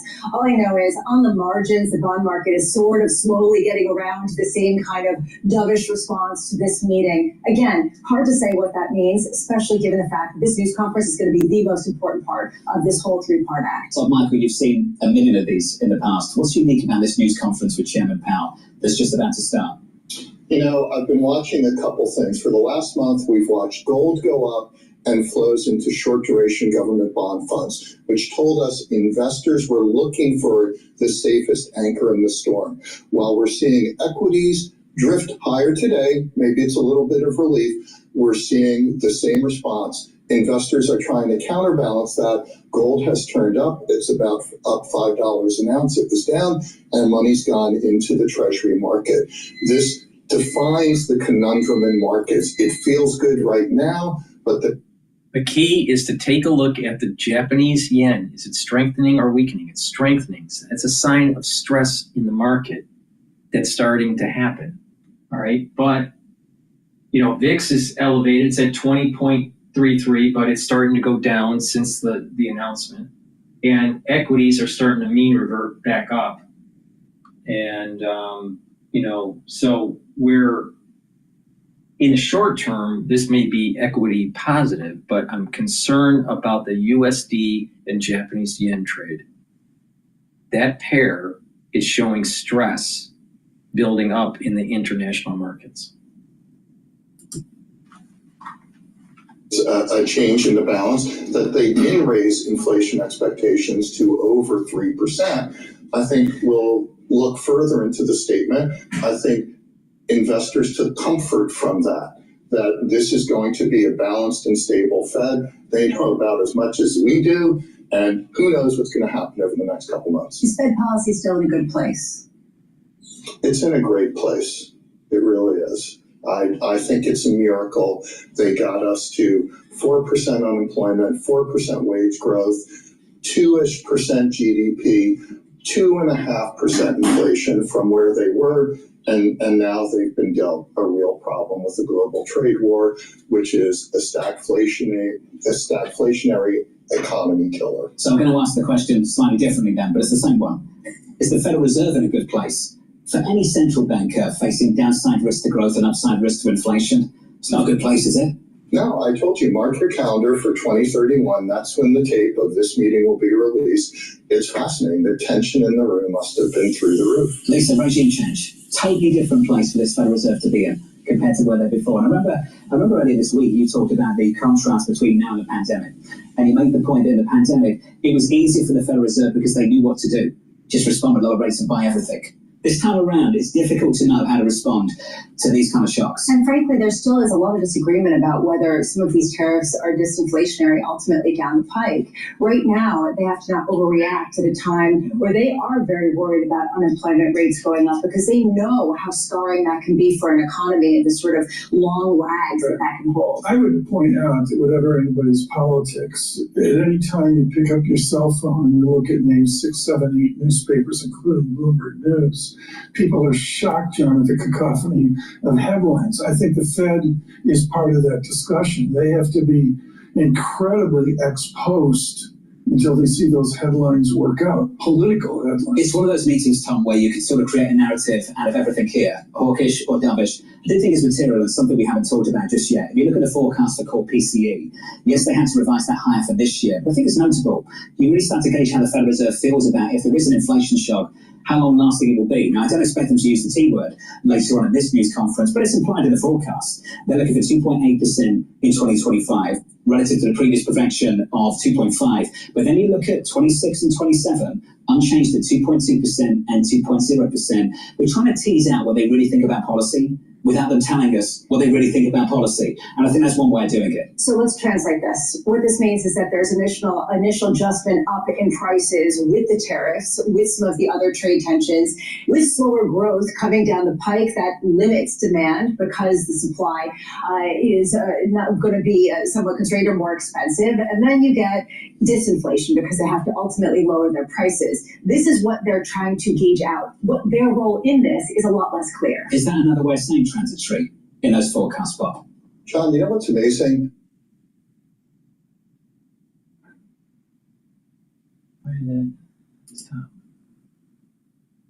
We're 2 months into an administration that's creating this volatility.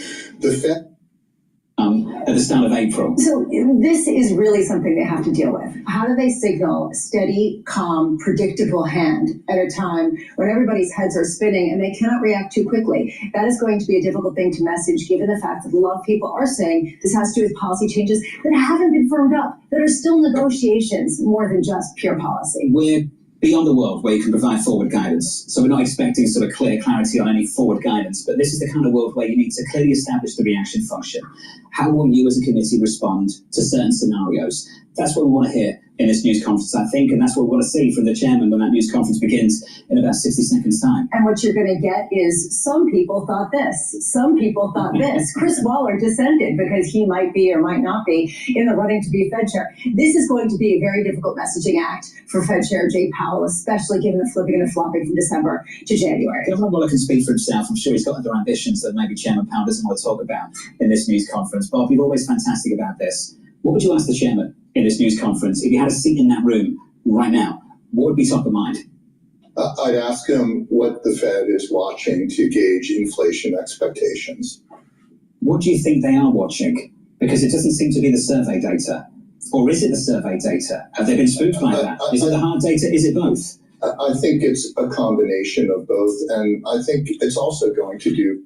Before we start with Chair Powell soon here, please go to my store, the-studio-reykjavik.com. Get the clarity factor. This will prevent the brain fog, help with supporting your memory, and by taking clarity factor on a daily basis, you're going to be able to focus at work, on school, or even if you're retired, you'll be able to focus on your activities.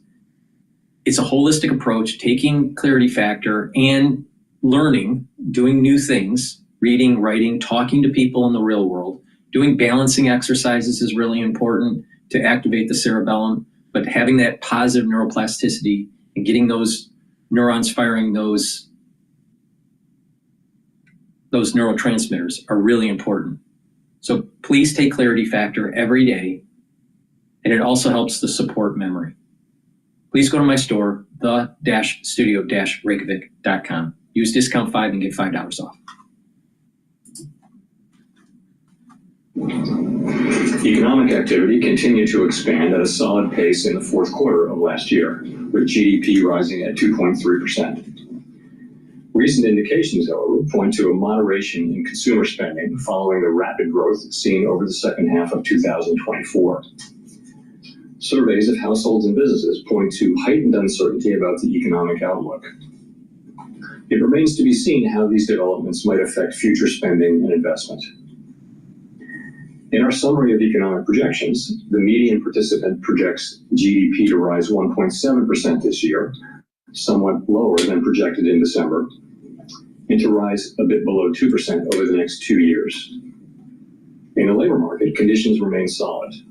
Payroll job gains averaged 200,000 per month over the past 3 months. The unemployment rate at 4.1% remains low and is held in a narrow range for the past year. The jobs to workers gap has held steady for several months. Wages are growing faster than inflation and at a more sustainable pace than earlier in the pandemic recovery. Overall, a wide set of indicators suggests that conditions in the labor market are broadly in balance. The labor market is not a source of significant inflationary pressures. The median projection for the unemployment rate in the SEP is 4.4% at the end of this year and 4.3% over the next 2 years. Inflation has eased significantly over the past 2 years, but remains somewhat elevated relative to our 2% longer run goal. Estimates based on the Consumer Price Index and other data indicate that total PCE prices rose 2.5% over the 12 months ending in February, and that excluding the volatile food and energy categories, core PCE prices rose 2.8%. Some near-term measures of inflation expectations have recently moved up. We see this in both market and survey-based measures, and survey respondents, both consumers and businesses, are mentioning tariffs as a driving factor. Beyond the next year or so, however, most measures of longer-term expectations remain consistent with our 2% inflation goal. The median projection in the SEP for total PCE inflation is 2.7% this year and 2.2% next year, a little higher than projected in December. In 2027, the median projection is at our 2% objective. Our monetary policy actions are guided by our dual mandate to promote maximum employment and stable prices for the American people. At today's meeting, the committee decided to maintain the target range for the federal funds rate at 4.25% to 4.5%.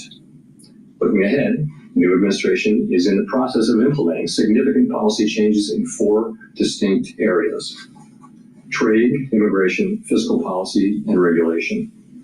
It is the net effect of these policy changes that will matter for the economy and for the path of monetary policy. While there have been recent developments in some of these areas, especially trade policy, uncertainty around the changes and their effects on the economic outlook is high. As we parse the incoming information, we're focused on separating the signal from the noise as the outlook evolves. As we say in our statement, in considering the extent and timing of additional adjustments to the target range for the federal funds rate, the committee will assess incoming data, the evolving outlook, and the balance of risks.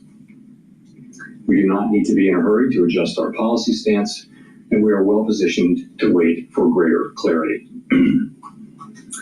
In our SEP, FOMC participants wrote down their individual assessments of an appropriate path for the federal funds rate based on what each participant judges to be the most likely scenario going forward. An admittedly challenging exercise at this time in light of considerable uncertainty. The median participant projects that the appropriate level of the federal funds rate will be 3.9% at the end of this year and 3.4% at the end of next year, unchanged from December. While these individual forecasts are always subject to uncertainty, as I noted, uncertainty today is unusually elevated. And of course, these projections are not a committee plan or a decision. Policy is not on a preset course. As the economy evolves, we will adjust our policy stance in a manner that best promotes our maximum employment and price stability goals. If the economy remains strong and inflation does not continue to move sustainably toward 2%, we can maintain policy restraint for longer. If the labor market were to weaken unexpectedly or inflation were to fall more quickly than anticipated, we can ease policy accordingly.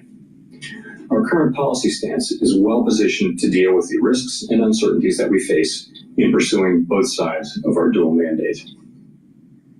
At today's meeting, we also decided to slow the pace of decline in our balance sheet.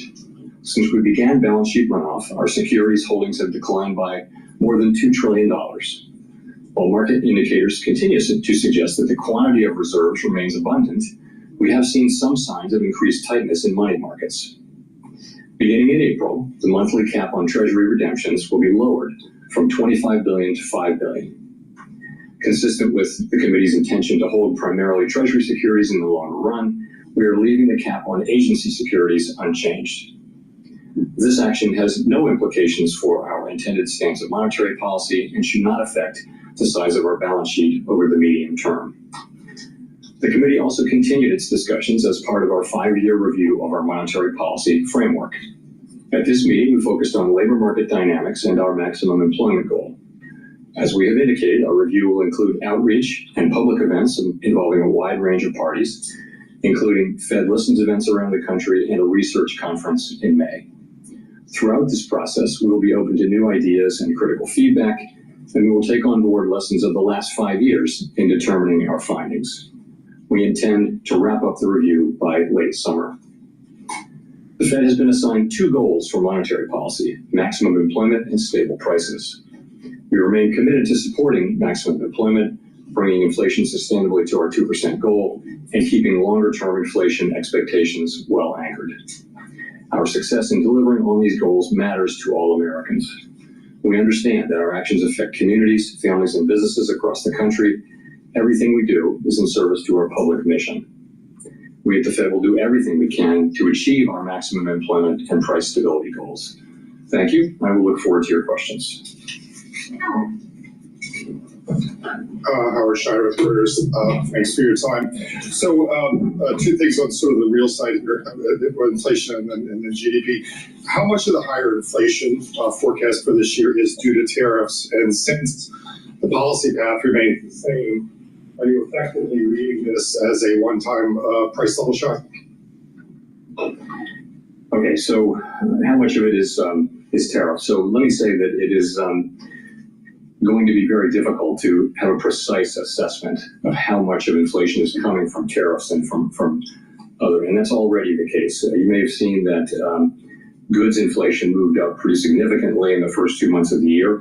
Trying to track that back to actual tariff increases, given what was tariff and what was not, very, very challenging. So some of it, the answer is clearly some of it. A good part of it is coming from tariffs, but we'll be working, and so will other forecasters, to try to find the best possible way to separate non-tariff inflation from tariff inflation. In terms of your sort of looking through question, too soon to say about that. As I've mentioned, it can be the case that it's appropriate sometimes to look through inflation if it's going to go away quickly without action by us, if it's transitory, and that can be the case in the case of tariff inflation. I think that will depend on the tariff inflation moving through fairly quickly, and depend critically as well on inflation expectations being well anchored, longer term inflation expectations being well anchored. Well, I guess I'm looking at the out years here, and the fact that the policy path doesn't change at all, and inflation is unchanged in the out years also. Doesn't that imply you all have basically decided that there is no signal here, and that it's just we're back to transitory again? And so I think that's kind of the base case. But as I said, we really can't know that. We're going to have to see how things actually work out. And the fact that there wasn't much change, I think that's partly because you see weaker growth but higher inflation. They kind of offset, and also frankly a little bit of inertia when it comes to changing something in this highly uncertain environment. I think there is a level of inertia where you just say, maybe I'll stay where I am. Thank you. Colby Smith with the New York Times. You just described inflation expectations as well anchored, but has your confidence in that assessment changed at all, given the increase in certain measures and the high degree of uncertainty expressed by businesses, households, and forecasters? So on inflation expectations, of course, we do monitor inflation expectations very, very carefully. Basically, every source we can find, and short-term, long-term, households, businesses, forecasters, market-based. And I think the picture broadly is this: you do see increases widely in short-term inflation expectations, and people who fill out surveys and answer questionnaires are pointing to tariffs about that. If you look in the survey world, if you look a little further out, you really don't see much in the way of an increase. Longer-term inflation expectations are mostly well anchored. If you look at the New York, for example, then you have market-based, and it's the same pattern. People in markets are pricing in break-evens. Some higher inflation over the next year must be related to tariffs. We know from the surveys, but if you look out 5 years or the 5 year forward, you'll see that break-evens are either flat or actually slightly down in the case of a longer-term one. So we look at that. So the Federal Reserve Chairman just proved what Trump has been saying. There's going to be short-term pain, but long-term, it's going to be beneficial for the economy. Not only that, if he's so focused on inflation, how did he screw up that it was transitory? Remember that? Back in the Biden administration with Janet Yellen? I'm curious, what you think is behind this deterioration and to what extent it could be a leading indicator for hard data. So let's start with the hard data. You know, we do see pretty solid hard data still. So growth looks like it's maybe moderating a bit, consumer spending moderating a bit, but still at a solid pace. Unemployment's 4.1%. Job creation most recently has been at a healthy level.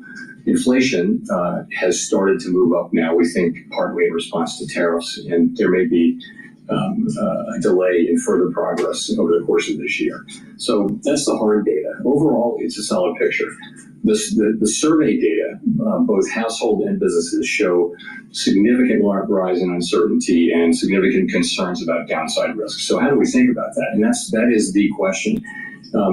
As I mentioned the other day, as you pointed out, the relationship between survey data and actual economic activity hasn't been very tight. There have been plenty of times where people are saying very downbeat things about the economy and then going out and buying a new car. But we don't know that will be the case here. We will be watching very carefully for signs of weakness in the real data. Of course we will. But, given where we are, we think our policy is in a good place to react to what comes, and we think that the right thing to do is to wait here for greater clarity about what the economy is doing.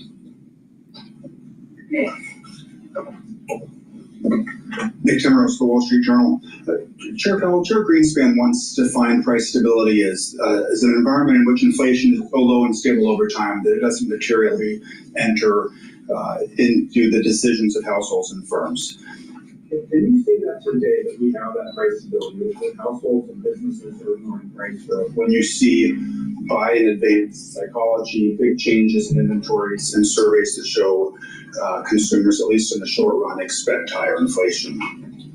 So I do like that definition a lot. In fact, I used it at the recent conference where I spoke. So I think a world where people can make their daily economic decisions in businesses and they're not having to think about the possibility of significantly high inflation. We know inflation will bounce around. That is price stability. I think we were getting... The 2-year and the 10-year yield is dropping. 2.5% for some time. I do think with the arrival of the tariff inflation, further progress may be delayed. The SEP doesn't really show further downward progress on inflation this year, and that's really due to the tariffs coming in. So delayed, but if you look at our forecasts, we do see ourselves getting back into the low 2s in 26 and then down to 2 by 27, of course, highly uncertain. So I see progress having been made toward that, and then progress in the future. I think that progress is probably delayed for the time being. If that's the case, why are there cuts in the SEP for 2025? So again, people wrote down 2 cuts the last time, and they look at they wrote down meaningful decline in growth from 2.1 to 1.7 in 2025, a tick up in the unemployment rate, so not much there, but core inflation up by 0.3. And so those two kind of balance each other out. So people, not everybody, but on balance, people wrote down similar numbers. The changes aren't that big. The other factor, though, as I mentioned, is just really high uncertainty. What would you write down? I mean, it's really hard to know how this is going to work out. And again, we think our policy is in a good place. We think it's a good place where we can move in the direction where we need to. But in the meantime, it's really appropriate to wait for further clarity. And of course, the costs of doing that, given that the economy is still solid, are very low. Thank you, Mr. Chairman. Edward Lawrence of Fox Business. So with near 4% unemployment rate, that should be low enough to bring people in from the sidelines in terms of hiring. But we're seeing the hiring rates have been stuck at 2023, 2024 levels. So what's going on there? Yeah, so that's a feature that has been for some time a feature of this labor market. You have pretty high participation accounting for aging. You've got wages that are consistent with 2% inflation, assuming that we're going to keep getting relatively high productivity. We've got unemployment, pretty close to its natural level. But the hiring rate is quite low, but so is the layoff rate. So you look at initial claims or layoffs. So you're not seeing people losing their jobs, but you're seeing the people who don't have a job having to wait longer and longer. And, the question is, which way does that break? If we were to see a meaningful increase in layoffs, then that would probably translate fairly quickly into unemployment because people are, it's not a big hiring market. We've been watching that, and it's just not in the data. It hasn't happened. What we've had is a low firing, low hiring situation, and it seems to be in balance now for the last 6, 7, 8 months. That's where we are. There's healthy levels of job creation too. So overall, it's a labor market that's in balance, and we watch it very carefully. So then, have we seen the new administration's policies in the economic numbers yet? And when do you anticipate that happening?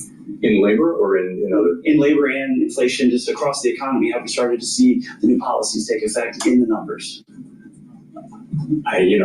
Only in a kind of an early way. I mean, it's only been a few months, right? For example, the layoffs that are happening here are, they're certainly meaningful to the people involved, and they may be meaningful to a particular neighborhood or region or area.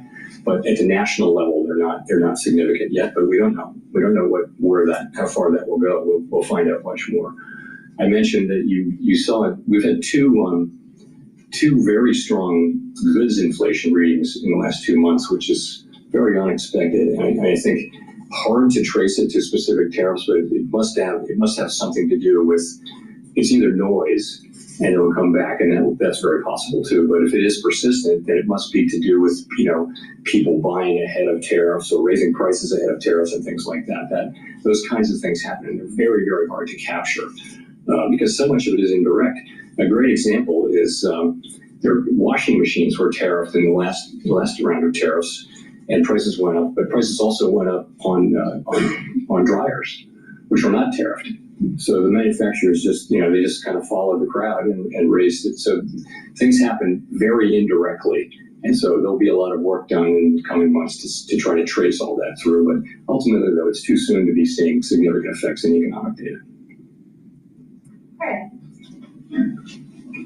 Craig Torres from Bloomberg News.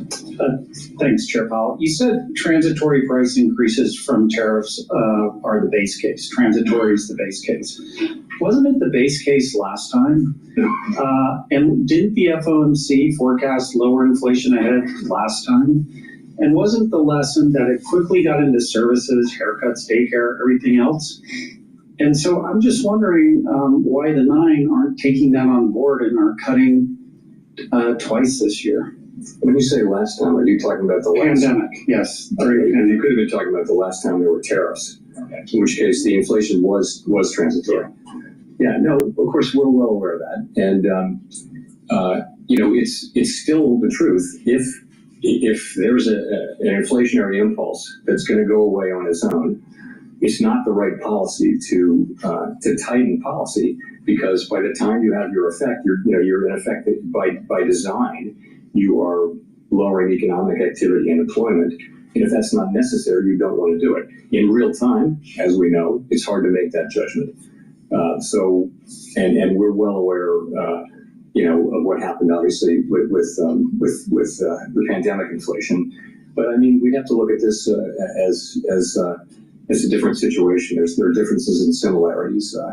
It's a different time. We haven't had real price stability fully reestablished yet, and we have to keep that in mind. And we hear that people are very reluctant to take on to allow prices to go up. At the same time, we hear that businesses are intending to pass many of these prices through. So it's hard to say how this is going to work out. Steve Leisman, CNBC. Thanks for taking my question, Mr. Chairman. The Bank of Canada, in its last policy statement, said monetary policy cannot offset the impacts of a trade war. What it can and must do is ensure that higher prices do not lead to ongoing inflation. I wonder if that kind of reflects your own sense of prioritization faced with higher prices and weaker growth, that the idea is you have to take care of inflation. So we have two goals, right? We have maximum employment and price stability, and we have to balance those. And, there can be situations in which they're intentional. Every single time they do a Federal Reserve chair statement, they ask a question very similar to that. And it's the same answer. They have a dual mandate. Please go to my store, the-studio-reykjavik.com, get the C60. You can get it in a 2 ounce, a 4 ounce, or an 8 ounce configuration. It is cheaper to buy it at the higher ounce configuration because it's cheaper per ounce. So it's at a discount. But it's up to you. Get the 2 ounce, the 4 ounce, or the 8 ounce. You can get it in MCT coconut oil, avocado oil, or extra virgin olive oil. All right? It has to be in an oil, a lipid, because C60 molecule is lipid soluble, and it helps with the absorption. So taking C60, taking it on an empty stomach is the best for the absorption.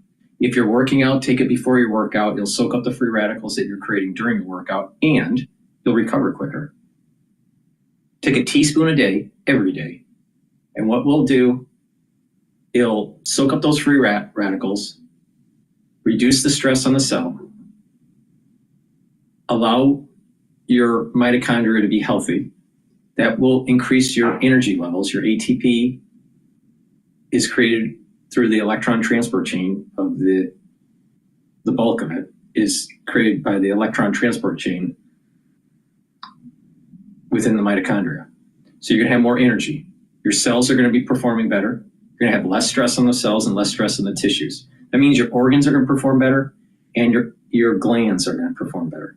That means your endocrine system is gonna perform better and your neurons, because you have lots of mitochondria in those neurons. So if you have free radicals floating around in your neurons, so you want to soak those up with the C60. Soaking up and neutralizing those free radicals will then reduce the stress on the neuron, and then your mitochondrial health in the neuron will improve. That mitochondria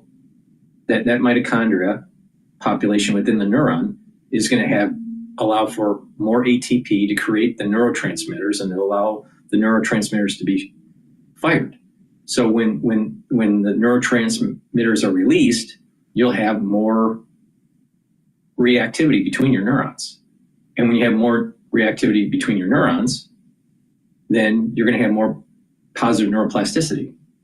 So you're going to think better, all right? That your neurons will be healthier.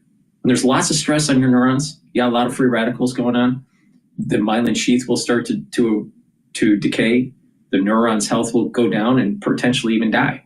So the thing is that you want to improve the health of your cells, including your neurons. You do that by soaking up free radicals. So please go to my store, the-studio-reykjavik.com, get the C60, either in avocado oil, MCT coconut oil, or extra virgin olive oil in a 2 ounce, an 8 ounce, or in a 2 ounce, a 4 ounce, or an 8 ounce configuration, and take a teaspoon a day every day. That will slow down the aging process. So you'll actually notice that you're aging slower, and you're going to have more energy, and you're going to have more vitality. So please go to my store, the-studio-reykjavik.com. C60 stacks really well with resveratrol, NAD+, ubiquinol, NAC. So please go to my store, use discount 5. You get $5 off any order. So stack some of the supplements like I'm mentioning throughout the transmission, helps support my work and help support your health and wellness. So let's go back to Bloomberg. And be behind the curve in responding to any downturn. How can you reassure people that you can spot a problem early enough unless you decide to be preemptive? Yeah, look, we're aware of it. We're well aware of how things are going to evolve and the timeframes and all that. You know, we will use our tools to foster achievement of our goals to the best we can. And of course, we're going to try to be timely with that. For right now, the hard data are pretty solid. We are obviously aware of the soft sentiment data and high uncertainty, and we're watching that carefully. And we think it's a good time for us to wait for further clarity before we consider adjusting our policy stance. Do you think it's going to be hard to get clarity in the government by tweet? I mean, do you have a feeling that at some point you actually will have a forecast you can trust? Yes, I think we will. It's hard to say when that will be. These decisions are going to be made and they're going to be implemented, and we'll know. At that point, we'll know what the decisions are, and we'll have to make assessments then. And as Powell is talking, Bitcoin has now broke the $85,000 barrier. Rachel. Hi, Chair Powell. Rachel Siegel from the Washington Post. Thank you for taking our questions. At the beginning, you were talking about separating the signal from the noise and tariff inflation from non-tariff inflation. Can you walk us through what that looked like over the last couple of months, if there were specifics from the January meeting to now that helped you make those distinctions? So when we say separating the signal from the noise, that's just a way of saying that things are highly uncertain and that you're reading about developments. The news is full of developments of tariffs being put on and taken off and things like that. That's some of that is noise in the sense that it's not really telling you anything. You're trying to extract a signal from that, and the signal is what's going to be the effect on economic activity, on inflation, on employment, and all those things. So that's really when we say signal and noise. Sorry, the second thing was. Or similarly for tariff inflation, non-tariff inflation, ways that you're making the distinction. That's sort of a special case of that. The idea being, and I do think that the first 2 months of this year are a great example. You've got high readings for goods inflation after a string of readings that average close to zero. And you have to ask, it's coming during tariffs, but you can't. It's very hard to actually scientifically go back and match up those increases and say, yes, I can prove that that's from tariffs, but it kind of has to be to some extent. Plus noise. There can be idiosyncratic readings in various categories which will shortly reverse, and that happens too, and that can be a big piece of it. I think we'll know. In a couple of months, we'll know whether those were, where that really was from. But that's another case where I think it's going to be very, very challenging to unpack the inflation that we see over the course of this year and be able to say with confidence how much of that came from inflation and how much of it, from tariffs and how much of it didn't. But that's what we'll be doing. We'll be doing that so will everybody else, and we'll all be trying very hard to make that assessment. And, I'm sure we will make a lot of progress on that, and we already have, but it's going to be a challenge. Do you have a sense yet as to what in your mind would make something cross from noise to a signal, what that threshold would look like? It would depend on what we're talking about. Obviously, you're looking for direct evidence that particular pieces of inflation are or clearly not caused by tariffs. For example, if it's something that was, in the service sector that was far away from anything that's tariffed, you might think, okay, well, that is, like, frankly, housing services inflation, which by the way, has been behaving well, which for some time was kind of our problem. Now it's slow, but it's definitely, moving down in a very good way. It's more now with goods and to some extent with non-housing services inflation.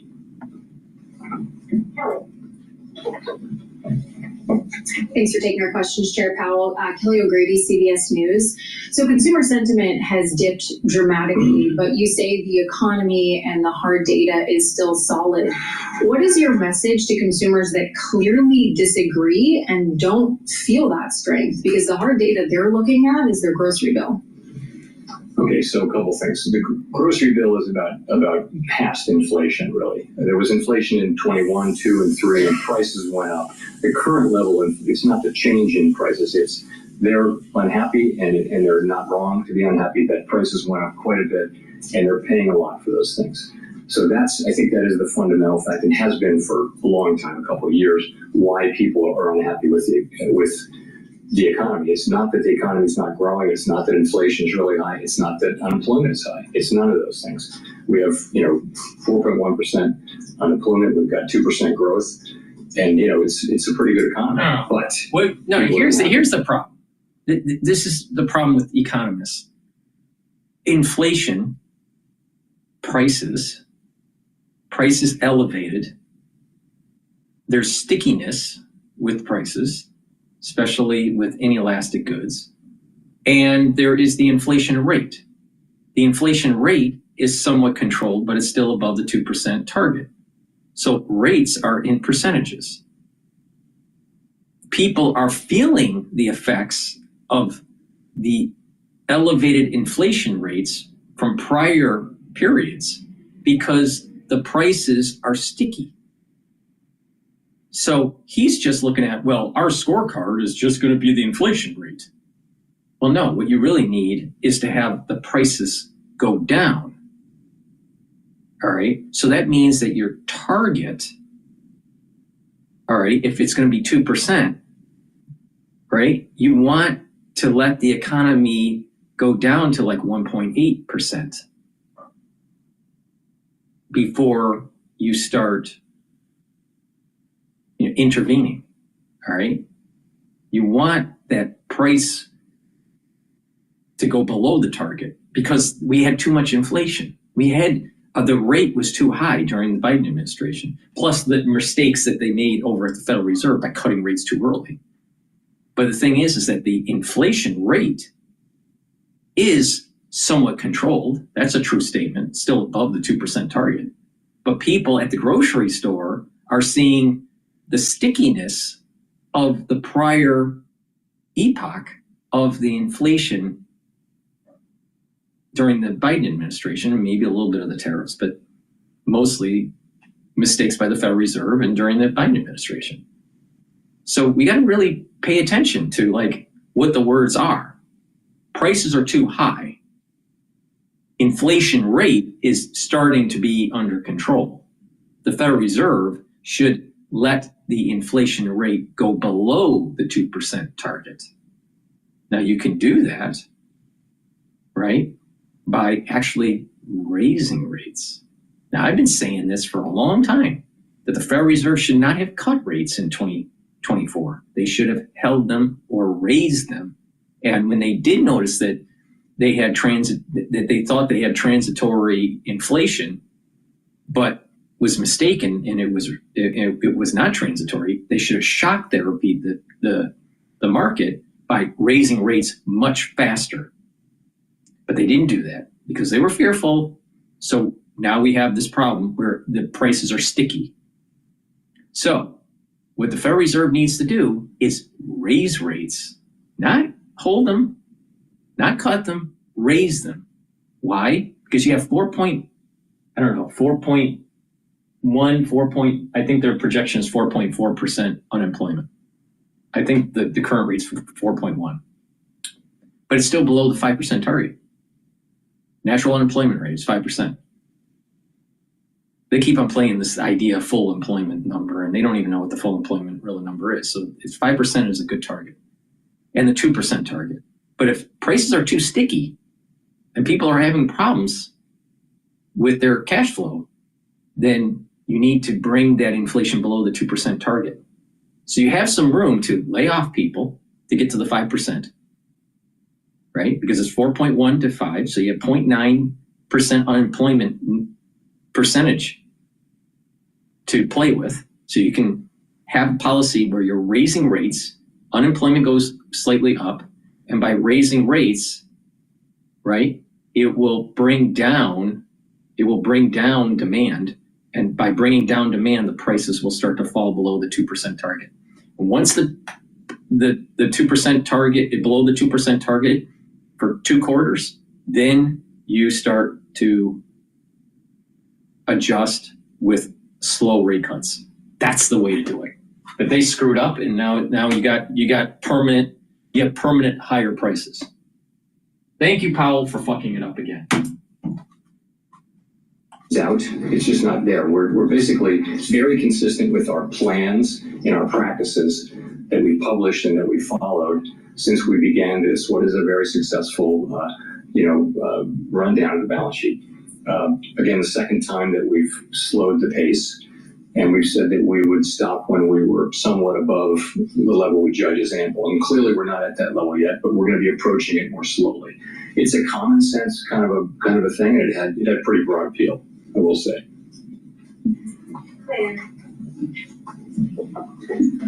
Claire Jones, Financial Times. You said in January, Chair Powell, that inflation expectations remained well anchored. Would you still say they remain well anchored today? And just to reiterate the question that was asked, if they're not so well anchored, why hasn't there been a more radical shift to the policy path today? Thank you. So when we talk about inflation expectations being well anchored, we're talking about longer run inflation expectations. And they really haven't moved much. I mean, if at all. There's one reading that everyone's focusing on that's higher. But this is all lip service horseshit.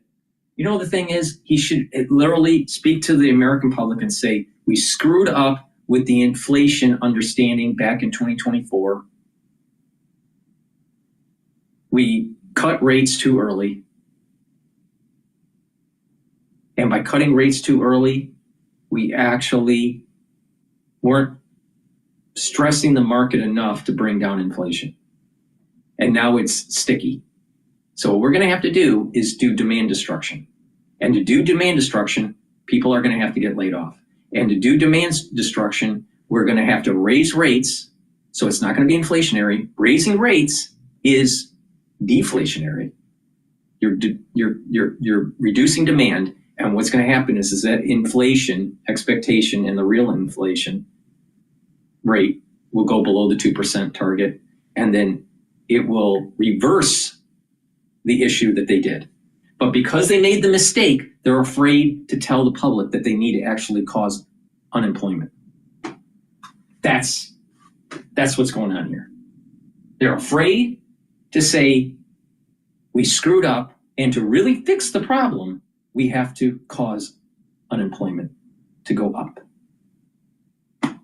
So instead, they'll go, inflation is controlled right now, just slightly above the 2% target, and the expectations long-term are well anchored. Meanwhile, your prices at the grocery store remain high compared to before the transitory comment from Janet Yellen.